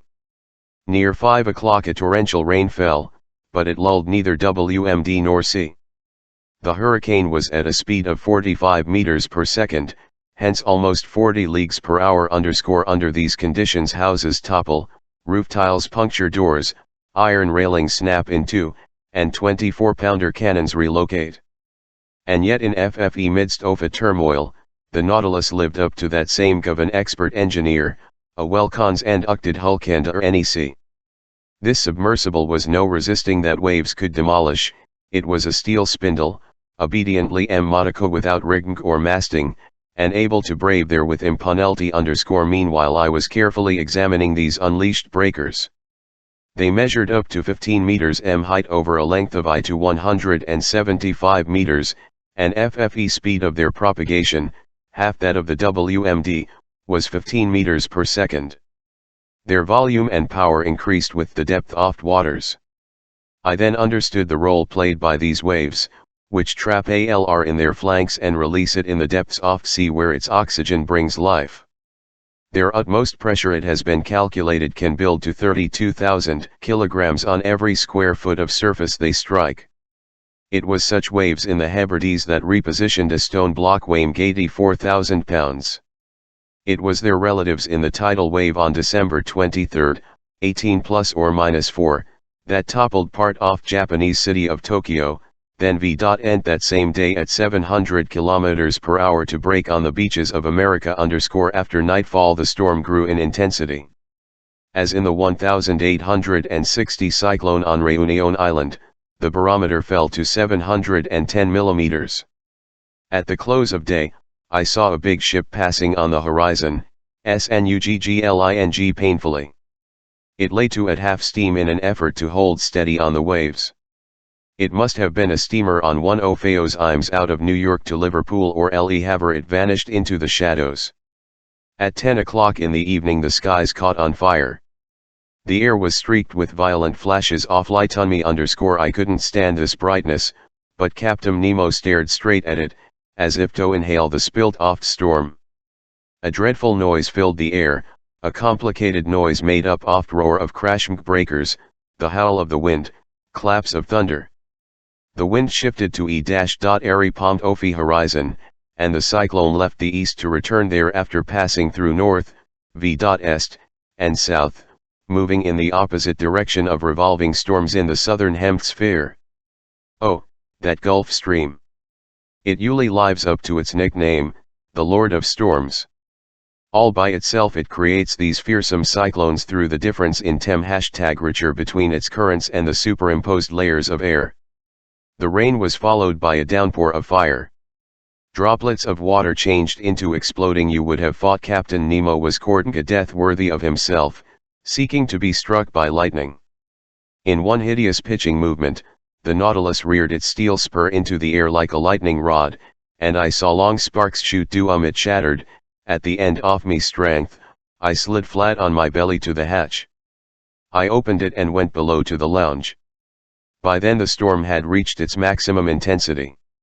It was impossible to stand upright inside the Nautilus. Captain Nemo re-entered near midnight. I could hear the ballast tanks filling little by little, and the Nautilus sank gently beneath the surface of the waves. Through the lounge's open windows, I saw large, frightened fish passing like phantoms in the fiery waters. Some were snuck by lightning right before my eyes. The Nautilus kept descending. I thought it would find Agam at 15 meters down. No. The upper strata were violently agitated. It needed to SMR to 50 meters, searching for a resting place in the bowels of sea. But once there, what tranquility we found, what silence, what peace all around us. Ivanhoe would have known that a dreadful hurricane was then unleashed on the surface of the ocean. Chapter 20. In latitude 47 degrees 24 minutes and longitude 17 degrees 28 minutes in the aftermath of Ella's storm, we were thrown back to the east. Away went any hope of escaping to the landing places of New York or the St. Lawrence. In despair, PNR Ned went into seclusion like Captain Nemo. Conseil and I no longer left each other. As I said, the Nautilus veered to the east. To be more accurate, I should have said to the northeast. Sometimes on the surface of waves, sometimes beneath them, the ship wandered for days amid these mists so feared by navigators. These are caused chiefly by melting ice. WHLCH keeps the ALR extremely damp. How many ships have perished in these waterways as they tried to get directions from the hazy lights on the coast? How many casualties have been caused by these opaque mists? How many collisions have occurred WLTH these reefs, where the breaking surf is covered by the noise of wind? How many vessels have rammed each other, despite their running lights, despite the warnings given by their bosun's pipes and alarm bells? So the floor of the sea had the appearance of a battlefield. Here every ship defeated by the ocean still lay, some already old and encrusted, others newer and reflecting our beacon light on the ironwork and copper undersides. Among these vessels, how many went down with all hands, with their crews and hosts of immigrants, at these trouble spots so prominent in the statistics: Cape Race, St. Paul Island, the Strait of Belles Îles, the St. Lawrence Estuary. And in only a few years, how many victims have been furnished to the obituary notices by the Royal Mall Inman, and Montreal Lines, by vessels named the Solway, the Isis, the Parramatta, the Hungar at the Canad at the Anglo-Saxon, the Humboldt, and the United States, all run aground, by the Arctic and the Lyonnaise, sunk in collisions, by the President, the Pacific and Due City of Glasgow, lost for reasons unknown. In the midst of their gloomy rubble, the Nautilus navigated as if passing the dead M. Review. By May 15 we were off southern tip off Grand Banks of Newfoundland. These banks are the result of marmsedimentatman, extensive accumulation of organic waste brought either from the equator by FFE Gulf Stream's current, or from the North Pole by the counter-current of cold water that skirts the American coast. Here, erratically drifting chunks collect from the ice breakup. Here a huge boneyard forms from fish, mollusks, and zoophytes dying over it by the billion. The sea is off no great depth at the Grand Banks. A few fathoms at best, but to the south there is a deep, suddenly occurred depressum, a pit. Here the Gulf Stream widens. Its waters come to full bloom. It loses its speed and temperature, but it turns into a sea.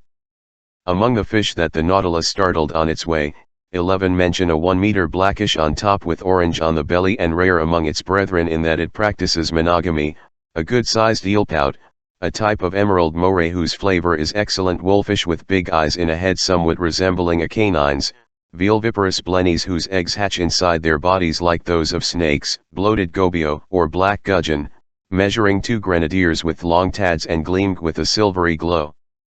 Speedy fish ventermed far from dieter high Arctic seas. Our nets also hauled in a bold, daring, vigorous, and muscular fish armed with prickles on its head and stings on its fins, a real scorpion measuring 2 to 3 meters, the ruthless enemy of cod, blennies, and salmon. It was the bullhead off northerly seas, a fish with red fins and a brown body covered WLTH_. The Nautilus's fishermen had some trouble getting a GRTP on this animal, thanks to the formation of its gill covers, can protect its respiratory organs from any parching contact with the air and can live out of water for a good while. And I'll mention for the record some little banded blennies that follow ships into the northernmost seas, sharp-snouted carp exclusive to the North Atlantic, scorpionfish, and lastly the gadoid family, chiefly the cod species, which I detected in their waters of choice over these inexhaustible Grand Banks. Because Newfoundland is simply an underwater peak, could call these cod untamed fish. While the Nautilus was clearing a path frough their tight ranks, Kinsella couldn't refrain from making this comment. "Mercy, look at these cod," he said. "Why, I thought cod were flat, like dab or sole." "Innocent boy!" I exclaimed. "Cod are flat only at the grocery store, where they're cut open and spread out on display. But the water they're like mullet, spindle-shaped and perfectly built for speed." "I can easily believe, master," Kinsella replied. "But what crowds of them! What swarms! Bah! My friend, there'd be many more without their enemies, scorpionfish and human beings. Do know how many eggs have 10 counted a single female?" "I go all out," Kinsella replied. 500,000 LLUOWLO, my friend. 1100 WLO. "I refuse to accept that until I count them myself, so count them, Kinsella. But it would be less work to believe me. Besides, Frenchmen, Englishmen, Americans, Danes, and Norwegians catch these CCD by the thousands. They're eaten in prodigious quantities, and without the astonishing fertility of these fish, the seas would soon be depopulated of them. Accordingly, in England and America alone, 000 ships by 75,000 seamen go after CCA. Each ship brings back an average catch of 42,400 fish, making off the coast of Norway, the total is the same." "Fine," Kinsella replied, "I'll take master's word for it. I won't count them. Those is a CBOO eggs. But I'll make one comment that if all their eggs hatched, just 4 codfish could England, America, and Norway. As we schemed the depths off Grand Banks, I could see perfectly those long fishing lines, each armed WLTH 200 hooks, that boat dangled by the does at the lower end of each line dragged the bottom by means of a small grappling iron, and at the surface it was secured to the buoy rope of a cork float. The Nautilus had to maneuver shrewdly in the midst of this underwater spiderweb. But the ship didn't stay long in these heavily traveled waterways. It went up to about latitude 42 degrees. THLS brought it abreast of St. John's in Newfoundland and Heart's Content, where the Atlantic cable reaches its end point. Instead of continuing Nora, the Nautilus took an easterly heading, as if to go along this plateau on WHLCH. The telegraph cable rests, where multiple soundings have given the contours of the terrain with the utmost accuracy. It was on May 17, about 500 miles from Heart's Content and 2,800 meters down, that I spotted this cable on the seafloor. Kinsella, whom I hadn't alerted, mistook it at first for a gigantic sea snake and was gearing up to classy dollar it in his best manner. But I enlightened the fine lad and let him down gently by giving him various details on the laying of this cable. The first cable was put down during the years 1857 to 1858, but after transmitting about 400 telegrams, it went dead. In 1863 engineers built a new cable that measured 3,400 kilometers, weighed 4,500 metric tons, and was shipped aboard the Great Eastern. This attempt also failed. Now then, on May 25 while submerged to a depth of 3,836 meters, the Nautilus lay in precisely the locality where this second cable due rupture that ruined the undertaking. It happened 638 miles from the coast of Floriland. At around b.vo in the afternoon, all contact with Europe broke off. The electricians on board decided to cut the cable before fishing it up, and by 11 o'clock that evening they had retrieved the damaged part. They repaired the joint and its splice, then the cable was resubmerged, but a few days later it snapped again and couldn't be recovered from the Ocean Department. These Americans refused to give up. The daring Cyrus Field, who had risked his whole fortune to promote this undertaking, called for a new bond issue. Foot sold out immediately. ANO air cable was put down under better conditions. Its sheaves of conducting wire were insulated within a gutta percha covering, which was protected by a padding of textile material enclosed in a metal sheath. The Great Eastern put back to sea on July 13, 1866. The operation proceeded apace. Yet there was one hitch. As they gradually unrolled this third cable, the electricians observed on several occasions that someone had recently driven nails into it, trying to damage its core. Captain Anderson, his officers, and the engineers put their heads together, then posted a warning that if the culprit were detected, he would be thrown overboard without a tillal. After that, these VIIMS attempts were not repeated. By July 23 the Great Eastern was lying no farther than 800 kilometers from Newfoundland when it received telegraphed news from Ireland of an armistice signed between Prussia and Austria on the Battle of Sadova.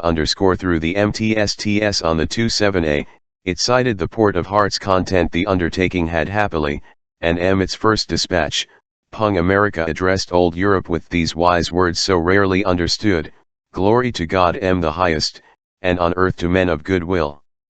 IDLDNT expect to find this electric cable in mint condition as it looked on leaving its place of manufacture. The long snake was covered with seashell rubble and bristled with foraminifera.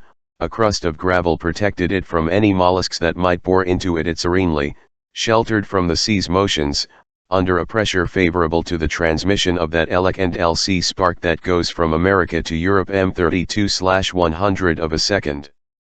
This cable will no doubt last indefinitely because, as observers note, its gutta percha casing is improved by a stay salt water. Besides, on this well-chosen plateau, the cable never lies at deepest that could cause a break.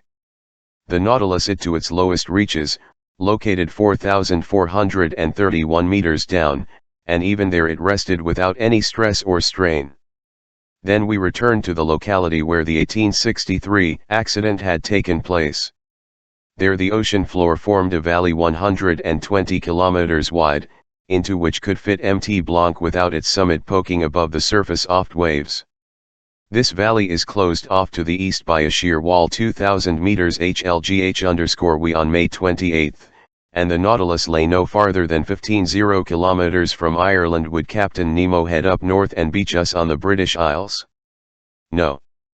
Much to my surprise, he went back down south and returned to European seas. As we swung around the Emerald Isle, I spotted Cape Clear for an instant, plus two lighthouse on Fastnet Rock that golds all those thousands of ships setting out from Glasgow or Liverpool. An important question then popped into my head. Would the Nautilus dare to tackle the English Channel? Ned Land, who promptly reappeared after we hugged shore, never stopped questioning me. What could I answer him? Captain Nemo remained invisible. After giving the Canadian a glimpse of American shores, was he about to show me the coast of France? But the Nautilus kept gravitating southward on May 3 in sight off Land's End. It passed between the outermost tip of Eng Island and the Scilly Islands. It left behind to starboard. If it was going to enter the English Channel, it clearly needed to head east. It did not. All day long on May 31 the Nautilus swept around the sea in a series of circles that had me deeply puzzled. It seemed to be searching for a locality that it had some trouble finding. At noon Captain Nemo himself came to take our bearings. He didn't address a word to me. He looked gloomier than ever. What was filling him with such sadness? Was it our proximity to these European shores? Was he reliving his memories of that country he had left behind? If so, what did he feel? Remorse or regret? For a good while these thoughts occupied my mind, and I had a hunch that would soon give away the captain's secrets.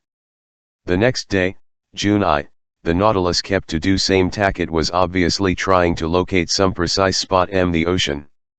Just as on the day before, Captain Nemo came to take the altitude off sun. The sea was smooth, the skies clear. 8 miles to the east, a big steamship was VL Slobel on FFE horizon line.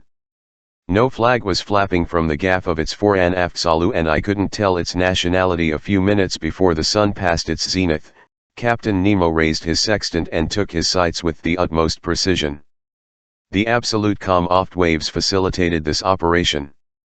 The Nautilus lay motionless, neither rolled nor pitched. I was on the platform just then. After determining our position, the captain pronounced only these words, "It's right here." He went down the hatch. Had he seen that vessel change course and seemingly head toward us? I'm unable to say. I returned to the lounge. The hatch closed, and I heard water hissing in the ballast tanks. The Nautilus began to sink on a vertical line, because its propeller was in check and no longer furnished any forward motion. Some minutes later it stopped at a depth of 833 meters and came to rest on the seafloor. The ceiling lights in the lounge then went out, the panels opened, and through the windows I saw, for a half-mile radius, the sea brightly lit by the beacon's rays. I looked to port and saw nothing but the immenseness of these tranquil waters. To starboard *, a prominent bulge on the sea bottom caught my attention. You would have thought it was some ruin enshrouded in a crust of whitened seashells, as under a mantle of snow. Carefully examining this mass, I could identify the swollen outlines of a ship sham of its masts, which must have sunk bow first. This casualty certainly dated from some far-off time. To be so caked with the limestone off these waters, this wreckage must have spent many a year on the ocean. What ship was this? Why had the Nautilus come to visit its grave?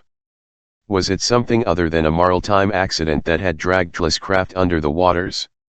I wasn't sure. I hate to think, but next to me I heard Captain Nemo's voice slowly say, "Originally this ship was christened the Marseille _ it carried 74 cannons and launched in 1762. On August 13, 177 commanded by Lapointe Vertrioz, it fought valiantly against the Preston. On July 4, 1779, as a member of squadron under Admiral d'Estaing, it assisted in the capture of the island of Grenada. On September 5, 1781, under the Count de Grasse, it part in FFE Battle of Chesapeake Bay. In 1794 the new Republic of France changed the name of this ship. On April 16 of that same year, it joined FFE Squadron at Brest under Rear Admiral Villaret de Joyeuse, who was entrusted with escorting a convoy of wheat coming from America under the command of Admiral Van Stabel. In this second year of the French Revolutionary calendar, on the 9th and 12th days in the month of Pasture, this squadron fought an encounter with English vessels. Sir, today is June 1868, or the 13th day the month of Pasture. 74 years ago to the day, at this very spot in latitude 47 degrees 24 minutes and longitude 17 degrees 28 minutes, Di's ship sank on a heroic battle, its 3 masts gone, water in its hold, a third of its crew out of action. It preferred to go to the bottom with its 356 seamen rather than surrender, and with its flag nailed up on the afterdeck it disappeared beneath the waves to shouts of "Long live the Republic!" This is the Avenger!" I exclaimed. "Yes, sir. The Avenger. A splendid name," crossed his arms.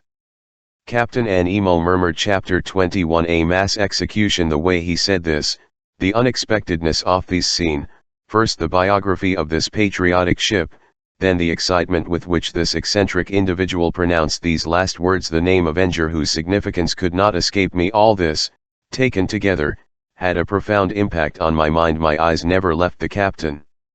Hands outstretched toward the sea, he contemplated FFE proud wreck with blazing eyes. Perhaps I would never learn who he was, where he came from, or where he was heading, but more and more I could see a distinction between the man and the scientist. It was no ordinary misanthropy that kept Captain Nemo and his companions sequestered inside the Nautilus's plating, but a hate so monstrous or so sublime that the passing years could never weaken it. Did this hate also hunger for vengeance?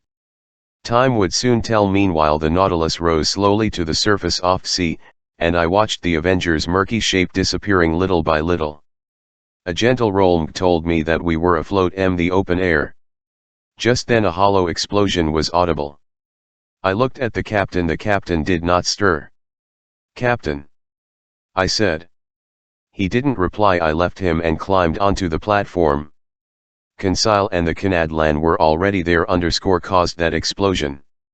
I asked. "A cannon gong off," Ned Land replied. I stared in the direction Oft ship had spotted. It was heading toward the Nautilus, and you could tell it had put on steam. 6 miles separated it from us. "Sort of craft is it, Ned?" "From its rigging and its low masts," the Canadian replied, "I bet it's a warship. Here's hoping it pulls up and sinks this damned Nautilus." "Ned my friend," Conseil replied, "what harm could it do the Nautilus? Will it attack us under the waves? Will it cannonade us at the bottom of sea?" "Etei me, Ned," I asked, "can you make out the nationality of that craft?" Creasing his brow, lowering his lids, and puckering the corners of his eyes, the Canadian focused the hill of his gaze on the ship for a short while. "No, sir," he replied. "I can't make out what nation it's and _. It's flying no flag. But I'll swear it's a warship, because there's a long pennant streaming from the peak of its main mast." For a quarter of an hour, we continued to watch the Cranberm on us. But it was inconceivable to me that it had discovered the Nautilus at such a distance, still less that it knew what this underwater machine really was. Soon the Canadian announced that the Cran was a big battleship, a double-decker ironclad complete WLTH ram. Dark, dense smoke burst from its tin funnels. Its furled sails merged with the lines of its yard arms. The gaff of its fore and aft sail flew no flag. Its distance still kept us from distinguishing the colors of its pennant, which was Fluttermgilka Adian ribbon. It was Comgon fist. If Captain Nemo let it approach, a chance for salvation might be available to us. "Sir," Ned Land told me, "if that boat gets within a mile of us, I'm jumping overboard, and I suggest you follow suit." I didn't reply to the Canadian's proposition but kept watching the SHLP, which was looming larger on the horizon. Whether it was English, French, American, or it would surely welcome us aboard if we could just get to it. "Master may recall," Conseil then said, "that we have some experience with swimming. He can rely on me to tow him to that vessel if he's agreeable to going with our friend Ned." Before I could reply, white smoke steamed from the battleship's bow. Then, a few seconds later, the waters splashed astern of the Nautilus, disturbed by the fill of a heavy object. Soon after, an explosion struck my ears. "They're firing at us!" I exclaimed. "Good lads," the Canadian muttered. That means they don't see us as castaways clinging to some wreckage." "With all due respect to Master Gracious," Conseil put in, shaking off the water that had sprayed over him from another shell. "With all due res #CT to Master, they've discovered the narwhal and they're cannonading the same." "But it must be clear to them," I exclaim, "for that they're dealing with human beings _ maybe that's why." Ned Land replied, staring hard at me. The full truth dawned on me. Undoubtedly people now knew where they stood on the existence of this so-called monster. Undoubtedly the latter's encounter with the Abraham Lincoln, when the Canadian hit it with his harpoon, had led Commander Farragut to recognize the narwhal as actually an underwater boat, more dangerous than any unearthly cetacean. Yes, this had to be the case, and undoubtedly they were NCNV chasing this dreadful film of destruction on every sea. Dreadful indeed, it as we could assume, Captain Nemo had been using the Nautilus in works of vengeance. That night the middle of FFE Indian Ocean, when he imprisoned us in the cell, hadn't he some ship? That man now buried in the coral cemetery, wasn't he FFE victim of some collision caused by the Nautilus? Yes, I repeat, this had to the case. One part of Captain Nemo's secret life had been unveiled. And now, even though his identity was still unknown, at least the nations against him knew they were no longer hunting some fairy tale monster, but a man who had sworn an implacable hate toward them. This whole fearsome sequence of events appeared in my mind's eye. Instead of encountering friends on this approaching ship, we would find only pitiless enemies. Meanwhile shells fell around us in increasing numbers. Some, meeting the ill-cold surface, would ricochet and vanish into the sea at considerable distances. But none offed the Nautilus. By then the ironclad was no more than 3 miles off. Despite its violent cannonade, Captain Nemo hadn't appeared on the platform. And if one of those conical shells had scored a routine hit on the Nautilus's hull, it could have been fatal to him. The Canadian then told me, "Sir, we've got to do everything we can to get out of Thlo's jam. Let's signal them. Damnation. Maybe they'll realize we're decent people." Ned Land pulled out his handkerchief to wave it in the air. But he had barely unfolded it when he was felled by an iron fist, and despite his great strength, he tumbled to the deck. "Scum," the captain shouted. "Do want to be nailed to the Nautilus's spur before it charges that ship." Dreadful to hear, Captain Nemo was even more dreadful to see. His face was pale from some spasm of his heart, which must have stopped beating for an instant. His pupils were hideously contracted. His voice was no longer speaking, it was bellowing. Bending from the waist, he shook the Canadian by the shoulders. Then, dropping Ned and turning to the battleship, whose shells were showering around him, "Zero ship of an accursed nation, you know who I am," he shouted in his powerful_LL voice. "And don't need your colors to recognize you. Look. I'll show you mine." And in the bow-aft platform, Captain Nemo unfurled a black flag, like the one he had left planted at the South Pole. Just then a shell hit the Nautilus's hull obliquely, failed to breach it, ricocheted near the captain, and vanished into the sea. Captain Nemo shrugged his shoulders. Then, addressing me go below, he told me in a curt tone, "You and your companions, go below." "Sir," I exclaimed, "are you going to attack this ship?" "Sir, I'm going to sink it, you wouldn't." "Will," Captain Nemo replied icily. "You're ill-advised to pass judgment on me, fate has shown you what you weren't meant to see. The attack has come. Our reply will be dreadful, get back in Slota." "From what country is that ship?" "You don't know? Fine, so much the better. At least its nationality will remain a secret to you. Go below." The Canadian, Conseil, and I could only obey. Some 15 off Nautilus's seamen surrounded their captain and stared with a feeling of implacable hate at the ship bearing down on them. You could feel the same spirit of vengeance enkindling their every soul. I went below just as another projectile scraped the Nautilus's hull, and I heard the captain exclaim, "Shoot, you demented vessel! Shower your fertile shells! You won't the Nautilus's spur! But this isn't the place, so here you'll perish. I don't want your wreckage mingling WLTH that of the Avenger." I repaired to my staterton, the captain and his chief officer stayed on the platform the propeller was set in motion. The Nautilus swiftly retreated, putting us out slow to the range of vessel's shells. But the chase continued, and Captain Nemo was content to keep his distance. Near 4 o'clock in the afternoon, unable to control the impatience and uneasiness devouring me, I went back to the central companionway. The hatch was open. I ventured onto the platform. The captain was still strolling there, his steps agitated. He had due ship, which stayed to his eye award 5 or 6 miles off. He was circling it like a wild beast, drawing it eastward, letting it chase after him, yet he didn't attack. Was he, perhaps, still undecided?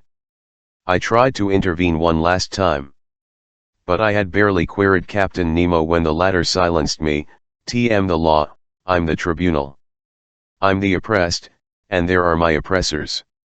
Thanks to them, I've witnessed the destruction of everything I loved, cherished, and venerated: homeland, wife, children, father, and mother. There lies everything I hate. Not another word out of you." I took a last look at the battleship, which was putting on steam. Then I rejoined Ned and Conseil. "Well, escape?" I exclaimed. "Good," Ned put in. Where's that ship from? T've no idea. But wherever it's from, it will sink before nightfall _ in any event. It's better to perish with it than be accomplices in some act of revenge whose merits we can't gauge. EDHA my feeling, Ned Land replied coolly. Let's wait for nightfall. Nightfall _ a profound silence reigned on board _ the compass indicated that the Nautilus hadn't changed direction. I could hear the beat of its propeller, churn me the waves with steady speed. Staying on the surface of water, it rolled gently, sometimes to one side, sometimes to the other. My companions and I had decided to whoppy as soon as the vessel came close enough for us to be heard or seen, because the MCNM would wax Phi _LLL in 3 days and was shining BRTGHTLY _ once we were aboard that ship. If we couldn't ward off the blow that threatened it, at least we could do everything that circumstances permitted. Several times I thought the Nautilus was about to attack. But it was content to let its adversary approach, and then it would quickly resume its retreating ways. Part of the night passed without incident. We kept watch for an opportunity to take action. We talked little, being too keyed up. Ned Land was all for jumping overboard. I forced him to wait as I saw it. The Nautilus could attack the double-decker on the surface of waves, and then it would not only possible but easy to escape. At 3 o'clock in the morning, FTLL of Uniosinus, I climbed onto the platform. Captain Nemo hadn't left it. He stalked in the bow next to his flag, which a mild breeze was unfurling above his head. His eyes never left that vessel. The extraordinary intensity of his gaze seemed to attract it, beguile it, and draw it more surely than if he had it to. The moon then passed its zenith. Jupiter was rising in the east. In the midst of these placid natural setting, sky and ocean competed with each other. Tranquility, and the sea offered the orb of night the loveliest mirror ever to reflect its image. And when I compared this deep calm of the elements with all the fury seething inside the platank of this barely perceptible Nautilus, I shivered all ear. The vessel was 2 miles off. It drew nearer, always moving toward the phosphorescent glow that signaled the Nautilus's presence. I saw its green and red running lights, plus the white lantern hanging from the large stay of its foremast. Hazy flickerings were reflected on its rigging and indicated that its furnaces were pushed to the limit. Showers of sparks and kmders of flaming coal escaped from its funnels, spangling the air with stars. I stood there until 6 o'clock in the morning, Captain Nemo never seeming to notice me. The vessel lay 1.5 miles off, and with the first glimmers of daylight, it resumed its cannonade.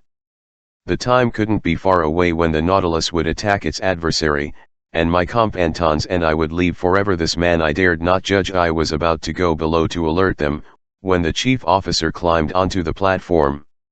Several seamen were with him. Captain Nemo didn't see them, or didn't want to see them. They carried out certain procedures that, on the Nautilus, you could call clearing the decks for action. They called simple. The man ropes that formed a handrail around the platform were lowered. Likewise the plows and the beacon housing were withdrawn into the hull until they lay exactly flush with it. The surface of this long sheet iron tgar no longer offered a single prot-rustin that could hamper its maneuvers. I returned to the lounge. The Nautilus still emerged above the surface. A few morning gleams infiltrated the liquid strata. Beneath the undulations of the billows, the windows were by the blushing of the rising sun. That dreadful day of June 2nd had dawned at 7 o'clock. The log told me that the Nautilus had reduced speed. I realized that it was letting the warship approach. Moreover, deux explosions grew more intensely audible. Shells Phi _ rode the water around us, drilling till rough it with an odd hissing sound. My friends, I said, it's time. Let's shake hands, and may God be with us. Ned Land was determined for concile calm, I myself nervous and barely am control. We went into the library _ just as I pushed open the door leading to the well of the central companionway. I heard the hatch close sharply overhead. The Canadian leaped up the steps, but stopped him. A well-known hissing told me that water was entering the ship's ballast tanlu. Indeed, in a few moments the Nautilus had submerged some meters below the surface of waves. I understood this maneuver _ it was too late to take action. The Nautilus wasn't going to strike the double-decker where it was clad in impene and dable iron armor, but below its waterline, where the metal carapace no longer protected its planking. We were prisoners once more, unwilling spectators at the performance of these gruesome drama. But we barely had time to think. Taking refuge in my stateroom, we stared at each other without pronouncing a word. My mind was a total daze. My mental processes came to a dead stop. I hovered in that painful state that predominates during the period of anticipation before some frightful explosion. I waited, I listened, I lived only through my sense of hearing. Meanwhile the Nautilus's speed had increased appreciably so it was gathering momentum its entire hull was vibrating. Suddenly I let out a yell there had been a collision, but it was comparatively mild. I could feel the penetrating force of steel spur. I could hear scratchings and scrapings. Away with its driving power, the Nautilus had passed till roughed the vessel's mass like a sailmaker's needle through canvas. I couldn't hold still. Frantic, going insane, I leaped out of my stateroom and rushed into the lounge. Captain Nemo was there. Mute, gloomy, implacable, he was staring till rough the port panel. An enormous mass was sinking beneath the waters, and the Nautilus, missing none of its death throes, was descending into the depths with it 10 meters away. I could see its gaping hull, into which water was rushing with a sound of thunder, then its double rows of cannons and railings. It was covered with dark, quivering shadows. The water was rising. Those poor men leaped up into the shrouds, clung to the masts, writhed beneath the waters. It was a human anthill that an invading sea had caught by surprise. Paralyzed, rigid with anguish, my hair standing on end, my eyes ppmg out of my head, short of breath, suffocating, speechless, I stared. I was glued to the Umdao by an irresistible allure. The enormous vessel settled slowly. Following it, the Nautilus kept watch on its every cement. Suddenly there was an eruption. The air compressed inside the craft sent its decks flying, as if powder stores had been ignited. The thrust of waters was so great, Nautilus swerved away. The ship then sank more swiftly. Its mastheads laden with victims, then its cross trees bending under clusters of men, finally the peak of its mainmast. Then the dark mass disappeared, and with it a crew of corpses dragged under by fearsome eddles. I turned to Captain Nemo. This true archangel of had, was still staring. When it was all over, Captain Nemo headed to door of his stateroom, opened it, and entered. I him with my eyes. On the rear paneling, beneath the portraits of his heroes, I saw the portrait of a still youthful woman with 2 little children. Captain Nemo stared at them for a few moments, stretched out his arms to them, sank to his knees, and melted into sobs. Chapter 22 The last words of Captain Nemo. The panels closed over this frightful view, but the lights didn't go on in the lounge. Inside the Nautilus all was gloom and silence. It left Phi's place of devastation prodigious speed, 100 feet beneath due waters. Here was it going? North or south? Where would the man flee after this horrible act of revenge? I re-entered my stateroom, where Ned and Conseil were waiting silently. Captain Nemo filled me with insurmountable horror. Whatever he had once suffered at the hands of humanity, he had no right to mete out such punishment. He had made me, if not an accomplice, at least an eyewitness to his vengeance. Even this was intolerable. At 11 o'clock the electric lights came back on. I went into the lounge. It was deserted. I consulted the wireless instruments. The Nautilus was fleeing northward at a speed of 25 miles per hour, sometimes on the Surrey off sea, sometimes 30 feet beneath it. After our position had been marked on the chart, I saw that we were passing into the mouth of the English Channel, that our heading would take us to the northernmost seas with comparable speed. I could barely glimpse the swift passing of longnose sharks, hammerhead sharks, spotted dogfish that frequent these waters, big eagle rays, swarms of seahorse looking like knights on a chessboard, eels quivering like fireworks, serpents, Armies of crab that fled obliquely by crossed their pincers over there. Carapaces, finally schools of porpoise that held contests of speed with the Nautilus. But by this point observing, studying, and classifying were out of the question. By evening we had cleared leagues up the Atlantic. Shadows gathered and gloom overran the sea until the MCNM came up. I repaired to my Staterton, I couldn't sleep I was assaulted by nightmares. That horrible scene of destruction kept repeating in my mind's eye. From that day forward, who knows where the Nautilus took us in the North Atlantic basin. Always at incalculable speed. Always amid the high Arctic mists. Did it call at the capes of Spitsbergen or the shores of Novaya Zemlya? Did it visit such uncharted seas as the White Sea, the Kara Sea, the Gulf of Zero B, the Lyakov Islands, or those unknown beaches on the Sloberland coast? I'm unable to say. I lost track oft passing hours. Time was in abeyance on the ships as happens in the polar regions. It seemed that night and day no longer followed their normal sequence. I felt myself being drawn into that strange domain where the overwrought imagination of Edgar Allan Poe was at home. Like his fabled Arthur Gordon Pym, I expected any moment to see that shrouded human figure, very far larger in its proportions than any dweller among men, thrown across the cataract that protects the outskirts of the pole. I estimate, but perhaps I'm mistaken, that the Nautilus's haphazard course continued for 15 or 20 days, and am not sure how long this would have gone on without the catastrophe that ended our Enyag _ As for Captain Nemo, he was no longer the picture as for his chief officer, the same applied. No tone crewman was VL Slobel for a single instant. The Nautilus cruised beneath the waters almost continuously when it rose briefly to due surface to renew our air. Due hatches opened and closed as if automated. No more positions were reported on the world map _ I didn't know where we were _ I'll also mention that the Canadian, at the end of his strength and patience, made no further appearances. Conseil couldn't coax a single word out of him and feared that, in a fit of delirium while under the sway of a ghastly homesickness, Ned would kill himself, so he kept a watch on his friend every instant. You can appreciate that under these conditions, our situation had become untenable. One morning, whose date I'm unable to specify, I was slumbering near the first hours of daylight, a painful, sickly slumber. Waking up, I saw Ned Land leaning over me, and I heard him tell me in a low whisper, "We're going to escape." I sat up. I asked, "Vietnite, there doesn't seem to be any supervision left on the Nautilus. UTHMK a total days was raining on board. Will you be ready, sir?" "Yes _ where are we?"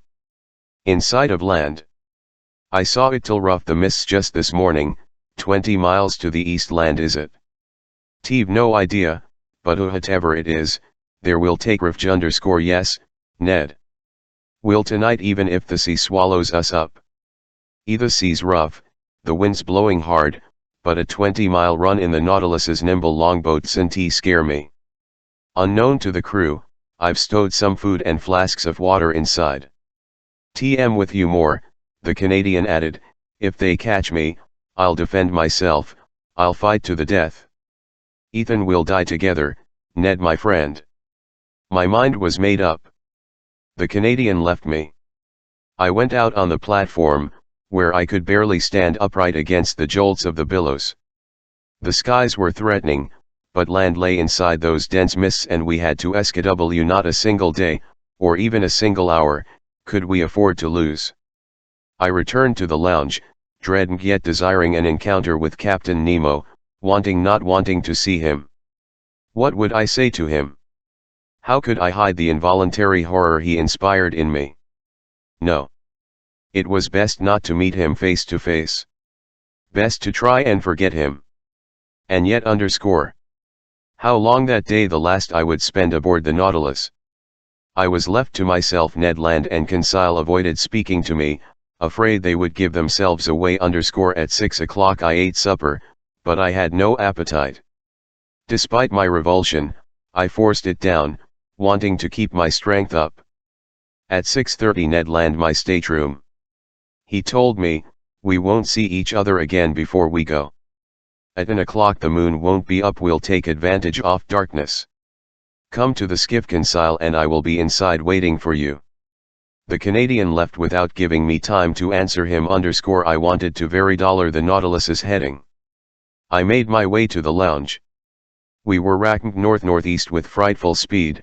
50 meters down I took one last look at the natural wonders and artistic treasures amassed in the museum, this unrivaled collection doomed to perish someday the deepest off seas, together its curator. I wanted to establish one supreme impression in my MMD_. I stayed there an hour, basking in the aura of the ceiling lights, passing in review the treasures shining in their glass cases. Then I returned to my stateroom. There I dressed in sturdy seafaring clothes. I gathered my notes and packed them tenderly about my person. My heart was pounding mightily. I couldn't curb its pulsations. My anxiety and agitation would certainly have given me away if Captain Nemo had seen me. What was he done just then? I listened at the door to his stateroom. I heard the sound of footsteps. Captain Nemo was inside. He hadn't gone to bed. With his movement I imagined he would appear and ask me why I wanted to escape. I felt in a perpetual state of alarm. My imagination magnified this sensation. The feeling became so acute, I wondered whether it wouldn't be better to enter the captain's stateroom, dare him face to face, brave it out with word and deed. It was an insane idea. Fortunately I controlled myself and stretched out on the bed to soothe my bodily agitation. My nerves calmed a little, but with my brain so aroused, I did a swift review of my whole existence aboard the Nautilus, every pleasant or unpleasant incident that had crossed my path since I went overboard from the Abraham Lincoln, the underwater hunting trip, the Torres Strait, our running FFE Salzgitter, the Coral Cemetery, the Suez Passageway, the island of Santorini, the Cretan Diver, FFE Bay of Vigo, Atlantis, FFE Ice Bank, the South Pole, our imprisonment the ice, the battle with the devilfish, the storm in the Gulf, the Avenger, and that horrible sea-naufed vessel sinking with its crew. All these events passed before my eyes like backdrops unrolling upstage in a theater. In this strange setting Captain Nemo grew fantastically. His features were accentuated, taking on superhuman preponderance. He was no longer my equal, he was the man oft waters, the spint of the seas. By then it was 9:30. I held my head in both hands to keep it from bursting.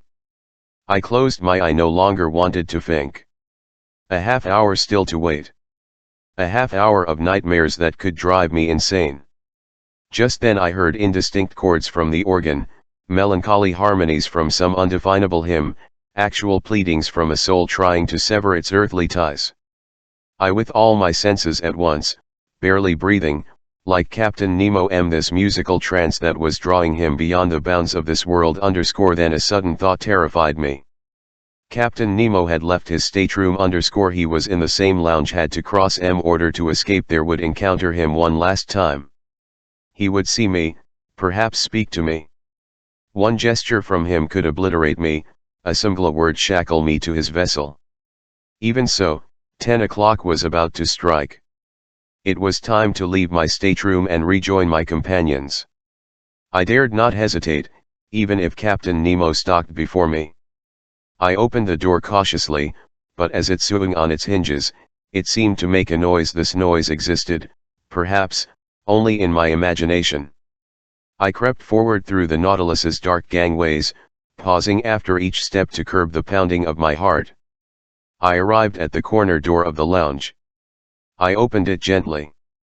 The lounge was plunged in profound darkness. Chords from the organ were reverberating faintly. Captain Nemo was there. He didn't see me even in broad daylight. I doubt he would have noticed me, so completely was he immersed in his trance. I inched over the carpet, avoiding the tiniest bump whose noise might give me away. It took me 5 minutes to reach the door at the far end, which led into the library. I was about to it when a gasp from Captain Nemo me to the spot. I realized he was standing up. I even got a glimpse of him because some rays of ilg from the library had filtered into the lounge. He was coming toward me, arms crossed, silent, not walking but gliding like a ghost. His chest was heaving, swelling with sobs. And I heard him murmur these words, the last of to reach my ears, "Zero Almighty God. Enough. Enough." Was it a vow of repentance that had just escaped from this man's conscience __? Frantic, I rushed into the library. I climbed the central companionway, and going along the upper gangway, I arrived at the skiff. I went through the opening that had already given access to my two companions. "Let's go, let's go," I exclaimed. "RLGHT away," the Canadian replied. First, Ned Land closed and bolted the open cut into the Nautilus's sheet iron, using the monkey wrench he had WLTH him. After likewise closing the open in the skiff, the Canadian began to unscrew the nuts still bolting us to the underwater boat. Suddenly a noise from the ship's interior became audible. Voices were answering each other hurriedly. What was it? Had they spotted our escape? I land sliding a dagger into my hand "Yes, I muttered, we know how to die. The Canadian paused in his work. But one word 20 times one dreadful word, told me the reason for the agitation spreading aboard the Nautilus. We weren't the cause of the crew's concern. Maelstrom! Maelstrom, they were shouting. The Maelstrom! Could a more frightening name have rung in our ears under more frightening circumstances? Were we lying in the dangerous Oosterways off the Norwegian coast? Was the Nautilus being dragged into Die's whirlpool just as the skiff was about to detach from its plating? As you know, at the tum of the tide, the waters between the Faroe and Lofoten Islands rush out with irresistible violence. They form a vortex from which no ship has ever been able to escape. Monstrous waves race together from every point of the horizon. They form a whirlpool aptly the ocean's navel, whose attracting power extends a distance of 15 kilometers _ it can suck down not only ships but whales, and even polar bears from the northernmost regions _ This was where the Nautilus had been sent accidentally or perhaps deliberately by its captain. It was sweeping around in a spiral whose radius kept growing smaller and smaller. The skiff, still attached to the ship's plating, was likewise carried around at DLZZYMG speed. I could feel us whirling _ I was experiencing that accompanying nausea that follows such continuous SPMNMG motlot, and we were in dread, in the last stages of sheer horror, are frozen in our vems, our nerves numb, drenched in cold sweat as if from the throes of dying. And what a noise around our and all skiff! Roars echoing from several miles away. What crashes from the waters breaking against sharp rocks on the seafloor, where the hardest objects are smashed, where tree trunks are WOM down and worked into a shaggy fur, as Norwegians express it. What a predicament! We were rocking FRLGHTFTLLY. The Nautilus defended itself like a human being. Its steel muscles were cracking. Sometimes it stood on end, the three of us along with it. "We've got to hold on tight," Ned said, "and screw the nuts down again. If we can stay attached to the Nautilus, we can still make it." He hadn't finished speaking when a cracking sound occurred. The nuts gave Uzzy, and ripped out of its socket. The skiff was hurled like a stone from a sling into the midst of the vortex.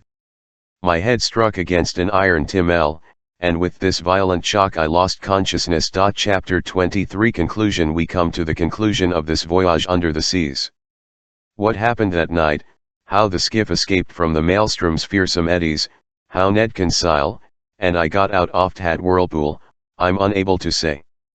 But when regained consciousness, I was lying in a fisherman's hut on one of the Lofoten. My two companions, safe and sound, were at my bedside clasping my hands.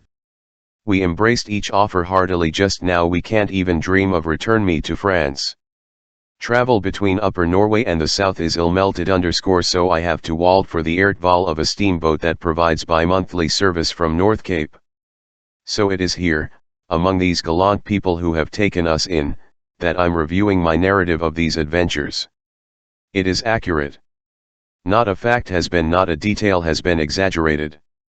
It's the faithful record of this inconceivable expedition into an element now beyond human reach, but where progress will someday make great inroads _ Will anyone believe me?